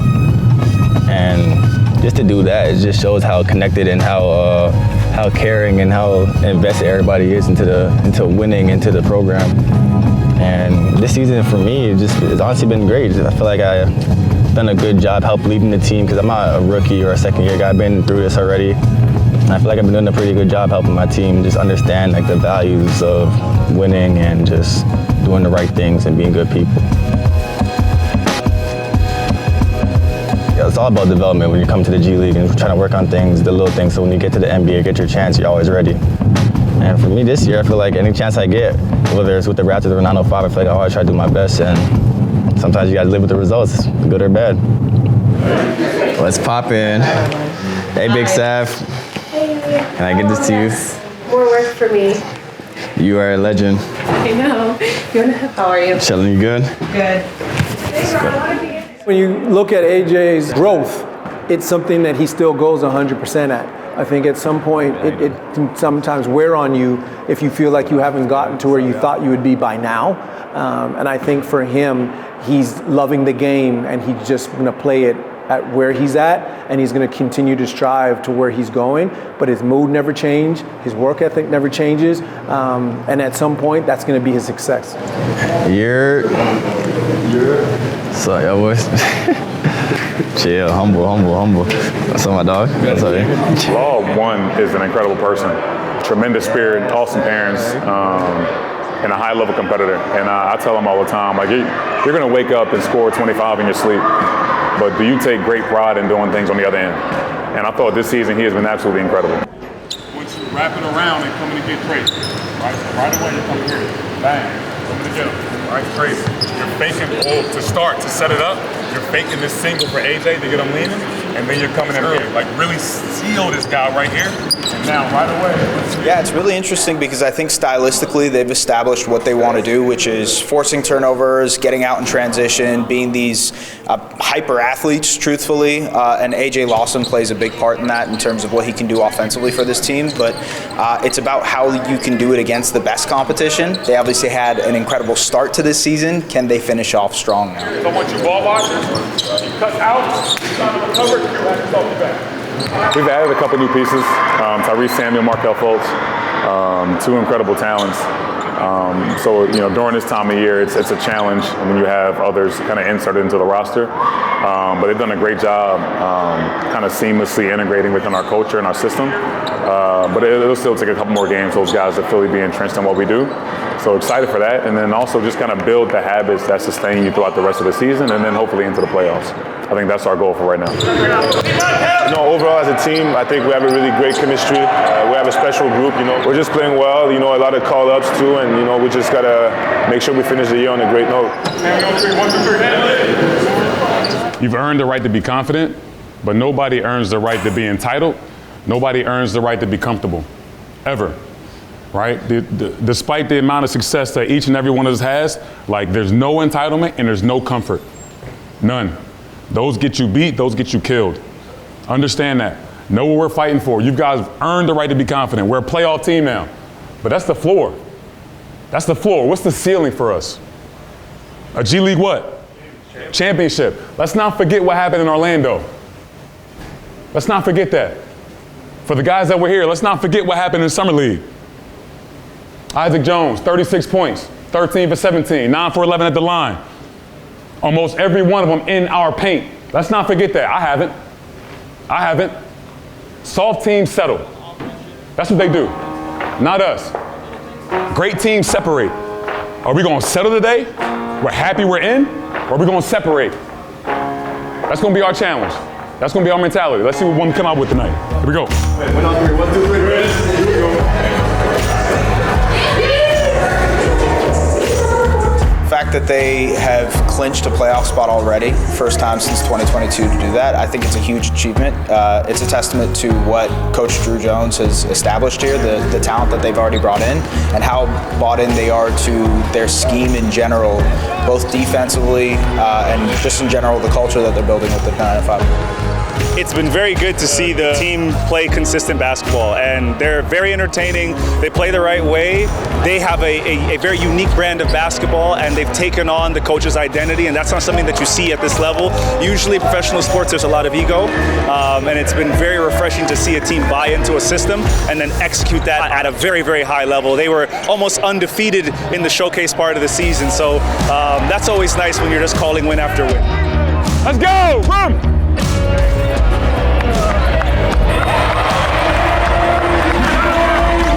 Great job. Great active hands. I love it. We're to apply pressure on both ends. Keep playing with pace. Defense, they're playing casual basketball. We playing playoff basketball right now. Great job. Here we go. What the Raptors do really well and what the 905 does really well is having their schemes match up against each other. So when you're coming from a Raptors organization and switching over to the 905 or vice versa, it's kind of the same thing schematically. So you can transfer over whatever you're working on in the 905 to the Raptors or to the NBA in general. And so that transition is a lot easier for a player like AJ Lawson, who has been given an opportunity in the NBA, has had moments in the NBA where he's really thrived, but has turned himself into a G League All-Star as well. So it's just about being able to transfer over what you're already good at into the NBA level. first and foremost, stick to what's been working. So the hardest thing to do in professional sports, and I think in life, is to be consistent. If they can find a way to be consistent on the defensive end, play as they did in the second half in this game, where they force a lot of turnovers, they get easy runouts. If they can do that, I think the sky's the limit for this group. I think offensively, they have a lot of tools. They can hurt you with a lot of different players. It also depends on who's available. If the Raptors or other teams take some of their players, they've had 3 call-ups, 9 call-ups last year, the most in the G League a season ago. So if you come here, you're going to develop, and that's a gift and a curse for the 905. But I think in the playoffs, if they can just continue to be consistent, good things will happen.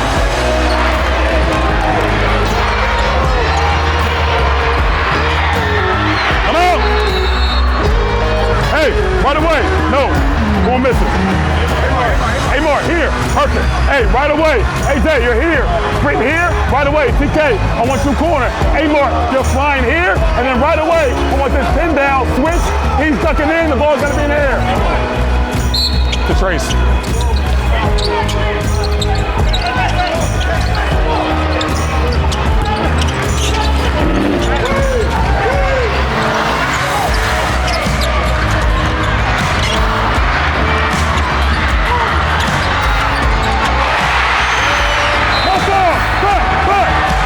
They were doing things the right way to win games. If you look at how they did it, defensively, a minor thing that makes a big difference. They're very hard to get screened, so they would fight over top of screens and still keep their position defensively. That is no easy feat, and if you could do that game after game, you put yourself in a very good position defensively. So that's one small detail, but they mastered it, and that's why I wasn't surprised to see the success that they had. And then offensively, they had the talent to go ahead and do so, and they bought into the system.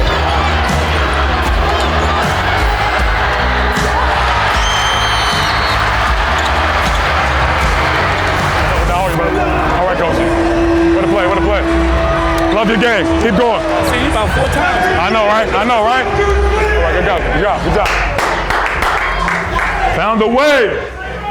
Way to go, Q. Yeah, TK. Way to go, big fella. Way to find a way, Black. Way to find a way. I thought the difference in the second half was our defense, right? Particularly this right here, AJ, right? What you have? 32? What you had, 32? And defensively, what did he do for us?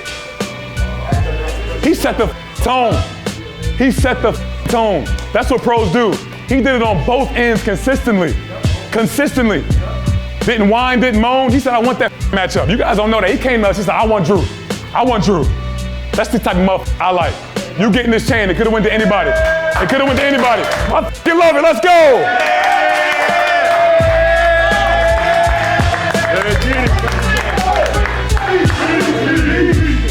Hey man, way to win today, that's it. Family on 3, 1, 2, 3. Family! What'd I tell you, man? Buckets.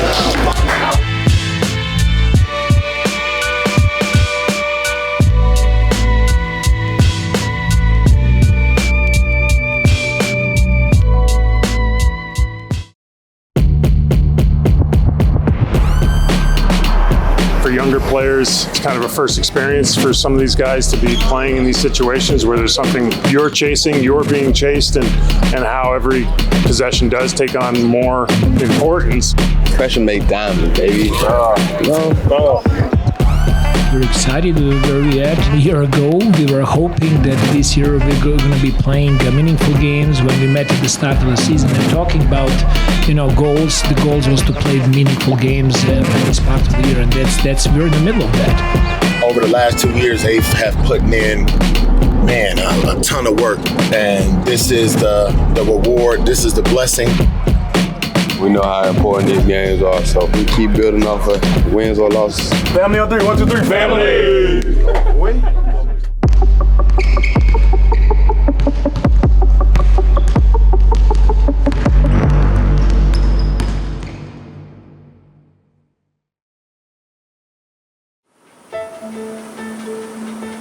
We know the standings, we know we got to win these games, and these are the road games against good teams that we know we're going to have to win. I think it's just like a mentality change coming into these games. I know that everyone's super locked in. You know, you can kind of feel the difference. Now we're communicating different. Now we're on the court. Now we're moving it. We're making that extra pass because the trust is being built more and more. We have 15 games left, so we got to make sure we try to win all of them and put ourselves in a good position for the playoffs. We got to make sure we take one game at a time and not think about what's going to happen 3 games from now. We just got to make sure today we win, we get better, we play together, and then stack the wins. Pressure make diamonds, baby. We know where we are in the season. We know how important these games are, so we keep building off of wins or losses. Together on 3. 1, 2, 3. Together. Talk me through the popcorn. Yeah, I'm ready for this popcorn. I remember it's valid. Me and Amanda are ready for this one.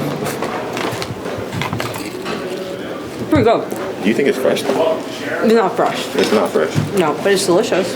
Good butter, not salty. Not salty. Not salty. No salt. I'm a big salt guy. Okay, what are you gonna give it? 7.8. I was gonna give it 8.2. 8. Let's put it on the list. 8. Thank you, sir. That popcorn 8. Get it? What if it was fresh? If it was fresh, 8.2. Start off road trip off right. Let's start off with a dub. Let's win this game. 1, 2, 3, win! Here's Quick. Back on the road where he has excelled, Jack. RJ feeling it. Oh, Scotty, nice move in the soft touch. First quarter, we were able really to do a good job with our physicality to slow them down and to make them more of a half-court team, and that kind of like set the tone for the rest of the game. 33 assists, that's how we want to play. That's a great style, and I thought that all guys, starters, they took this game very, very seriously. Off the bench, I thought that Jacoby and Jamal, Sandra, Jamison, they all did really, really good job. One complete game from the whole team. One down, Rock. One down, baby. One down, 4 to go. Raptors come away with a 30-point victory. It's their third 30-plus point victory this season. Good things happening right now for Toronto. Way to start off the road trip. Incredibly efficient night tonight for Tino. Let's go. We rolling. Day off today, baby. Day off. Guys, setting the tone in the first quarter, getting it to 17 points, the way we were moving the ball and playing together, I thought we did a really good job offensively throughout the whole game. Great job taking care of business today. Chain tonight goes to Jacoby Walter.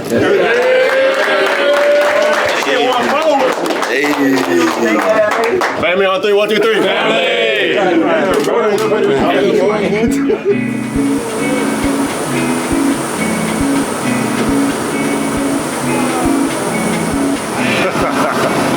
Yeah. Feel like Houston. Go.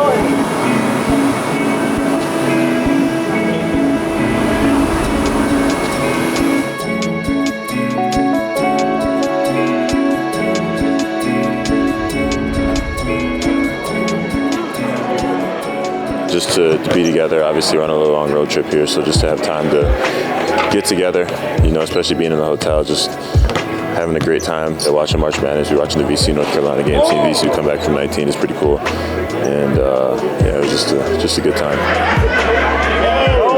I think it's big. I think we're a really connected group anyway, but just to do stuff like that really shows, you know, you can sit with anyone, go eat with anyone, and just to be able to do that as a team. And like, I think that's the culture that we have, to be able to do that and not have to worry about people not showing up or people not coming. So I think it's something that's really special, and it's a testament to our culture.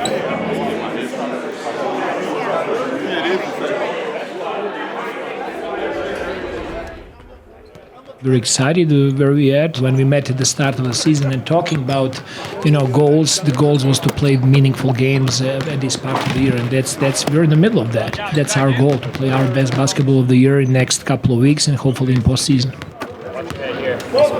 Mini.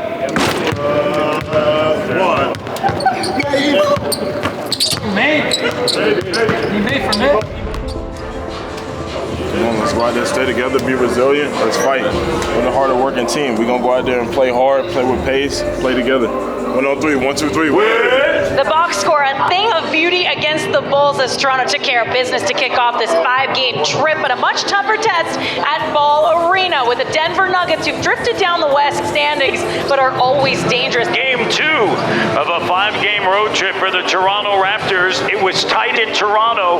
What will it be here tonight in Denver?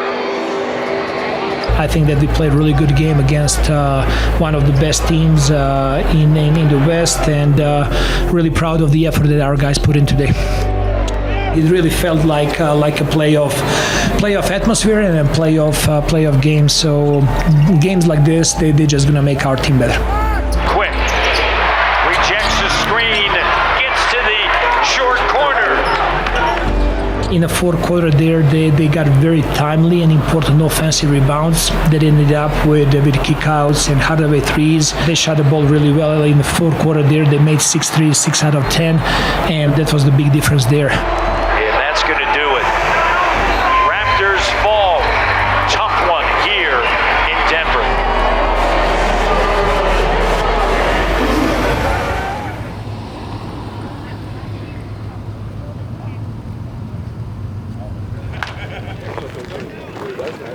My son, Mikey Batiste, has been blessed in his journey of playing baseball, and he's a really good player, I must say.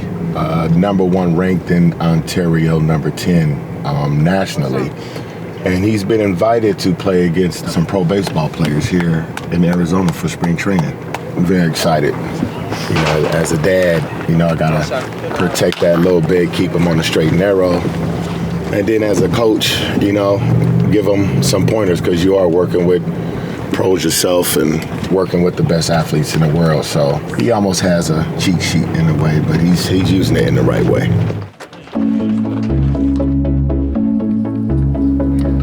Baseball was something that he was drawn to. When I got hired by the Brooklyn Nets, we put him right in baseball in the league. And Mikey probably was around 7 years old. And then from there, it's just, he took a liking to it, always wanted to play it, always wanted to swing the bat. So everywhere we've gone, in terms of my coaching journey, we've always found him the best program that we can find in the area so he can continue to develop. Run it down, Mike, run it down, Mike, run it down, Mike, run it down, Mike. Throw it, throw it, throw it.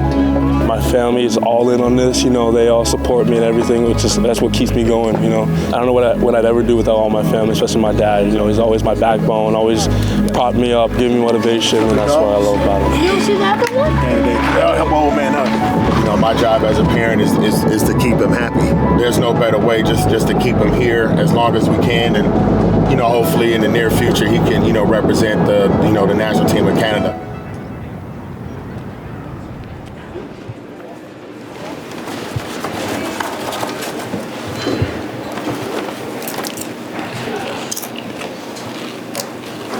Not too buttery, more salt. I say it's kind of fresh. I give it an 8.2. Oh, I was giving it a 7.8.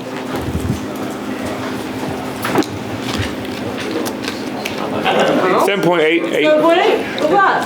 What you got, Cole? I said 8.2. I kind of like. There's not a lot of butter, but I kind of like it. You like the salt? I'm a salt guy. I like the butter. Welcome, everyone, to the Valley of the Sun. And the Raptors come away with their second win of this 5-game road trip. They had much more urgency tonight from the jump ball. They set a tone. And usually that's what we do to teams. Tonight we did not do it. We did not do it to the level of commitment. We did not have that urgency from the start of the game. And one thing led to another. They caught fire early in the game. They were making shots. They started the first quarter shooting 8 from 12 from the 3-point line. We tried to fight back, and in the second quarter we had a couple of really good minutes there, tried to get back to our identity. We just did not have enough tonight. The way that they responded is the same way we got to be ready to respond tomorrow. Come out with a sense of urgency, be ready to guard, pick up full court, do what we got to do. Thanks, Scotty.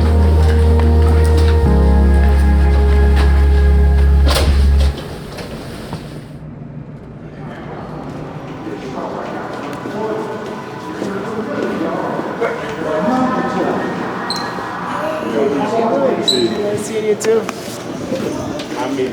Well, baby, chill. James. It's just been, taking opportunity, being able to have an opportunity to play in the G and prepare for the game getting here and had a game early. So just that mindset, and then hearing that I get the call up, obviously what I've been working for. So just been work, man, but all worth it, all going to pay off, and just thankful for the opportunity. Let's take care of business, just like we did in the Chicago game. Everything starts with our defense. Set the tone defensively. That's going to open up offense and transition and scoring and everything else. Let's win the game. Let's go. Good to work, man. Win on 3, 1, 2, 3. Win. Breaking news, already no IQ, no Pirtle. Brandon Ingram is out. The Raptors are trying to bounce back from a poor performance last night. Well, that's just going to put a lot on Scotty Barnes, a lot on RJ Barrett to kind of lead this team into this battle and set the tone. But there's a lot of opportunities for guys with that many people out of the roster. Good pass, and the finish underneath. What a pass by Scotty. Colin Murray Boyles, the finish and the foul. He goes right back through the pick and roll action. You see him be another opportunity. Fultz on the inside the cut. Nice work between Barnes and Fultz. We definitely came over here on edge, knowing that this is a very important game for us and that we needed to get a win. I'm really pleased with the ball movement tonight. Franchise record with 49 assists. That was something that we really want to do, and really emphasizing with our guys the ball movement, body movement. I thought that we did a really good job with that tonight. With all the slips, all the kickouts, we were just mostly on the same page, and I set them up pretty well. But shout out to my guys; they made a lot of shots today. Largest lead, 13. It's Scotty at the buzzer. RJ with the two-handed throwdown. Barrett with 27, a double-double by Scotty B. 20 and 10 assists, and a career-high 15 dimes for Jamal Shed and Jacoby Walters, 6 of 8 from 3, and a season-high 21, as the Raptors are now 2-2 on this 5-game road trip. This much needed win, type of game, feel-good game. The guys stepped up. A lot of bodies were out tonight. Big-time players were out, but guys really stepped up, played together as a team, and again, they brought the fight to the Jazz from beginning to end. With 49 assists tonight, that's a franchise record. 49 assists. Okay? That's big time. Way to come in over here on the back-to-back and get this win. Chain tonight goes to 15 assists. Here we go.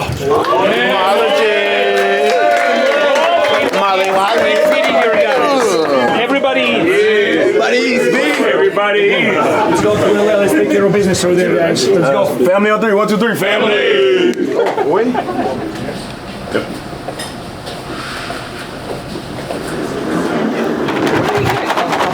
Popcorn. Okay, you ready? You ready? Let me guess. You overly happy. Let me guess. He's gonna say a 7. He gonna say 7.9. He's gonna say 7.5. Yeah. He gonna say 7.5. Go ahead. Not fresh. Not fresh. Not really salty. Right. Rating. This is how you get the rating, bro. Looking at. Okay, let me try one more, bro. I'm gonna give it a 7. Oh, 7 what? 7.51.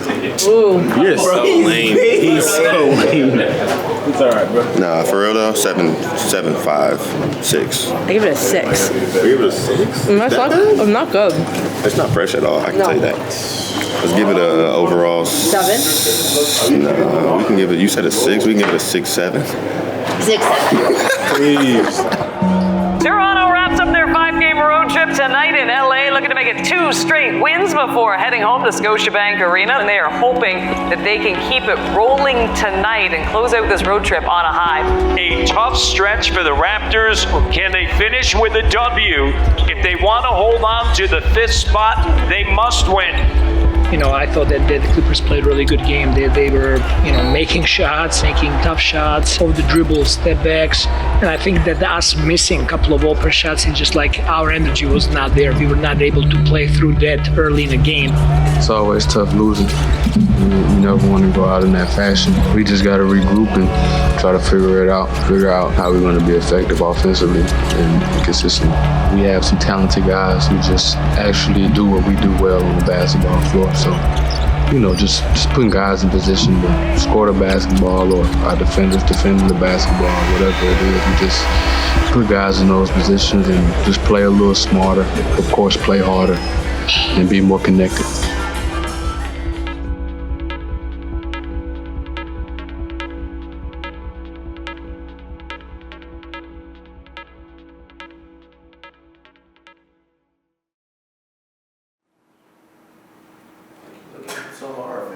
Take your hoodie off. Oh, I have to take this off all day.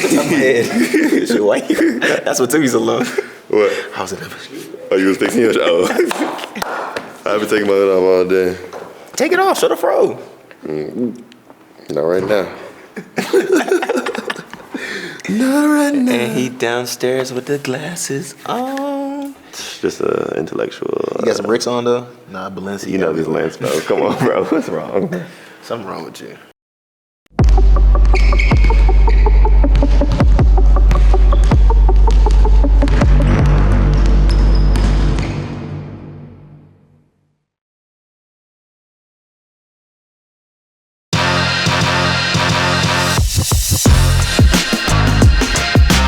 I watched him play at some tournament. I didn't really know who he was. He had a bad haircut. Okay, let's talk about your sophomore year college haircut. But no, I really just got to see him play. I knew a lot of the Dallas kids just off a name, but we never really talked. And then the next year, he was ranked very high, and I knew Ron. I knew a bunch of the other Dallas kids. So he was just always on the radar. And then when he got to Baylor, we got to play each other. And he scored on me once. No. Twice. 2 for 2. I got to watch him, play in the tournament. They played the literal game right before us in the tournament. But, just getting to see him play and, just realizing that's a Texas kid. I know Ma played on Urban. That's just like a Dallas. Everybody, if you're from Dallas, then you know Urban, ASIC. The AAU team. He was like more under radar player though. He wasn't on the scene. Kind of just had to grind it out where he is right now. Always been a dog though. Always been a dog. But I really paid attention to Maul hooping when he got to college. He was labeled as leader, winner. Went to Houston, and they were just doing good, big things over there. And obviously, he was there before. He was in college before I was, so I was just watching. You could see the leadership early. You could see the point guard role, and I never really played with a point guard like Maul for real. So I just always heard about the things, and like he said, we played against each other. But then obviously that's when we're like, okay, on the scout, this Jamal said, this the leader, this the point guard. Don't play with the ball in front of him. All that. It's gonna be tough. It's gonna be tough for sure. And when we played him, he showed why he is who he is, and he got all the accolades that he got. And then from day one, he's been my guy for real. Kind of been like the big brother too. Even though we were both rookies, like you said, different age. You said I'm on? I did say he was on. Different age, so he's still he was showing that leadership early. So I kind of see him as the big brother for real. And we kind of went through rookie season together, and then he established stuff as who he is. So.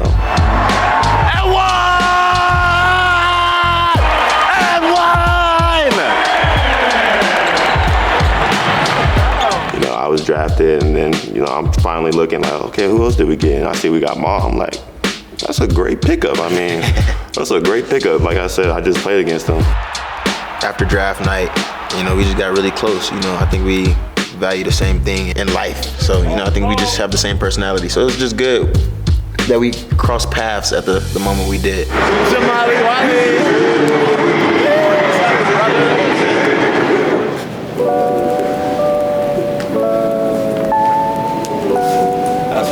Yo, I think the moment of truth for us was when we found out we stayed in the same place. Facts. That was so that probably funny. made it click. Yeah, that was so funny. That's when we started to actually hang out every day. Move your feet. And I didn't have a a car, so I would ride with him all the time to practice or to the airport or whatever. So that's how that's how our friendship kind of started to progress. Yeah, we was forced to be together.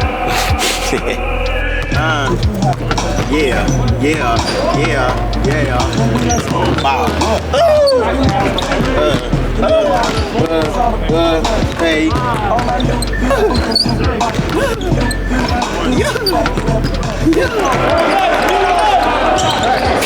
I think we're a very connected unit, just going from summer league and just being together all the time, whether it was in Austin last year or Vegas, obviously, but just being with those guys is something that's really special. And then we have a good bond together, and just going through the same things we've been going through, and then just doing it together is really cool. And it wasn't even just me and him. You know, we still had 3 other rookies with us too. It was J-Mo, JB, and then Orich. And, you know, we were all kind of just like the new rookies. But, you know, me and Ma, like I said, riding to practice together and all the time. Like, we just kind of found a way to click. Also, we helped each other, like, especially on the court during the year. You know, I think us both not getting to play the way we wanted to from the start. No doubt. You know, just some games he would play a lot, and then I would have a DNP, and then it would flip. You know, we would just come to each other in timeouts, be like, hey, you're doing great. Like, just stay with it. Like, just continue positive self-talk with each other. So it was awesome having somebody like that, you know, was going through the same thing, same time, and, you know, we could help each other and stay positive with each other. We kind of have this thing, like, if I'm tired in the game and I'm guarding somebody, I'm just looking at Maul, he can be like, I got you. You know, then Maul gonna go pick up and do that. And I know for sure, like I know at all times Maul gonna guard. And I think that just kind of built my trust with him. Knowing that he's there whenever I'm tired, or some nights he guards people better than me, and there's never a shame in it. You know, sometimes we switch off and I'll be getting cooked and he'll be like, let me get a crack at it and let me try to go guard him and he'll do a better job. And then sometimes it's vice versa. So I think it's like, it's really, really cool because, you know, we're so unselfish, so egoless that, you know, whoever's having the day or whoever's having the better defensive game or this or that, you know, we really do root for each other and let them rock out. Like, there's no shame in being egoless. You know, there's no shame in like letting the other person, you know, shine in that moment. Yeah. Here's Walter. Walter puts it up. Jacoby Walter, the rookie from Baylor, delivers a 3 with .5 to go. Jacoby. In Orlando, I was on the court. I threw it to him. He passed the ball. He was the first one that I was like turned with. It was so funny because he was trying to foul big. And then the dude moved and then he cashed it. I was like, oh, I didn't expect it. Shed makes a move. Shed! Jamal Shed, the game winner! Good night from the bank, says Jamal Shed. It's funny because Maul had that game winner that almost literally counted. The next game. Yeah, it was the next game that almost counted, and we all celebrated. We was like, yo, we both just hit a game winner back to back. Like, we was like the 2 rookie moments, and we was like, no way, we both just hit a back to back game winner. So it was really cool. You know, I think towards the end of last year, we got a lot of minutes. We were playing, you know, 30 to 40 minutes a game. And it was so helpful because it was just like we were learning each other. We were learning a lot of chemistry with the guys we were out there, like me, him, JB. We're getting a lot of burn. So it was really cool for it to transition to this year. And then, you know, we were ready for bigger games. You know, like Cole's been in a lot of big games where he's hit some big shots for us.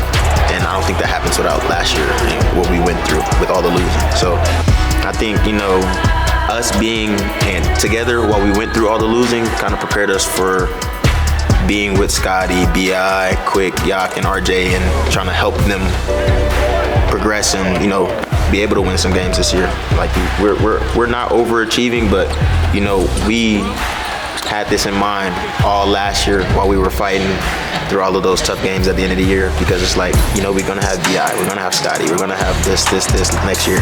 We gotta be prepared to help them win. He's a great player, he does great things for us, and he's even a more special person off the court.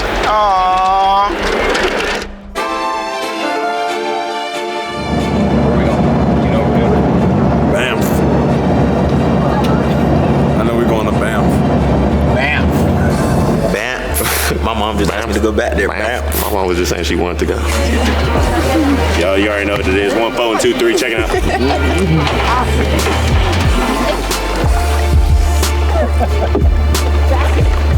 Ahoy, mateys! Putting something on your boat. You know, just pondering, taking a little stroll out here. Honestly, just enjoying nature. Yeah, just Steve Irwin would be proud of me right now. Scenery out here. Nature. Banff was really cool. Something that neither of us got an experience of before. Like he had to talk me to get on that canoe because he's scared of water. I do not do water. He can't swim. I cannot swim at all. You still turning into them? You're turning into them? You're turning into them? Already tripping. Yeah. Already. Man. You already know. Lake Louise. 1, 4, 2, 3. Lake Louise. Something like that. Yeah, we leaving up. If I'd have fell off, it would have been. He would have dove and got me though. It would have clipped. It would. He'd have dove and got me. So I'd have been. Yeah, I was rocking the boat. I was rocking tugging on that vest. Facts. Yeah. That was funny. That scared her. Don't rock the boat now. Oh no. Boat rocking a little bit. I want you to rock the boat. All of our trips make us, whether it was Calgary, whether it was Banff, whether it was Spain, we were always together and nobody really got annoyed with each other. That's a big part, is that, we don't get tired of each other. We might argue, we might fight a little bit, we might roast each other a little bit. You know what I'm saying? That's not how you said it. Fight now, right now. That's not how you said it. Right now. I don't even do that. Right. Nope. Yeah. But it's all out of love.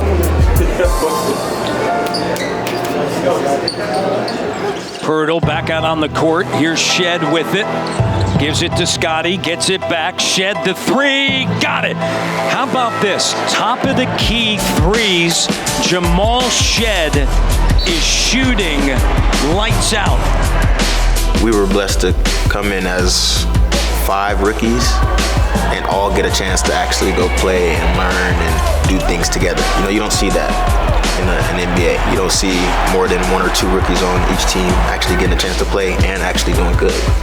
So I think, we were blessed to, run into each other and then gel with each other like we did. And then, it's kind of taken off to, actually competing and winning. So it's been awesome to do that with the people that you come in with and, get to experience those things together.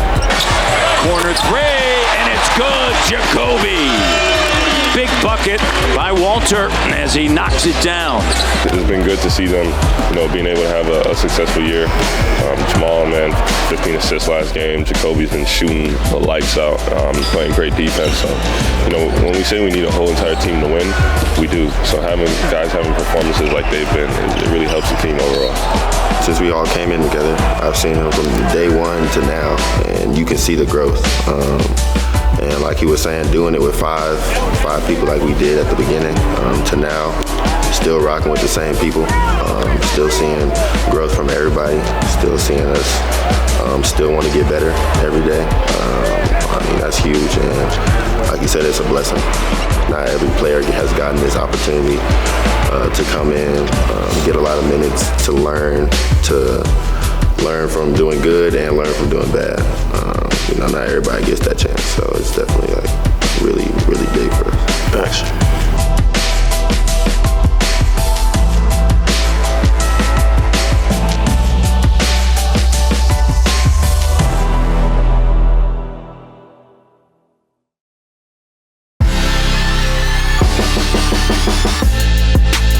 That time, baby. Let's go. How you doing? Doing good, man. Let's do this. Go. That's time, baby. Let's go. Man, it's time. Let's go.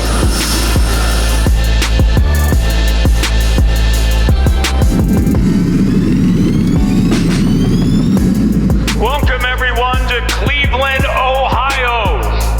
It's the NBA playoffs, and the Toronto Raptors are back in the playoffs for the first time since 2022.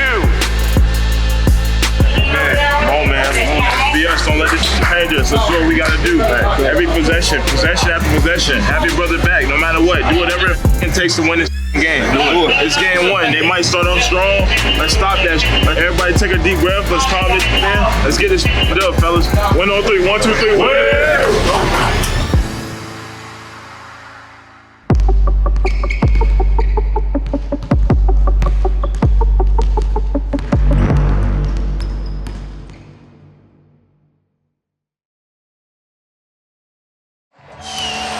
that's going to do it. The Toronto Raptors are going to fall in game 1. Going into game 2, shake the nerves off, make your adjustments, and come back and find your opportunities.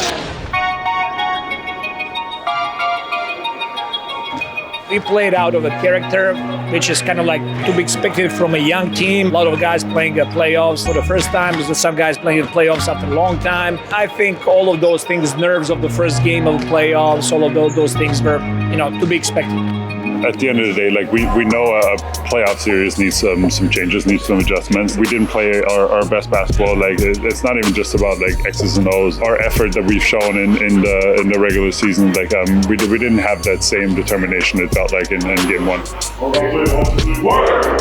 It wasn't like a good watch for us, to be honest. We needed that to see that. We were nowhere where we were capable of. We just have to go baback and be us, because the type of defense we play is playoff defense. So we just got to get back to that. What do we got, Scott? 1 on 3, 1, 2, 3, win! Game 2 of this first round Eastern Conference matchup between the 5th seed Toronto Raptors and the 4th seed Cleveland Cavaliers. Game 2 underway with the Cavaliers controlling the opening tip. I thought any time when we played with force, we were making very good decisions. We were a little bit slowed down and we did not go attacking downhill with the force. Those were the questionable decisions that we were making. I thought the fight was there. I'm really proud of our guys in the fight there. I really think it came down to turnovers. James Harden, Donovan Mitchell, and the Cavaliers lead this series. They take the first 2 games. I think the second game, like we did lose, but I think we learned a lot about ourselves, about the team, about how we can kind of be better defensively. We had a good film today. That's the best thing about playoffs. You play the same team all over again, and you kind of have this advantage of kind of breaking down and finding those little mistakes you don't find throughout the 82-game season. Some more adjustments, us telling each other we can play harder, we can be more connected when guys get down or we're up, just staying connected, having that chemistry on the floor, making sure that we communicate. I think that effort was better. We got some answers, we got some adjustments, we got more adjustments coming. So that's the beauty of the playoff series. We're excited to come home, play in front of our fans, get the Jurassic Park going outside of the arena and fight back. Cavs leading the series 2-0, but the seed shifts to Scotiabank Arena. The 3 for Scotty, he rattles it in, Barnes from Belleville.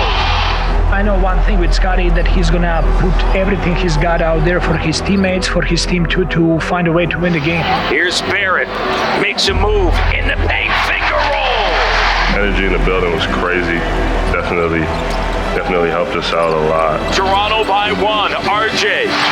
Ellis right there, CMB. He's got 20. CMB is pretty strong for a rookie, and he's out there and, he's not afraid of the moment. Here's CMB attacking, going over top, the length of Allen. How impressive has his rookie been? All the energy, especially from the fans. My first time being in something like this, and I don't think it could have been any better. We felt it, everybody on the bench felt it. It really helped us tonight. Shed, Jameson.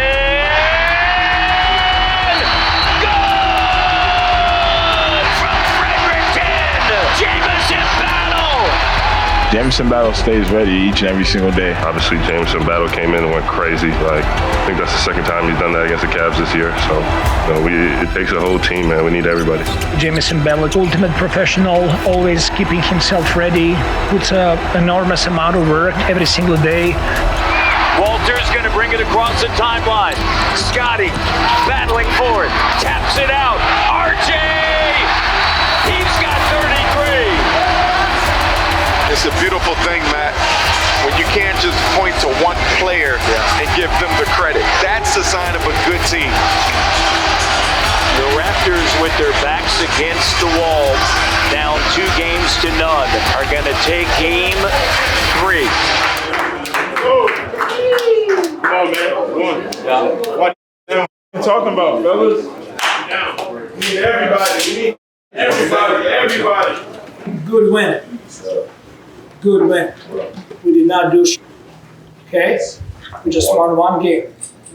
Next game starts from 0-0. We gotta do it again. It's gonna be yellow for 48 minutes. And then we do what we always do. We're gonna watch film, we're gonna come back, we're gonna analyze it, we're gonna continue to getting better. I think we're all gonna agree that this one tonight goes to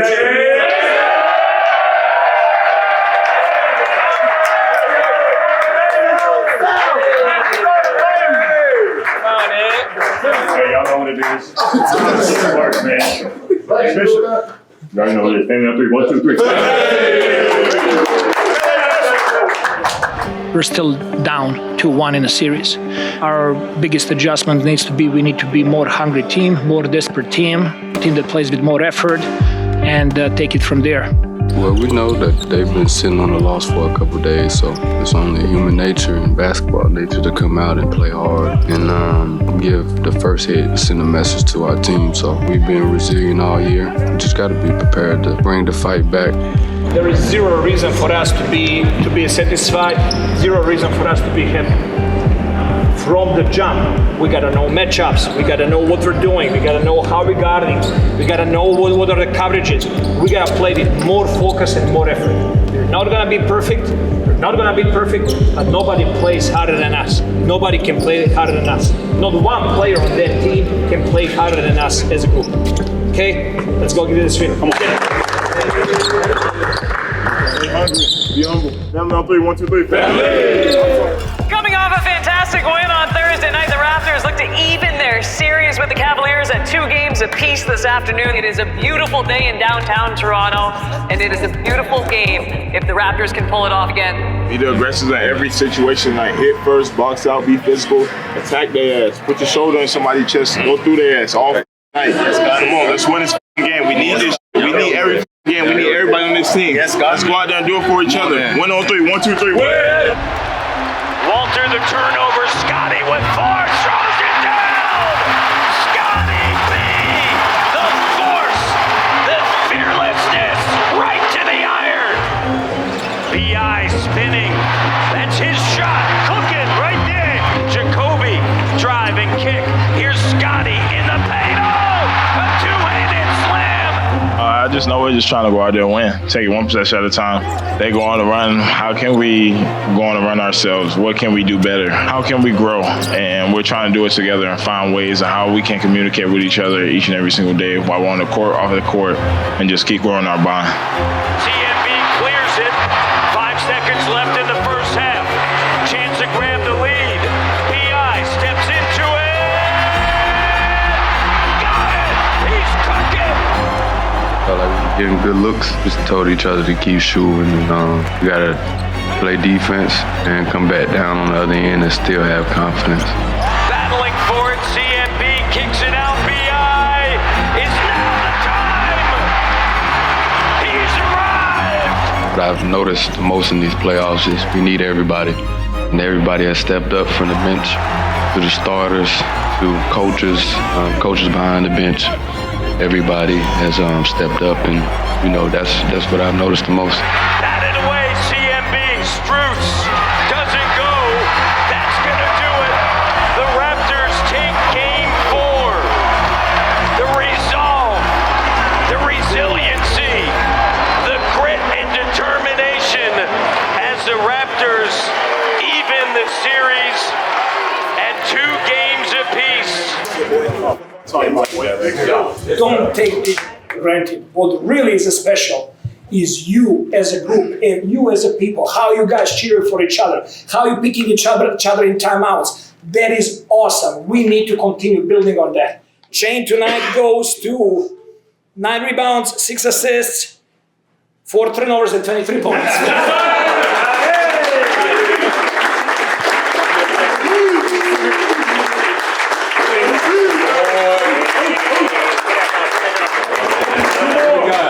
Family on 3, 1, 2, 3. Family!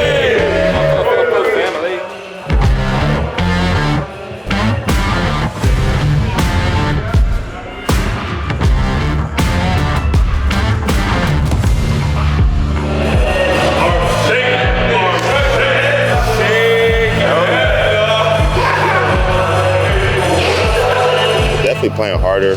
I think just switching the mindset early. That first game, we weren't really ourselves, especially defensively. I think we were focused on other things that we shouldn't have been focused on. So, we kind of shifted that mentality. Found something game 2. We was pretty confident leaving that game. And in games 3 and 4, we just had the mindset we need to have, playing hard, being physical, trying to dictate on defense instead of, reacting to what they got to do. It pretty much helped us.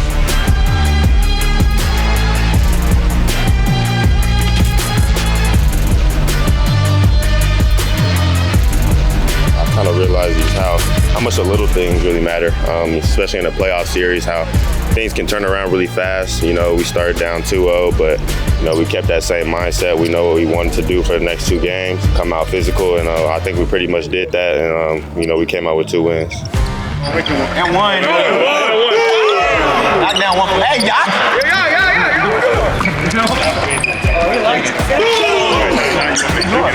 I didn't go to all the misses in the morning. I think it's really going to be a battle. They're going to come out with the mentality, they got to match our physicality, and then we're going to come with the mentality that we got to punch them first in the mouth all 48 minutes.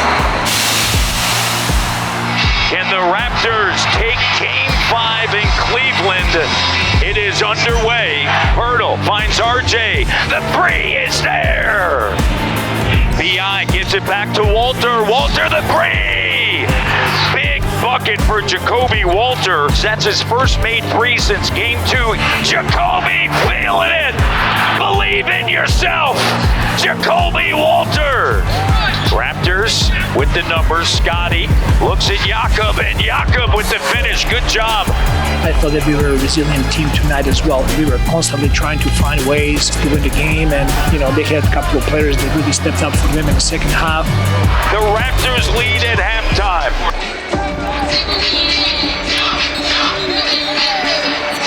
Scotty Barnes and James Harden.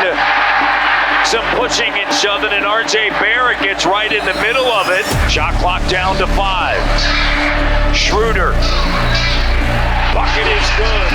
Dennis played well for them that second half to get them that spark. That was the difference maker right there. Overall, we got to do a better job defensively, and we cannot allow this team to score 125 points. So we got to do a better job there. Brandon, as you guys know, he's been dealing with his heel. He re-aggravated that heel on one play. He tried to, activate to see if he can be ready for second half, and he was not able to come and play second half. I think what we should be encouraged with all of that happening, and we're still in position to win the game. That's a testament to everybody on our team. We've always had the next man up mentality. Obviously, we love those guys and we need those guys. And whatever the situation may be, we're going to go out there, we're going to play together, and we're going to fight and give everything we have. Scotty puts up the 3.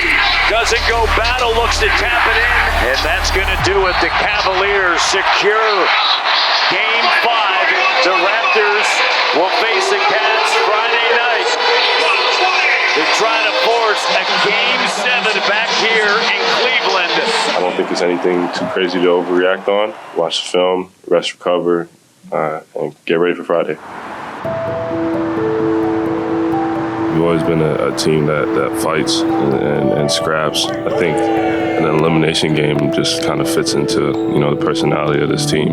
More than anything, I'm excited. Everything in this series has led us to this point. Don't think a lot of people anticipated we would be here. Toronto Raptors flipped the script on them pretty fast here at home. The Raptors, unfortunately, will not have Brandon Ingram for tonight. There's an opportunity here for these younger guys to make this game a little tougher and uglier. We're leaving all out there on the floor right now. We're gonna go home. We gotta get this win. Come on, baby. Play hard. Do whatever it takes to win this game. 1 on 3. 1, 2, 3. Win! Minute and a half into Game 6 with the season on the line. And Scotty B hammers it home. We just talked about how fun this is, how much we love the challenge that's ahead of us, how much we love to fight through it, to find the last energy to go out there and then fight and to give it all we got and to dig in and to really find the last resources that we have. I'm really proud of the guys and what they brought there on the court. It was a heck of a fight. I'm just trying to win. You got to do what you got to do. You got to push through when you are tired. I think that mindset just gives me the energy that's needed. Oh, Scotty! Sheds Harden! And then gets right to the iron!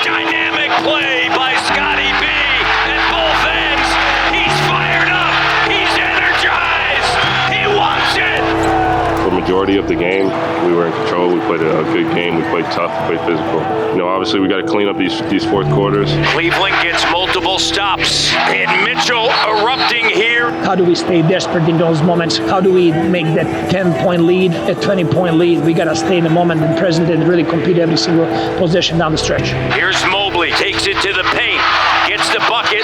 We're tied with 11.6 to go. Scotty to Shed, puts up the shot, doesn't go, overtime.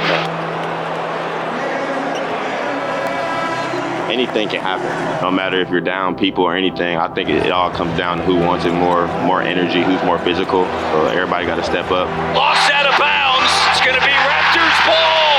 That's the NBA playoffs. That's sports. Sports is not going to your limits. It's going above your limits. Barnes in the paint. They did a good job of stopping me. They brought help. Just trust my teammate. He already told me coming down the court, I got you. Just trust me. The deep three. High off the heel and through.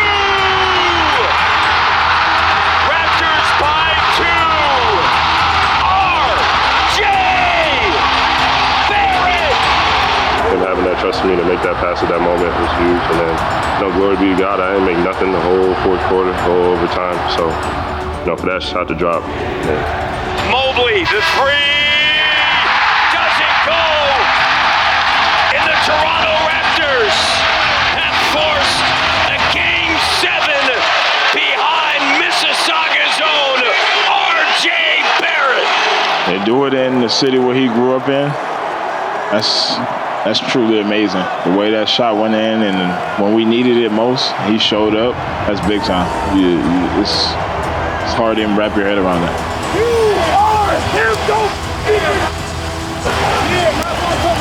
R.J. Barrett!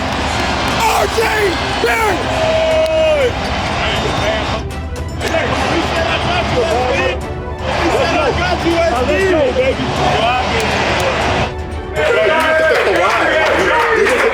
Let's go, baby.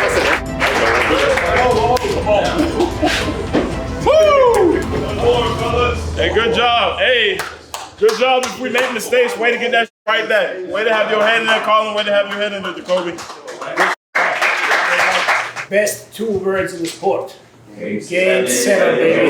Game 7, right? You're Warriors. Unbelievable effort. Unbelievable. We went ups and downs. We had our mistakes. We stick together. We play every single possession down the court. Great job, everybody. And we all agree tonight this chain goes to R.J. Barrett.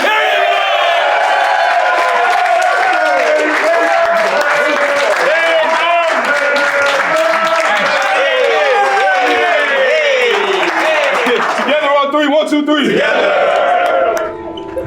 Come on, baby. Come on, baby. Come on, baby. All this game. That's why we went to Madrid, man. That's where it all started for this group. We went to work early, blood, sweat, tears into this shit, man. This is what this shit all for, man. Let's go out there and play our ass off, man. Let's go out and play for each other. Execute the game plan. Let's go win it. 103. 1, 2, 3.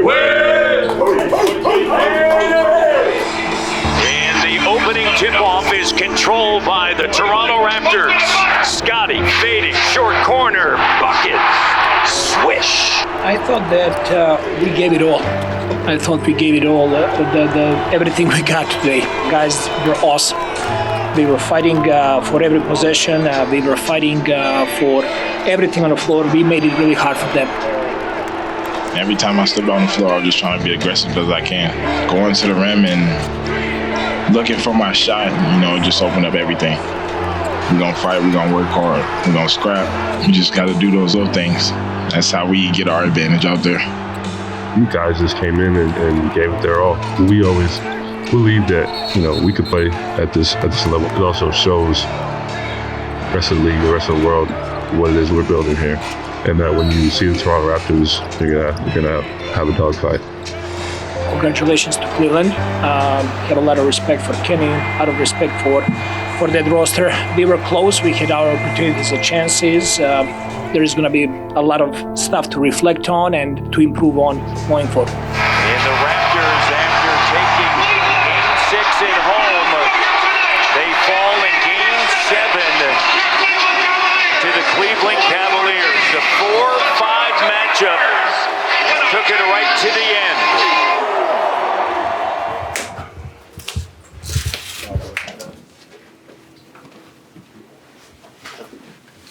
Let's grow from this. Keep this in mind. Work in the summer. We know who we are, what we can be, fellas. I always believe in us. This is very special group. Very special group. You are amazing people. First of all, amazing people. You care so much about each other. Your mind and heart is in the right place, thinking how to help teammates, how to help your team. Okay, this was an amazing journey this year. This was an amazing journey. But I'll tell you one thing. This is not the end. This is just the beginning. This is just the beginning of what we're gonna make in the future over here. Okay? All that work that you guys have put in, we made it hell over there on that team. We made it hell on that team. It was this close in this series for us to win a playoff series. There was a lot of for us that we had opportunity to learn from this and get better. All of this is gonna make us tougher and stronger and better. I'm really proud how every single person in this room, every single person, from our front office, from our medical performance, players, coaches, everybody put everything you got. And that's why it's such a special feeling. And I'll tell you what, don't take that for granted. Don't take that for granted. Because we gotta put more work and be even more connected, because it's becoming every year and every season is gonna become harder and harder and harder. And that's the beauty of what we're doing. There is no finish line. There is always strive for more. And that's why this group is gonna stick together and we're gonna make a next step next year. Love you all. Love you all. I love you all from the deep of my heart. Thank you for everything you did for me, coaching staff, and whole organization this year. Thank you, guys. Yes, sir. Love you too, Coach.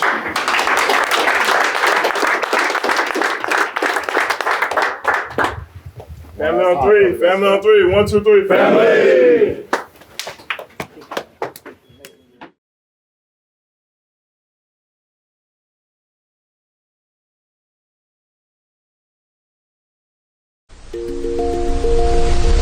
First word comes into mind is proud. You know what I'm saying? Been around a little while, so I've seen a decent amount of teams. It was a lot of fun. Wish it could have ended better, but it was a great group of guys that I enjoyed spending a lot of time with, so it was great. It was really good, productive season. Everybody here just made it feel more like a home than anything. Couldn't ask for more. Makes me feel happy. You know, it was an amazing group of guys which I enjoyed playing with. Amazing organization from the head coach to all the coaching staff. They did an amazing job helping me be a version of myself I always wanted to be in the league, giving me confidence to play. Mamu, got it! This was a great year for us. I'm really excited about our fans. I'm really excited that they have a chance to enjoy this ride with us, to enjoy this young team coming together, to see development of all our young core, to see us making the playoffs this year. It's crazy that season ended yesterday and I'm excited for next year already. It was great, you know, a lot of ups and downs, but a lot of ups. You know, I felt like we made some strides this season. Ooh. Oh, RJ, kidding me! I think, you know, all the guys were really just locked in this year. Come on, man! I know it's kind of a cliche thing to say, but it really felt different the past 2 years. It was more of a focus on just the little things. Grady.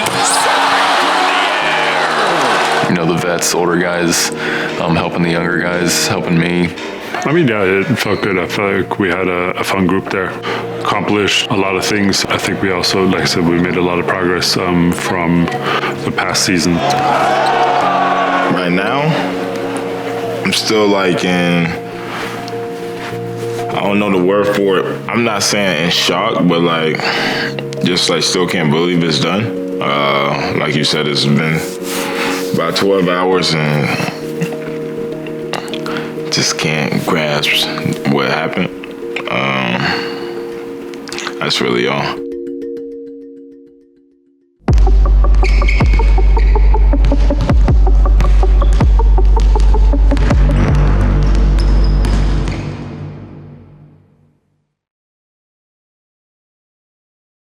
Let's do it. Hey, compete on 3. 1, 2, 3, compete. Hell yes. You cannot go into the season and say we're going to achieve this or that, because it doesn't just depend on, it depends on many things.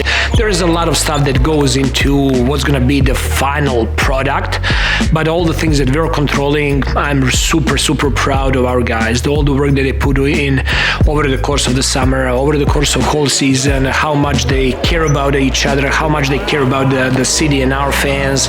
Before going into this last season, I really felt like we could have probably get into the play-in and fight for a playoff spot. But I already knew that this team could do it. Just in the summer, we always stayed in contact. We were working hard, doing everything we needed to do. We always stay connected. I think that's a big part of being a good team. It started from the jump. As soon as I got drafted, I knew what I was coming to. Knew what the program was about, knew what the players were about, knew what we had. And so it started very early on, but obviously as the season started, really got to get a feel of what everybody's about and what we're trying to achieve. So. Notorious BI3. I don't know if there was one point in the season necessarily. Probably our first game. We went to Atlanta. And we kind of just clicked right away.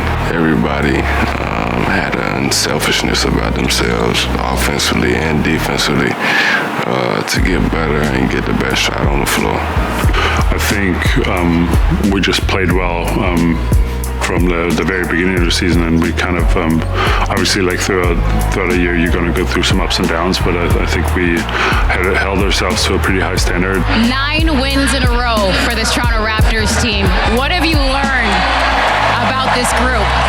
Resilient. We just keep on going. We take it a game at a time, and we're ready to play again. I think a 9-game win streak kind of tells you everything. From then we really just took off. Let's get going! Let's go! This is nothing compared to last year. That's how I just kept saying. I'm like, this is a whole different feeling. We really all bought in. We really trying to win all these games and stuff. You could feel the energy of everybody, kind of just being different. I think we were just so in the moment. We wasn't even thinking about the winning streak at all. We was just trying to figure out how can we win this next game and how can we just play at our standard. But just thinking about it now, that's special. Like I said, it was hard for us to win 3 games in a row. So to be able to go on that win streak, it just shows how much that we developed as a team, how much we grew as a group. We had a lot of moments where guys made some explosive plays. We had some fun off the floor, and we just got better, Let's go!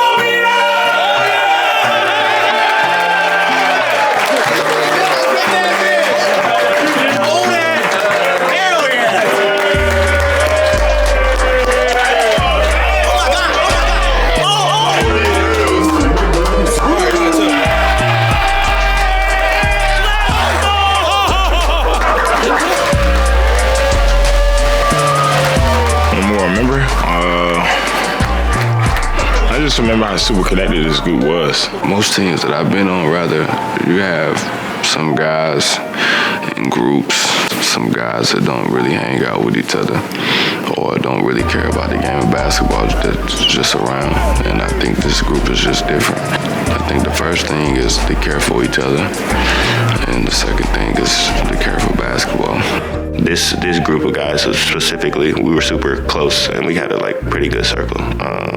There was no cancer, no bad energy. So honestly, some of the most fun things during the season were the things off the court. I'd say as a team, I think this is probably the closest team I've been a part of, relationship-wise, of guys just honestly liking being around each other and just kind of building that chemistry off the court where, on the court, we already know kind of how we act and how we can play together. I think everything stands out. As you said, we had great, amazing team dinners. Just going on those trips, spending quality time, kind of building relationships that are gonna, stay with each other for our lives is pretty special, pretty unique. I think it's the on-court stuff this year that stood out the most to me. There was just a lot of exciting close games.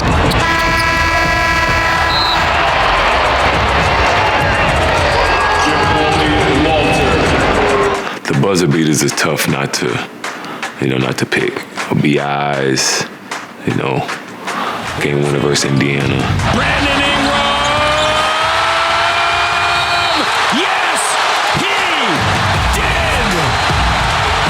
Quick's game winner versus Charlotte. 1.6 to go. Mamu quickly for the win! I'm always going to remember that game winner in Charlotte. That was one of my craziest shots that I've ever had. I watch film every game, and just watching everybody's expression, watching Darko flex, Scotty coming to almost tackle me, is pretty cool. Those moments throughout the season are just pretty cool because you're going to remember those for the rest of your life. Quick does it at the end! Emmanuel quickly! Call 5! When I had shot it, I was like, that got to be good. I left my hand, went down, and then Scotty dumping a whole bunch of water on me in the video. That was a great memory that I'll be able to keep with me.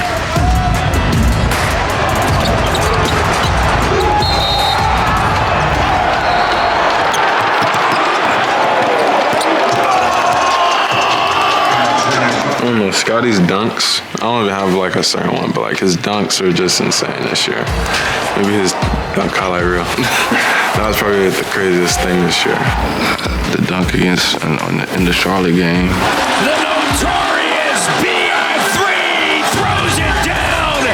Scotty dunking on Jared Allen. Oh, Scotty gets right to the iron!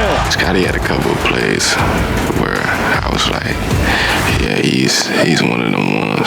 Dynamic play by Scotty B at both ends. He's fired up. The Jamison battle moments of the season. Every time JB came in and put a show on and, came in and gave us the spark that we really needed, because every game that he came in, it was needed. I think just his moment in Cleveland when we were there the first time, he came off the bench and hit, 4 straight threes.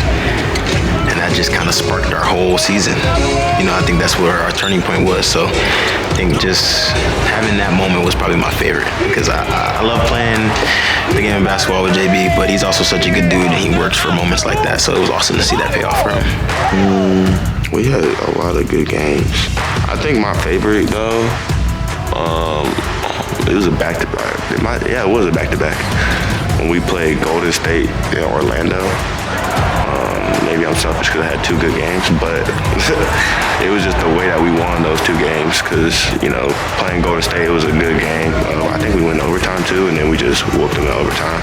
That was my first time guarding Steph, and that was really fun. We won that game, and it was a high-level one, and then we went back, and we were down to Orlando by 20 or something, and we came back and won that game. That moment, that little stretch right there, 2 games, I think that was my favorite part of the season, because it was my first time kind of being a part of 2 big games back to back where we had to really grind it out on both ends.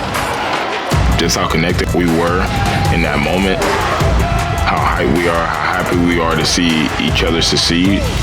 There's a lot of success for us to be celebrated on the court, and I think those moments will stick with us for a little while. But yeah, it's also about obviously creating more of that in the future. Hell yeah.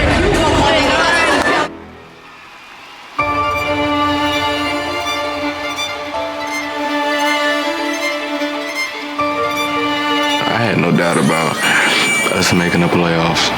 I said it at the beginning of the year, and players, staff, coaches, organization, I thought that they all believed it, and we just stayed as one. And we came here every single day with no egos, and everybody got better, and it showed up at the end of the season. We are underway. This year, those games, I think, prepared us. But honestly, nothing is like playoffs.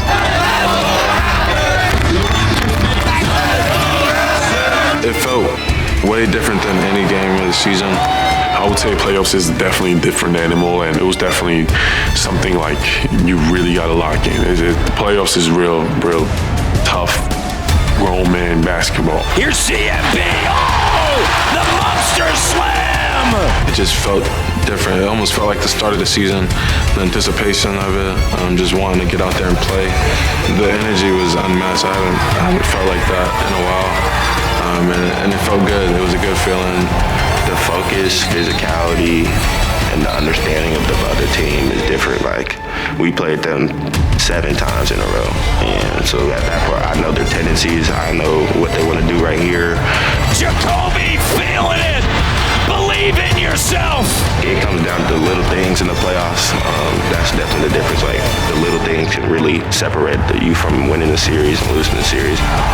That's where you understand every possession matters, every decision you make matters. Like, you got to be super hungry. It just goes to show like how much this game requires. Nothing can prepare you for a 7-game series. The physicality, the toll it takes on your body mentally, physically. So this was a very, very good learning lesson for us. Schroeder trying to play keep away. That is close to an 8-second violation, lost out of bounds. It's going to be Raptors ball. 10.9 to go. Raptors down 1 in overtime. Game 6 to stay alive in the series. Scotty with the basketball. Barnes in the paint. RJ the deep three. Scotty tossing it back to RJ.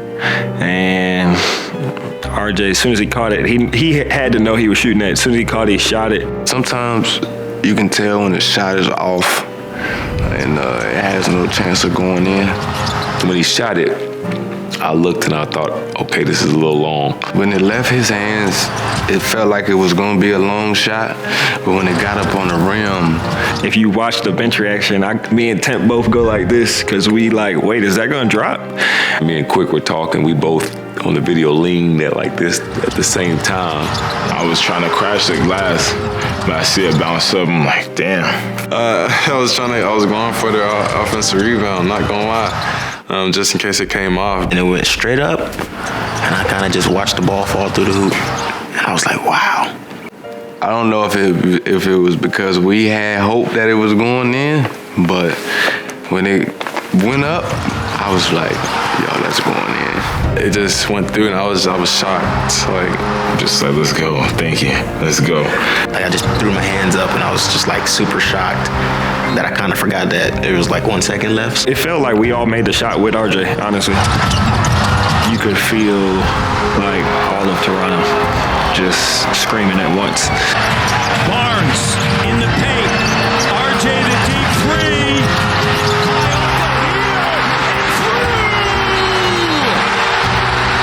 Raptors by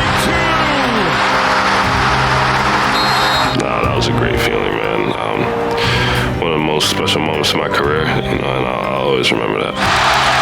And the Toronto Raptors have forced a Game 7 behind Mississauga's own RJ Barrett.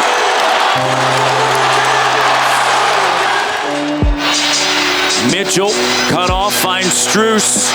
The three. In the playoffs, anything can happen. It's not just the better team always, it's just who wants it more. So I think that's why it hurt so much, because I know that we wanted it more.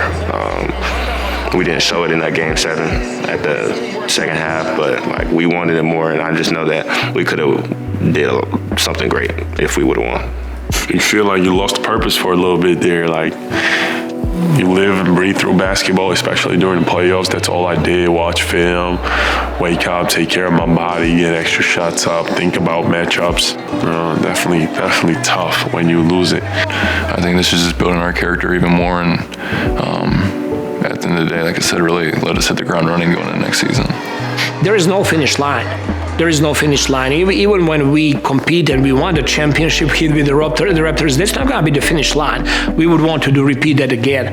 So that's the beauty of the sports. That's the beauty of watching this team growing in front of our eyes, and that's what brings excitement. Like fans, they can identify, they can see how hard this team is playing. They can see how much they care about each other, how connected they are, and we don't take it for granted. We're going to continue developing those things. Expectations were met. And the best thing about that is that you just have more expectations for next year. Hopefully we can continue building. Every single year we've gotten better. Hopefully we can get past the first round and hopefully a championship. That's what we're striving for. That's why we have those championship habits. That's why we come in every single day and work hard. So I think that's the goal. I'm so excited. I feel like a different energy to myself, especially just thinking about just summer, like not even for the season, just for this summer, how much I think that everybody's going to get much better. The summertime to get together and like work together, and I'm sure it's going to be more of the same this year. So I don't think I'm going to have to wait too long till I see these guys again. The future is bright for us. The future is bright for Toronto, and we're going to be a problem. We're young. You know, Scotty's 24. I'm 23. Kobe's 21. Colin's not even legal drinking age yet. We got a lot of young guys, so I think that if we all, come back, put the work in this summer and then come back together as a group and we've all individually grown, I think that it'll only make us better as a team. So I think the sky's the limit for us.